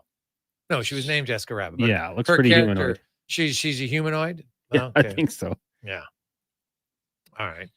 I like this one. My daughter Faith says toothless. Ooh, good one. Good one, Faith. Thanks for listening. We get the young listeners in. That's fantastic. I love it. Toothless the dragon. Now, does Brian Griffith count? I think he does. Absolutely. You want to have some Brian- whiskey or whatever with Brian would give you a lot of laughs. He would give you a lot of laughs for sure. So, hey guys, I'm getting Scooby-Doo. Oh, yeah, Scooby-Doo. Greg's, I can't believe you didn't take Donald Duck. Well, it would be good. I'd probably get better at talking like Donald Duck. But yeah, you know what? It would probably be good for me to do that. I don't mind that one. I just thought, because I was thinking maybe I could get Daffy and I could literally talk to him as I'm Donald. That wouldn't be bad. Gregor, the risk of having Brian is he'd hit on your wife. I didn't say I'd want Brian. True, though. True. He was a real ladies' man, old Brian the dog. Let's get to Connor Halley coming up. We got Speck, also Mr. Barlo, D lineman for the green and gold. And Connor Halley has some early scores in MLB that should maybe give Jays fans hope that maybe you can come out of your funk. We'll see. Here's the Con Man and a Sports 1440 update brought to you by Northgate Chevrolet Buick GMC. In September, Northgate is helping feed families. For every truck sold to feed a family of 4. Mike and his staff, they're really supporting farmers and small business owners because they get preferred rates this month. Northgate, this truck's for you. This is the Sports 1440 update. Jose Barrero's going to be missing some time as he has inflammation on his elbow. Going on the IL, and the corresponding move the team is recalling Paxton Schultz. Jays are in action. Getting going shortly, taking on the Boston Red Sox for the third time. Looking to pick up the first win of the series. Elsewhere, Phillies lead the Marlins 1-0 midway through the third, and after the first, Tigers up on the Guardians 2-0 earlier today. Orioles knocked off the Rays 6-5. It was the Astros beating up on the Athletics 11-5. Dodgers with Diamondbacks 8-0, and Reds get past the Pirates 2-1. Later this evening, Yankees taking on the White Sox, Mets in Chicago against the Cubs, Angels host the Royals, and the Rockies take on the Mariners. Week 4 in the NFL kicks off tonight. Got the Cards and Seahawks down in the desert. That one gets going at 6:15 in the NHL's preseason. Red Wings host the Sabres. Got the Battle of New York. Caps take on the Flyers, Canadians, and Leafs. Wild host the Stars, and the Mammoth heading to Sin City. And in the international circuit, forward Rebecca Johnson announcing her retirement from the Canadian women's national hockey team today. The 36-year-old ends her international career with 3 Olympic gold medals and 3 World Championship golds. Coming up in hour 4 of the Jason Gregor Show, we'll be joined by Mark Spector of Rogers, Sportsnet, and Edmonton Elks defensive lineman Brandon Barlo. I'm Connor Halley. This has been a Sports 1440 update. Sports 1440 in West Edmonton Mall and Wetaskiwin. CKJR is a Stingray radio station. Download the free radio player app and listen wherever you go. Yeah, can I get yes. A common reaction from a veggie lover. Always scanning, searching, longing. But wait, what is this we see? The new McVeggie, now at McDonald's. Find incredible savings on everything you need for your home at The Brick. Save up to $800 on sofas and up to $1,000 off select major appliances when you buy 2 or more. Whether you're furnishing a new space or refreshing your current one, The Brick has designs to fit any style and budget, all backed by their exceptional service. Visit one of their 4 locations in Edmonton, downtown, South Common, West Edmonton Mall, or 137th on the north side. See in-store for details and exclusions. The Brick, saving you more. Legacy Heating and Cooling is sounding the call. Don't struggle through winter with a furnace you can't trust. For maintenance before winter strikes, Call Legacy. Call Legacy. for furnace tune-ups and repairs to give peace of mind. Call Legacy. Call Legacy. Or to scrap your old furnace for a brand new high-efficiency one. Call Legacy. Call Legacy. And with no payments, no interest for 1 year on your new furnace, it's gotta be Legacy Heating and Cooling. Actions speak louder than words. Japa Machinery Group puts your construction plan into action with XCMG construction machinery you need. Available for rental or sale. Learn more at japamachinery.com. At Fountain Tire, you can save $50 off tire storage with the purchase of 4 select tires now until September 30th at participating locations. Okay. Or you could squeeze them into your backseat, possibly causing upholstery damage, drive them home, struggle, sweating buckets trying to get them out of your vehicle, resulting in you feeling guilty for not going to the gym more often, or at all. But at the end of the day, it's your choice. Totally up to you. Definitely $50 off the tire storage. You got it. Book your appointment today at fountaintire.com. Fountain Tire. We're on this road together, Canada. Stop juggling lowest bid contractors, because at Wetaskiwin Ready Mix, one call does it all. From concrete supply to cribbing and pumping, we've got your project covered. Locally owned and operated, Wetaskiwin Ready Mix is proud to deliver on spec and on time every time, because we know quality concrete isn't cheap, and cheap concrete isn't quality. Send Wetaskiwin and Ready Mix your blueprint. We'll handle the rest. Wetaskiwin and Ready Mix, 780-352-4301. Imagine a busy classroom. Now imagine it if no one was willing to teach. Here's the reality. It's getting harder to keep teachers in the profession and to attract new people to an increasingly challenging job. Pay for teachers has fallen far behind inflation and cost of living. With fair wages, we can keep the ones we have and hire more. But we need the provincial government to step up. Because a fair deal for teachers is a good deal for kids. A message from the Alberta Teachers Association. What's better than a family reunion? Getting the family discount. At Nisku Ford, you're not just a customer, you're part of the family. And we believe our family deserves the very best. Our legendary employee pricing has been held over into September. So if you just got back from summer vacation, you can still get the Ford you want with exclusive deals reserved for our closest kin. The coffee's on. Drive into Nisku Ford or visit niskuford.ca today. Above expectations. Portions of this hour brought to you by Elks Nation, 2 weekly podcasts with Eddie Steele and Declan Kruger breaking down the green and gold, the most in-depth Double E football coverage on YouTube and anywhere you get your podcasts. The Jason Gregor Show, the best of Edmonton sports talk and beyond. This is Sports 1440. Presented by PlayAlberta.ca, Alberta's only regulated online gambling website.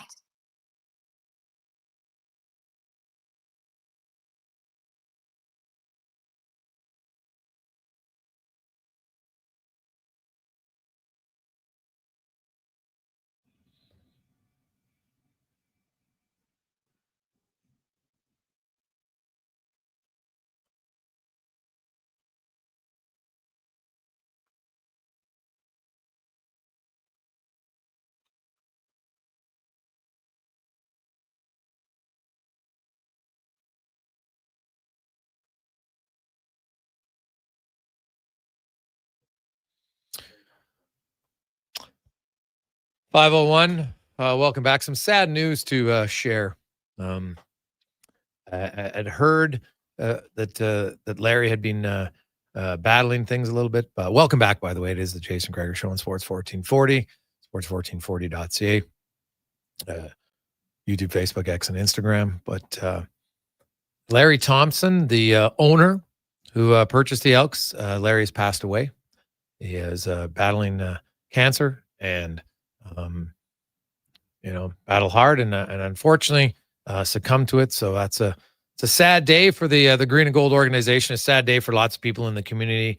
So our condolences to his wife, to his family, to his kids. All the people that he worked with over the years. Larry, he did a lot. Obviously, you see, he bought the football team just for a love because he loved it and he wanted to save the team, and he didn't spare any expense at all to make them, get them back on ground. And I think we can all see that they're trending in the right direction again, which is great. You see the Thompson family arena out in Spruce Grove. He gave back a lot to his community. So condolences definitely to his family, everybody at the Elks organization as well.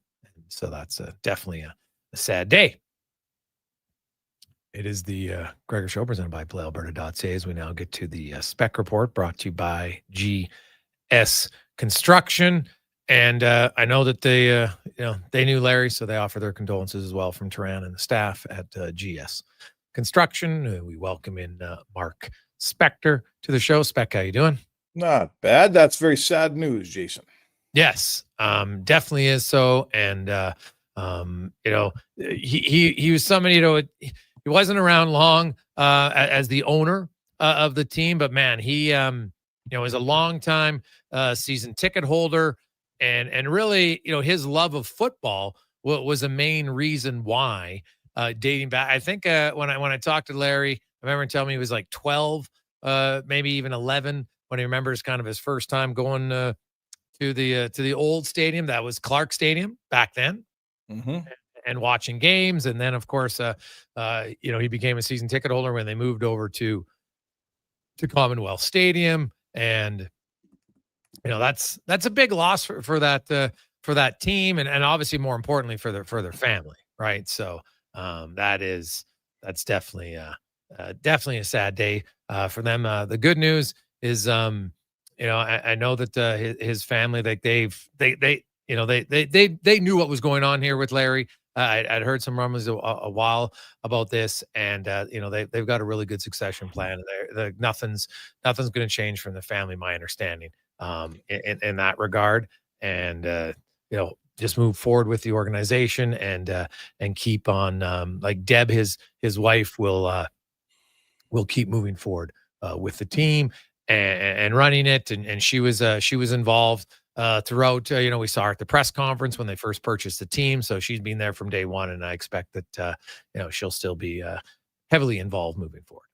Well, he stepped up. He'll always be known as the guy who, I want to say, almost rescued this team from community ownership, because the community ownership, the community ownership model was great for decades, but it wasn't great at the end, and it needed to go private.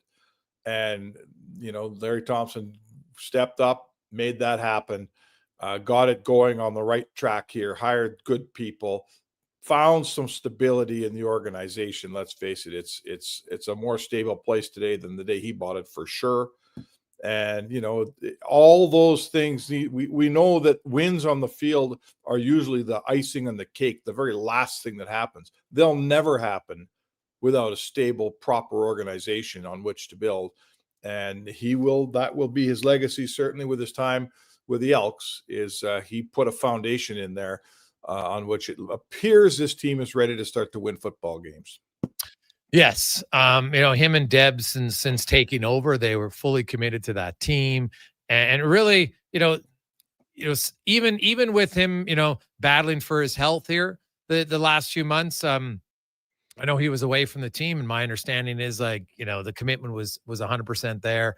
And we should read this release from Chris Thompson. Although I had the privilege of working with Larry for less than a year, his impact on me and our entire organization was profound, says Chris Morris. Larry's toughness and direct nature were matched only by his genuine care for every person connected to the Double E. He led with clarity, courage, and an unwavering belief in people. We'll do everything in our power to carry his example as we will rebuild this franchise in his honor. His wife had this to say: our family is devastated with the loss of our anchor. Larry was a legend, and our family will continue his legacy far beyond our lifetimes. Owning Double E was a lifelong dream. My only regret is he isn't here to enjoy it. I will continue to support the club and community as become my dream, as well as of our family. So there we go with Larry Thompson and the Elks. So that is that's really sad news. No question about it. So no, very sad. Spec, we're actually going to have one of the members of the Elks on, Barlo, so we'll probably get his thoughts briefly on that one. But I do want to talk, Spec. Lots going on. Now, I had Gama Singh on the show. I heard it. I heard Gama Singh. It was unbelievable. Awesome. And his son, Raj. They were fantastic, man. Did you have a favorite Stampede wrestler? Oh yeah, I'm older than you, so my favorite Stampede wrestling guys were predecessors to Gama Singh. I never watched Gama Singh with Stampede wrestling, and I know he started out in All-Star in BC. In my day, I watched Stu Hart actually wrestle, right? He wasn't just a promoter; he was wrestling with guys like Gene Koniski and Archie the Stomper Goldie and Dan Crawford and anyway, so it was a little bit of a group before you, like the British Bulldogs and stuff. They were after my time as a wrestling fan, but it was fascinating. This is what I learned. I read a really great book on Stampede wrestling by one of the Hart sons, not Smith, not Owen. Was it Bruce? Maybe, I think Bruce wrote it. And it really took you inside Stampede wrestling. It was fascinating. And, there was territories back then, like All-Star Wrestling was in BC. And, Stampede Wrestling was in Alberta and Saskatchewan. And I think there was one in Manitoba. And then when you got to Ontario, it was Maple Leaf Wrestling out there. And then there was another version of Stu Hart who had the territory in Quebec, right? And everybody had a territory, and they all stayed out of each other's territory to some extent. Now, a guy like Andre the Giant, he was so big, he'd roll through everyone's territory and they'd pay him a bunch of money to come wrestle. But It was old school back then, man. It wasn't like the WWE. Those wrestlers got in a station wagon, and about 6 of them drove to Regina for a Wednesday, bout, right? And then they'd wrestle all the way back to Calgary for Saturday afternoon's Stampede wrestling at the Stampede Corral. Like, it was a different world back then, man, in Gama Singh's day. Yeah. Oh, well, and the fact that Mike Shaw and Gama was telling the story about how Mike Shaw became Mukka Singh, and he's a white guy and they put him in the turban. That was his character. And then they had other guys join, and eventually it was Karachi Vice. Like, it was amazing. When you think about it, right? Like, nowadays we're a little bit sensitive, and people be like, "Oh, you can't do that. It's blasphemous." But the entire Pakistani community, they thought it was fantastic because there wasn't a lot of representation for them in any sport back in the early 80s. Oh, yeah. Or 70s, or, sure. Yeah. Right?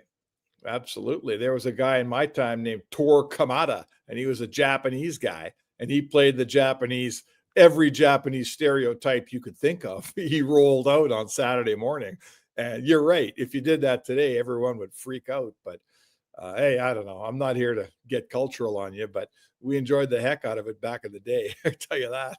Oh, yeah. So I recommend everyone. I know it's sold out tonight, the screening, but Sings in the Ring will be on Crave. Comes out on October 20th. So look forward to that. And you see, I got a very special gift today. Saw that T-shirt. Karachi Vice. Unreal. This is my new golden boy. I actually just lost my favorite. Well, not lost it. It wore out after many years. And anybody who knows Seinfeld, Golden Boy. Most people have like that one T-shirt. It just lasts. It's your favorite one all the time. And this will be an instant classic for me. I love it. I was looking for a new one. It's kind of like a pet spec. When it goes, you can't just replace it right away. So now I've got a new Golden Boy. Attaboy. No, it'll be good. Could have used it last night, Spec. I don't take much from a preseason game, but oh my goodness, last night, and I saw your article, and I thought it was written very well, that it was the blueprint for why you should only have 4 preseason games. Like, last night was the greatest reminder. If anyone ever complains, I think we need more preseason games, I would just send them that tape. Watch this game. Don't ever tell me they need more than 4 preseason. Yeah, like Robbie Jorventi's first name, the Oilers were definitely missing something last night. They were, listen, you're right. And you can't make a lot of judgments, and there's no point. I mean, look at, they run out McDavid, Draisaitl, and Frederick, and they go -3 that line. They overpassed. Their timing was poor. Every time a guy was open, he didn't get the puck. Every time he wasn't open, he did get the puck, and the pass never got to him. Ekholm has McDavid open for a one-timer in the first period with an empty net, and he doesn't have his head up and pass the puck, which is very not like Ekholm. So, hey, let's just forget the game ever happened, man. I wrote a piece today on Atro Lepinen, who frankly found a way to still look like not a bad player in that game last night. And he's a very interesting cat. 3 years ago, he was basically playing senior hockey. Call him beer league hockey, but really for the hockey he was playing, like over in Finland, we all know the Liga is the top league. Yeah. Then there's a second league called the Mestis, and it's fairly serious, and you get paid, not that much, but you do get paid. And anything below that is basically beer league. It's like senior hockey. And 3 years ago, he's playing senior hockey. Now he's taking a run at an NHL lineup. So he's a pretty cool story, this Lepinen.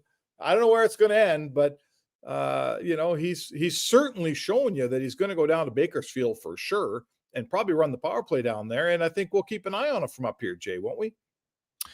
Yes. And he is one where you'll look and see, if an injury occurs, especially on the left defense, that is, he would, right now, based on camp, he would definitely probably be someone that they consider. No question about it. So now I guess they could always move Wallman back and play, Stetcher and Emerson on the right side. I'm not sure they necessarily want to do that because those are, you're taking out somebody of your top 4, but that's definitely an option. And you know what? I think he came over here, Spec. Like, obviously he must have known, like, you look at the depth chart, you know that you're coming here to try to, get acclimatized first to the National Hockey League. It would have been hard for him to make this team out of camp, but you got to be confident and believe in yourself. And now he doesn't require waivers because this is an entry-level deal, and he is a player over the age of 25, so you get 1 year where you don't require waivers. But, he's playing to say, hey, I think I want to test myself, to come over here and play in the American League potentially for a year just to get used to it. His smoothness definitely looks like, he's a player who can play and move the puck for sure. Yeah, and so listen, I get it. Let's play Atro talking to his agent here, right? He could have gone to Switzerland. Like, he just led the Swedish or the Finnish league in scoring as a defenseman. Yes. He set all the records over there in both the second and first division for defenseman scoring. He could have gone to Switzerland and probably made 850,000 euros this year, right? Yeah. Get the car, get the apartment. But he says, you know what? I'm going to come over here. I'm signing a 2-way deal. I'm going to Baco. I'm making 80 G's. And I'm going to figure out if I can play over here. And you know what? I'm going to say this to you, Jay, by about, February 20th, Stan Bowman's going to decide, if he says, I like this guy, they'll sign him. And they'll sign him and they'll say to themselves, they might say something like, you know what? We're not going to, Brett Kulak's deal is up. I'm not here to get rid of Brett Kulak. I think he's a really good third pairing guy. I like him a lot. But he makes a lot more money. And if Atro Lepinen proves that he could be a younger, cheaper version, maybe he works. And if Stan Bowman doesn't give him a contract, there's 31 other teams are watching the Bakersfield Condors play all the time. And if he is of NHL caliber, he will play in the NHL next year, whether it's in Edmonton or somewhere else. Yeah, it's very true. Mark Spector joins us here, Sports 1440. Spec, how the concern for the Jays and their offense right now, how much is Bo Bichette's contract getting increased when you see how much the Jays miss him offensively right now? Well, I mean, Andy was having such a great season. So at this point, he's going to do for a giant contract either way. But he's been the straw that stirs a drink this year, and that drink is just sitting there right now, man. And no one is taking that rollover from him, so it's really, I mean, every slump becomes somewhat mental, and you could see, right?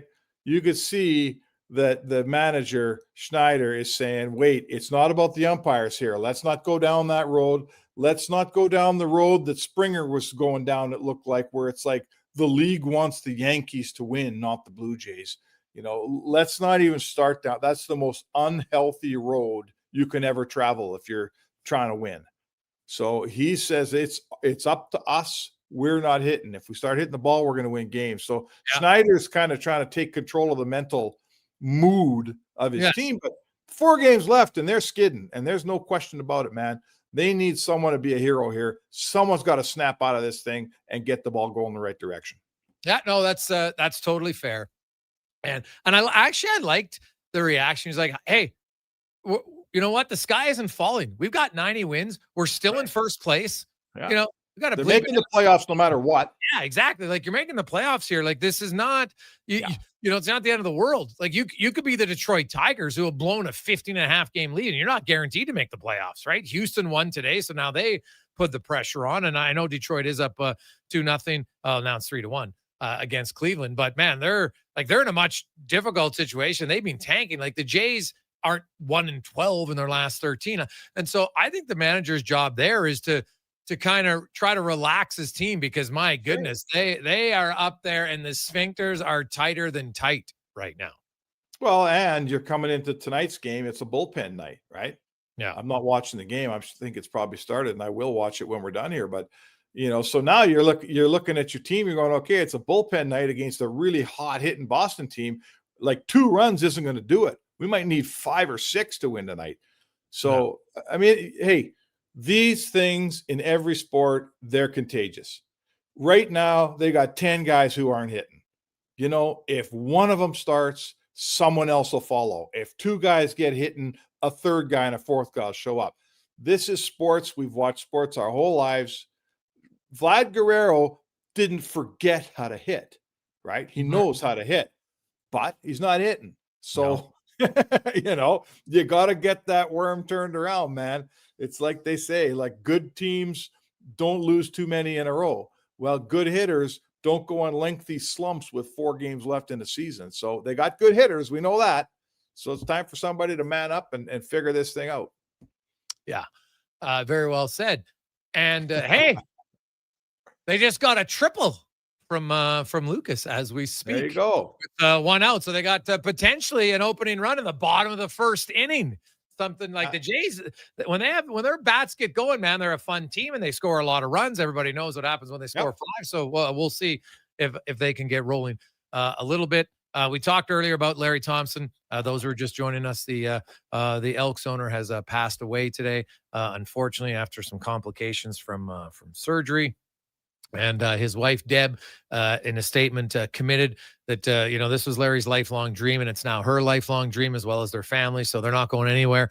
They're hugely committed to the Double E. And, they resurrected that organization. They saved it. I don't think anybody can debate that. So that's, that was hugely important for them. A few other things, Spec, as you get down to, tomorrow, obviously, there will be some cuts, I would think, might be announced tomorrow by the Oilers. Do you see anybody, what about Clattenburg? I watched him again last night, and, we're talking about Andrew Shaw, and I'm like, geez, could this guy maybe be an Andrew Shaw type for Edmonton? That'd be great. Andrew Shaw was a helpful player. I covered those Blackhawks teams in all 3 of their cups, and Andrew Shaw was a depth guy who helped you win. He scored some big goals along the way. Scored some big playoff goals here and there, and he was tough. He had a few fights. He gave you a backbone on your team. And hey, I think having watched the Oilers lose the last 2 cups, I think nobody realizes more than Oiler fan that your depth guys are making a huge difference here. It's important that you have good depth. Clattenburg's going to the Bakersfield this year. He's not making a team. So do you give him another game, Jay? You can if you want. He's played a few already. To me, let's get his pro career started and let's get him ready to come up and help the big team as soon as possible. But I absolutely see a depth guy in Clattenburg right now that runs along. Andrew Shaw's a hell of a good comparison. I don't mind that comparison one bit. Yeah, no, it's very, very true. Fair. Spec, have yourself a good night, and we will chat with you tomorrow. All right, enjoy the Jays game, folks. There you go. It's Mark Spector, the Spec Report, brought to you by GS Construction. We'll come back. Brandon Barlo, defensive lineman for the Elks, will join us. Of course, we're going to talk a lot of football, but we do have to talk about the unfortunate passing of his owner, Larry Thompson, with the green and gold. It's a Gregor Show presented by PlayAlberta.ca. Work never gets done by standing around. You have to put your words into action. And that's exactly what GS Construction does every single day. Our priorities are safety first, quality second, efficiency third. GS Construction works hard. It's true. But first comes the care, the planning, and the people. Underground infrastructure isn't just about machines and trenches and some traffic inconveniences. It's about doing things right. Find out more on what we do. Visit gsconstruction.ca. Ah, Hawaii. The warmth of a golden sunset as the waves roll in. The freshness of a waterfall. The lush scent of tropical flowers in the air. You don't need to travel to enjoy all Hawaii has to offer. You just need to order pizza. Bring Hawaii home with the Aloha Trio, available for a limited time at Papa John's. Try our classic Hawaiian, super Hawaiian, or Hawaiian barbecue chicken for just $19.99 each. Better ingredients, better pizza. Papa John's, proudly locally owned and operated. Edmonton Elks Indigenous Celebration is back, presented by No Frills. September 27th versus the Saskatchewan Roughriders, featuring Indigenous dance and drum halftime performances, pre-game makers market, and the unveiling of our brand new Indigenous gear. Tickets at goelks.com. You've got a go-to coffee spot, a trusted barber, even a lucky game day jersey. But when it's about looking your absolute best, there's only one name you need. Mr. Dirk. Family run since 1939. We're experts in crafting impeccable tailor-made suits and offering a wide variety of everyday styles. Pair that with personalized one-on-one fittings and the convenience of dropping on the real deal. Mr. Dirk elevates your style game. Visit our Edmonton store or explore MrDirk.com. Score big on style with Mr. Dirk. Listen up, because you're not going to want to miss this. Right now is your chance to get He's in on almost Play over. Alberta's Grind it biggest out. Just offer keep ever. pushing. For a limited time only, new players can get up to a $1,000 casino bonus when they sign up. There's never been a better time to join the fun. Visit playalberta.ca today to get started with casino, sports, and lottery all in one app. Must be 18 plus to play. Remember, if you gamble, use your game sense. Performance by Action Electrical today. Their projects team kicked things off, designing and building with unmatched skill. Then the service team swoops in for those crucial repairs and maintenance. And don't forget the testing team, ensuring everything's safe and sound before the solar team scores with sustainable energy. A complete team effort. Have Action Electrical bring home a win for you and your project. Visit actionelectrical.net. September, back to class and back to carting the kids around. Good news. Until the end of the month at Wolf GMC Buick, get GMC employee pricing on all remaining 2025 GMC Sierras, so you'll have loads of room. Plus, get 0% financing on Sierra light-duty crew cabs. If you're eyeing up an SUV, we have the completely redesigned GMC Terrain and our entire Buick family with incredible prices. And Costco members up to $1,200 additional off the price. Come see us, corner of 184th Street and Stony Plain Road. Wolf GMC Buick. We're making it easy. Ah, Hawaii. The warmth of a golden sunset as the waves roll in. The freshness of a waterfall. The lush scent of tropical flowers in the air. You don't need to travel to enjoy all Hawaii has to offer. You just need to order pizza. Bring Hawaii home with the Aloha Trio, available for a limited time at Papa John's. Try our classic Hawaiian, Super Hawaiian, or Hawaiian barbecue chicken for just $19.99 each. Better ingredients, better pizza. Papa John's, proudly locally owned and operated.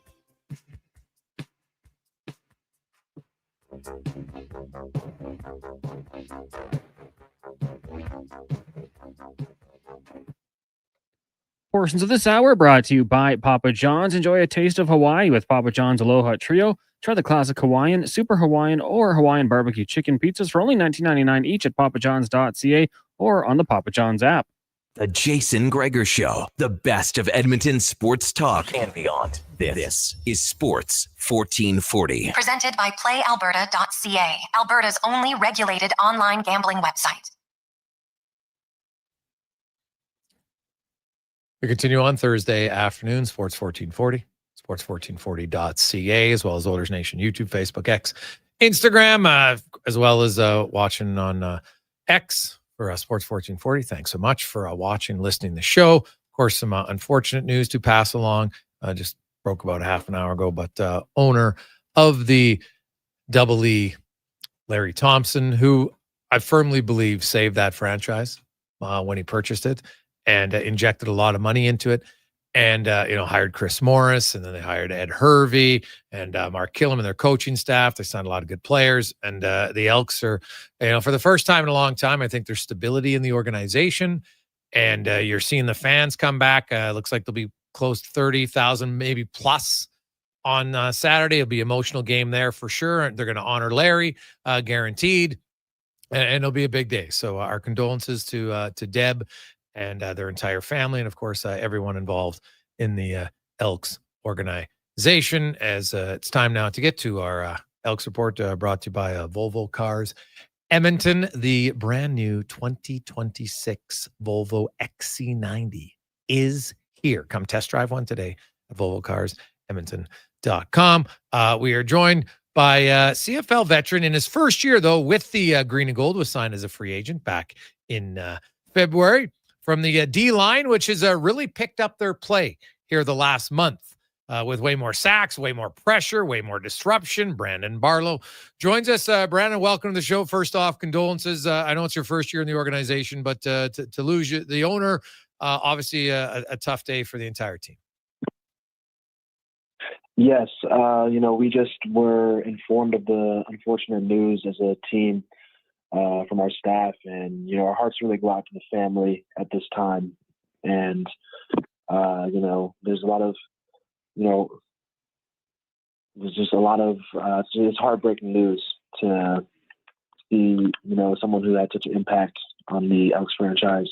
But I know his wife is looking to stand by him and his vision, so we're tremendously appreciative of her and our hearts go out to the family at this time, of course.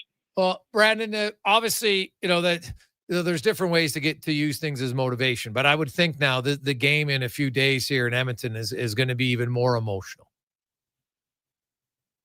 Absolutely. I mean, like you just said, there's going to be fans turning out to this game. It's already looking like it's going to be a packed crowd, and we as a team and as players are going to have an extra chip on our shoulder to go out here and represent exactly what this team stands for and what's identified, which is tough, gritty, hard-nosed team, just like our owner was.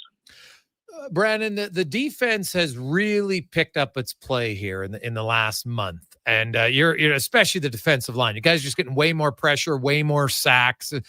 What can you pinpoint to maybe what changed from going to a team? Because you guys were having pressure, but you're just for a variety of reasons, like quarterbacks were getting away.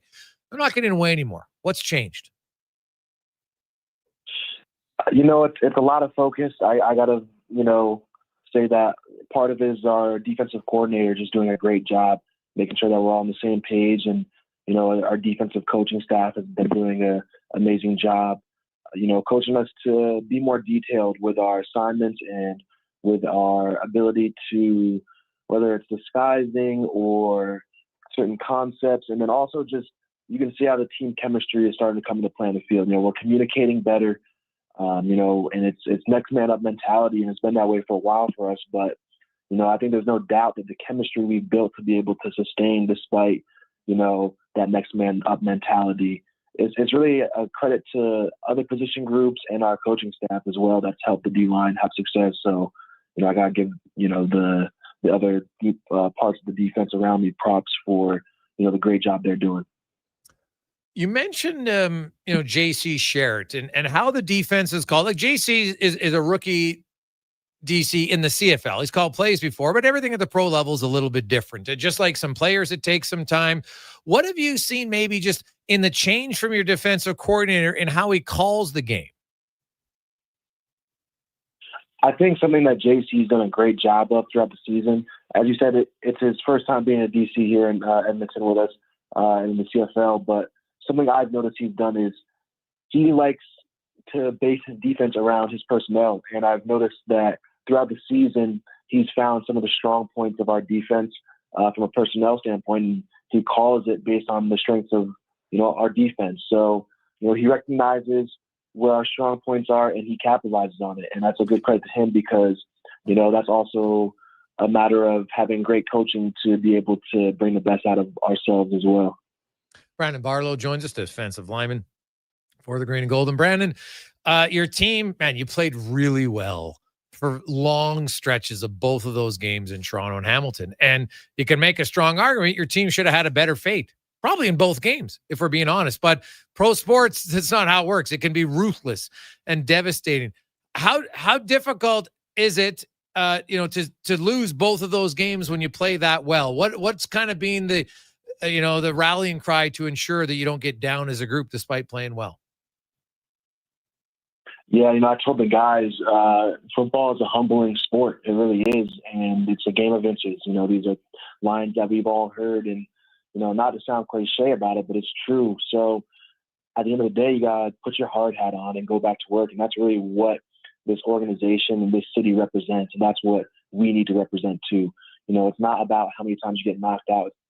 It's about how many times you get back up and keep fighting. And we certainly have that mentality going this week that we're always going to get up and keep fighting, learn from our mistakes, and be better and finish out those games and go that extra inch, that extra yard. Brandon, always like for new players, for fans to get to know them a little bit. I know you went to Shaker High School. Where is Shaker High School?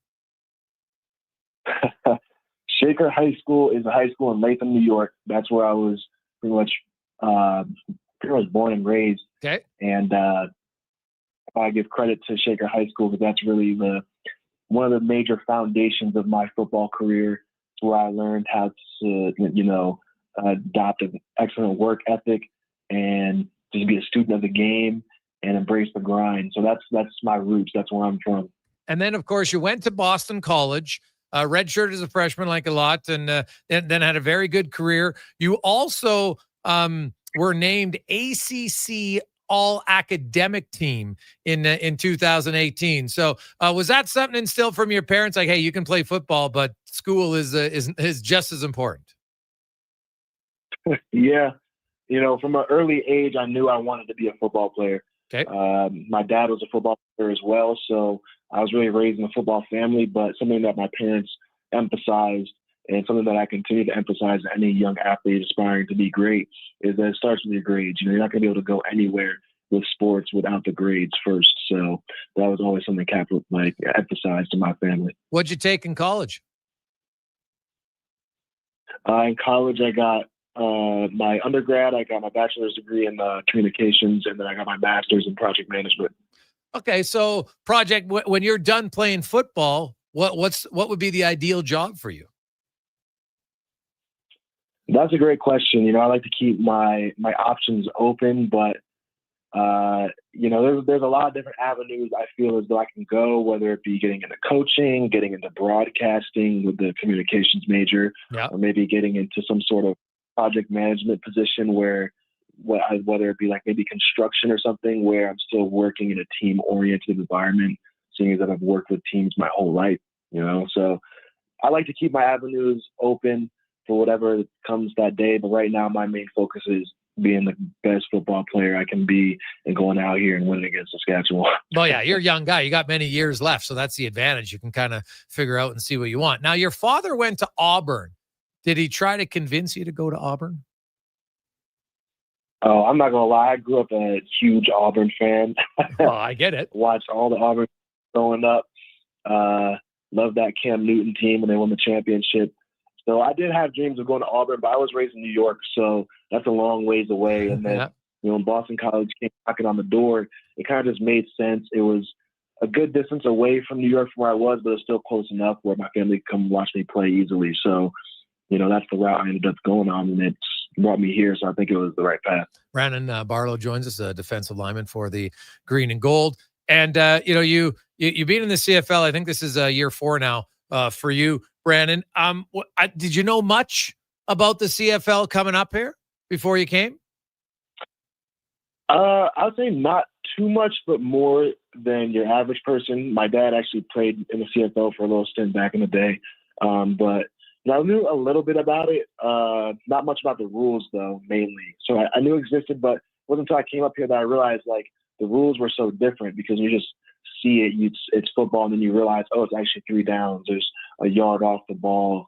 There's a bigger field. So all these little differences that make the game what it is, fast-paced, high-octane game. But I've come to enjoy it quite a bit. The yard off the ball, for an athletic guy like yourself, do you like it? Did it take, what was the biggest learning curve getting used to the yard off the ball for a D lineman?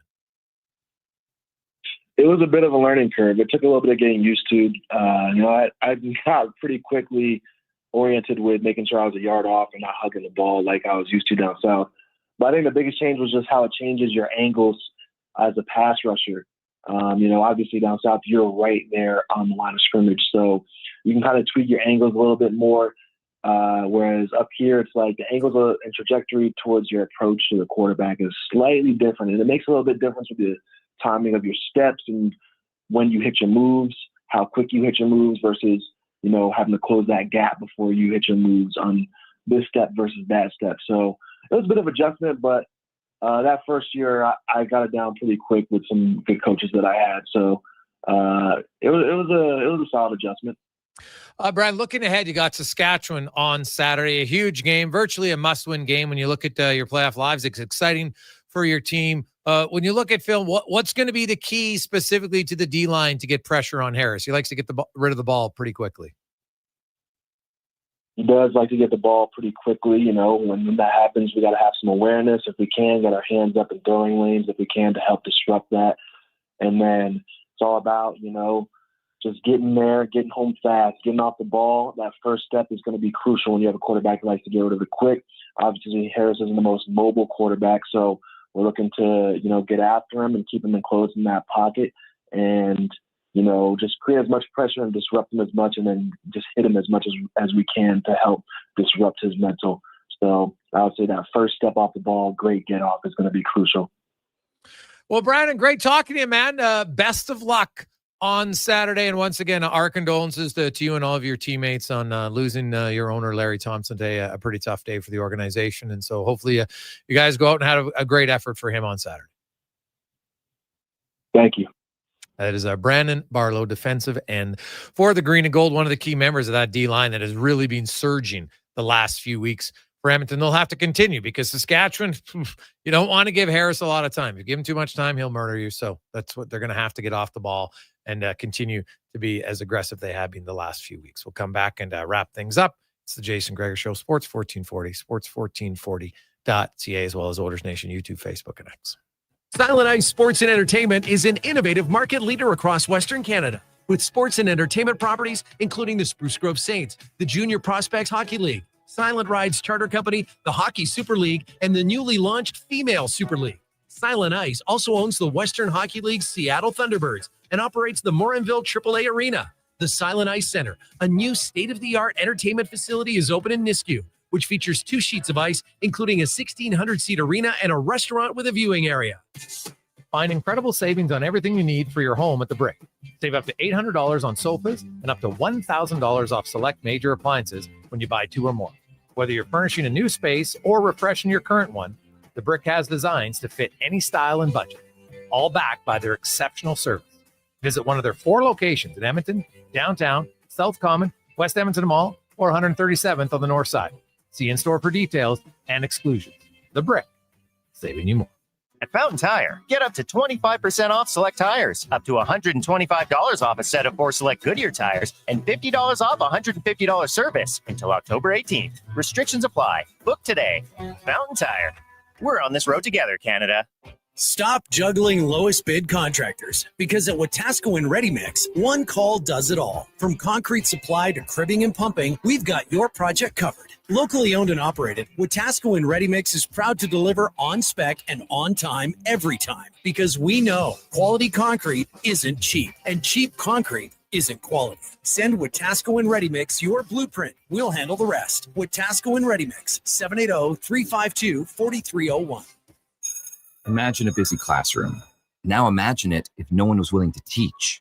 Here's the reality. It's getting harder to keep teachers in the profession and to attract new people to an increasingly challenging job. Pay for teachers has fallen far behind inflation and cost of living. With fair wages, we can keep the ones we have and hire more. But we need the provincial government to step up, because a fair deal for teachers is a good deal for kids. A message from the Alberta Teachers Association.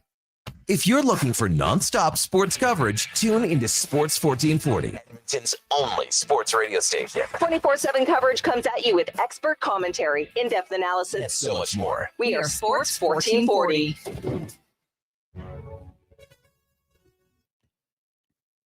Portions of this hour brought to you by Cantork. What's the best way to beat the tariffs? By Canadian. Cantork's products not only made in Canada, but right here in Edmonton. Save money, support Canada at cantork.com. The Jason Gregor Show, the best of Edmonton sports talk and beyond. This is Sports 1440. Presented by PlayAlberta.ca, Alberta's only regulated online gambling website.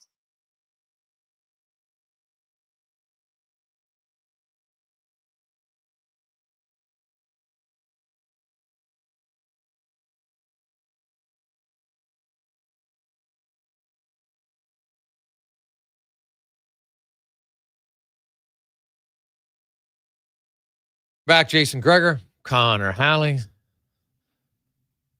Sports 1440, sports1440.ca. We got a lot of text line in 833-401-1440. It's a Gregor Show presented by PlayAlberta.ca. Hey, Gregs, do you think I've seen some people speculating the Oilers would pick up Ingram on waivers? What are your thoughts? Well, to do it now, it's a low risk play because I guess you bring him in, you play him a few games. Although here's the thing. My understanding is, Stuart Skinner's going to start 2 more games in the preseason. So if you bring in Ingram and you claim him on waivers, I don't even know, could you get him here by tomorrow? If not, then there's really only 1 game left in the preseason for him to play. And is that enough for you to say, okay, we're going to waive Calvin Pickard? Because that's what has to happen on a goalie who hasn't played in a year. there's some risk there. Let's call a spade here. Right? Now, I know that 2 years ago, Ingram looked pretty good, no question. So, to me, do you want to risk going into the year and say, hey, we're going to play a guy as our backup? Because that's what you have to do is your backup in the first 10 to kind of get up to speed. He hasn't played any games. That to me is the challenge. That's what I think makes it difficult. I could see having interest after you see him in the American League for a bit, but to do it now, I would be surprised. But I'm only looking at it, and that's my opinion, not even talking about do I think he can play or not. He hasn't played in a year. I know that, he had a good year a few seasons ago, but that's a few seasons ago. Cons, what do you think happens? Do you think they would put in a claim on waivers? I wouldn't hate it. At the very least, just to provide some battle, a little bit of a competition there. We know Ingram, when he's on his game, I think NHL goaltender. Could he be an upgrade on Calvin Pickard? I think so, but I mean, it's really hard to knock Pickard because when he's been called upon, he's done a really good job. I would like the idea just to bring in a little bit of a competition, though. I would not. But you're not going to like how many games? He's only going to play one game. And that's exactly it, right? Like at this point in camp, it's almost a little bit too little, too late. Yeah. So, he was 907 in 50 games in 24, 907 in 27 games in 23, and then he was 882 in 22 games last year, and then left. Went in and mentioned that it was, was having some mental health challenges. So he could come back, and he's not that expensive, but he's still more expensive than the $1 million of Pickard. And I have to look at when was the last game, because I got to double check, but I don't think he's played a preseason game yet for Utah this year. You might want to double check that for me, Cons, but I don't think he has. So it's quite a while. I don't know if I wouldn't do it. Would you do it? Hey guys, I don't know why waiving Pickard's something to even consider. He's one of the best backup goalies last year from Richie. Well, that's the other thing. Like if you're getting a guy who's clearly better, okay, but I don't know if you know it for sure when someone hasn't played for that long a time. And he'll have at most one preseason game. Because if you claim, you don't know, because just because Edmonton puts in a claim, you got to remember that Edmonton is the 31st team on the waiver wire right now. There's technically 29 because Utah is one of those teams. So there's 29 teams ahead of them. Would one of them claim him? Maybe. So you wouldn't know until tomorrow at noon. And then would you fly him in? I just don't think there's time to play him. So Pickard will play Friday. Skinner's going to play Sunday because Skinner's your starting goalie still. You're not going to, I don't think you're going to say, hey, well, you know what? We're going to take away a start from Stuart Skinner and give it to Ingram in the preseason. You want Skinner to get his game going. So that would leave one game against Seattle next Wednesday. So I'm not sure. Hey guys, could you put Hyman on LTR and run 3 goalies and decide which one to keep? Ooh, Mike. I actually don't mind that thinking. That to me is an interesting proposition. Ooh, might have to put that one out there. That's not bad at all. That's Mike. That is good thinking outside the box, looking at the big picture. Hey, what could be the risk now? Carrying 3 goalies, not ideal. I think that would be, I think we'd all agree that that's totally not ideal, but certain situation, maybe do it. He, for a few years, he was per 87 games. He was pretty good. Last year, did his numbers dip because of the mental health stuff? Probably. So, hey guys, what happens to the ownership of the Elks? Nothing. It was Larry and Deb who own the team. Deb owns the team. Nothing changes. Absolutely nothing. John? Hey guys, I wish the Oilers would give Pickard the starting role for the month, maybe longer, see how it works out. Maybe the deadline, other options are available. Brian? Well, I do think other options will be available, 100%. I think Edmonton's going to give Stu Skinner the starting job here. I don't really have any debate on that. And then they'll go from there. Gregor, what'd you make of Skinner last night? He's really no different than like the Oilers top line. Yeah, it wasn't great. It's preseason. Like that's probably, I think when you haven't played a game in 3 months and you get into a game and you have one shot in the first 19 minutes and then it's a bang, bang rebound play. You had no chance in the first goal. Right now, people are going to scream, oh my God, he gave up a goal in the third shot. What's he supposed to do on that one? He made a good first save and then the rebound scored. Then now I didn't love the third goal, right? To be honest. Although the guy's wide open in front. So it's a combination of a few things. So if you say you didn't love that, well, did you love all the missed passes? Did you love the fact the Oilers could not even get a shot away on, well, that's not true. They got one, a backhand by Ekholm on all of their odd man rush chances. They got one shot on goal. So I don't get too uptight. If Skinner would have had a shutout last night, I mean, like, okay, good. I wouldn't be like, oh, he's back. It's unreal. No, it's a preseason game that had very little intensity, very little pace, not a whole bunch going on. So no, I wouldn't put too much stock in it at all. He'll have 2 more starts, both against Vancouver. Funny enough, I'm pretty sure he's going to start Sunday and then Friday. Just look at the rotation. It doesn't really make sense. I don't think you're going to start him 3 in a row in preseason. That makes absolutely no sense. So I would think he would go Sunday and next Friday would be, and both of those games, Oilers fans can watch on TV. And I'm sure there'll be lots of rational analysis about that. Rational analysis. So we'll see. 833-401-1440. 833-401-1440. Hey guys, I'm curious, and this one's for Connor.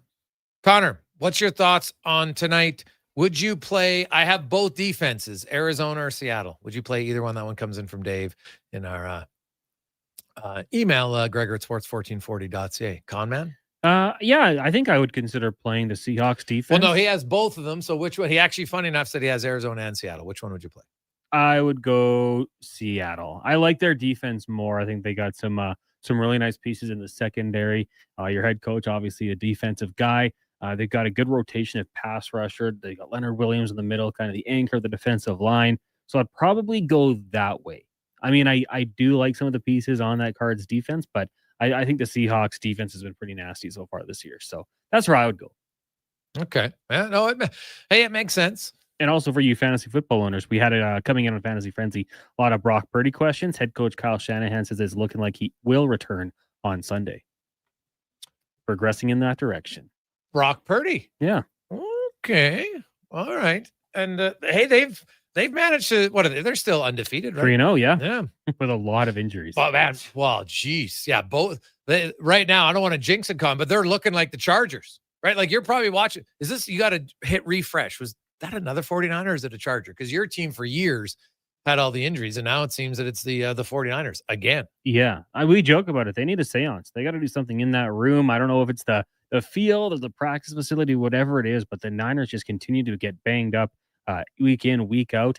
I guess this would be a benefit for the Ricky Pearsall owners as well. Christian McCaffrey, we're still waiting on George Kittle to return to the lineup. Nick Bosa done for the year, but yeah, the injuries just keep piling up every single week, and it's kind of been a storyline for them the last few years as well. Oh God, yes. Like McCaffrey, go down the list, lots of other guys. So Brandon Ayuk, another one.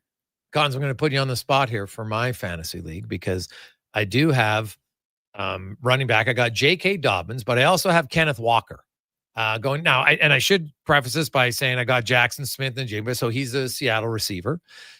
So I could have both the receiver and the running back, which I've done before. But with Charbonnet coming back, would you go Dobbins against Cincy, who's terrible, or Kenneth Walker against Arizona in a PPR league? I would be going Dobbins. I think Dobbins also has that versatility as a receiver out of the backfield. If Bo Nix is in trouble, he can dump it off. I think he had the receiving touchdown against the Chargers, kind of a catch and run there. So I lean Dobbins, and I thought RJ Harvey would take reps away from Dobbins as the season progressed, and maybe he still will. But right now, after watching that game last week against the Chargers, it's clear they're still rolling with J.K. Dobbins. So as long as he's healthy, I think he's a guy to start in your fantasy lineup. And Charbonnet going to return into the lineup. We were talking about it during the break. None of us really seem to like him that much as a running back, but the Seahawks do in the red zone. Yeah. So he gets in there for touchdowns. So I think I would probably lean towards Dobbins here. Yeah, no, it's very, very true that they definitely seem to like. Did the Jays score some runs? They were close to a grand slam. Foul? think they called it foul. Yeah, bases are juiced. Santander. Ooh, could you imagine if he would have hit a grand slam? Now, did he hit a home run yet this year, early in the year for Toronto? Honestly, I can't remember. But man, this would be the time. Like Santander, they signed you as the big free agent. Really hasn't done anything. Oh my goodness! And your team is reeling. This would be a time for a big hit for him. We'll see if he can do it. Cons will update you on that. Have yourselves a great Thursday. Tomorrow we'll talk about the Jays. We'll talk about the Elks. We'll talk more about Larry Thompson. May he rest in peace. Also, a little preview for the Oilers preseason game number 5. Only 4 left. God help us. God help us. Let's get to the Command Sports 1440 update. Brought to you by Hockeyology 01 Hockeyology right here in West Edmonton Mall. Keep your game sharp all year long. 01.ca.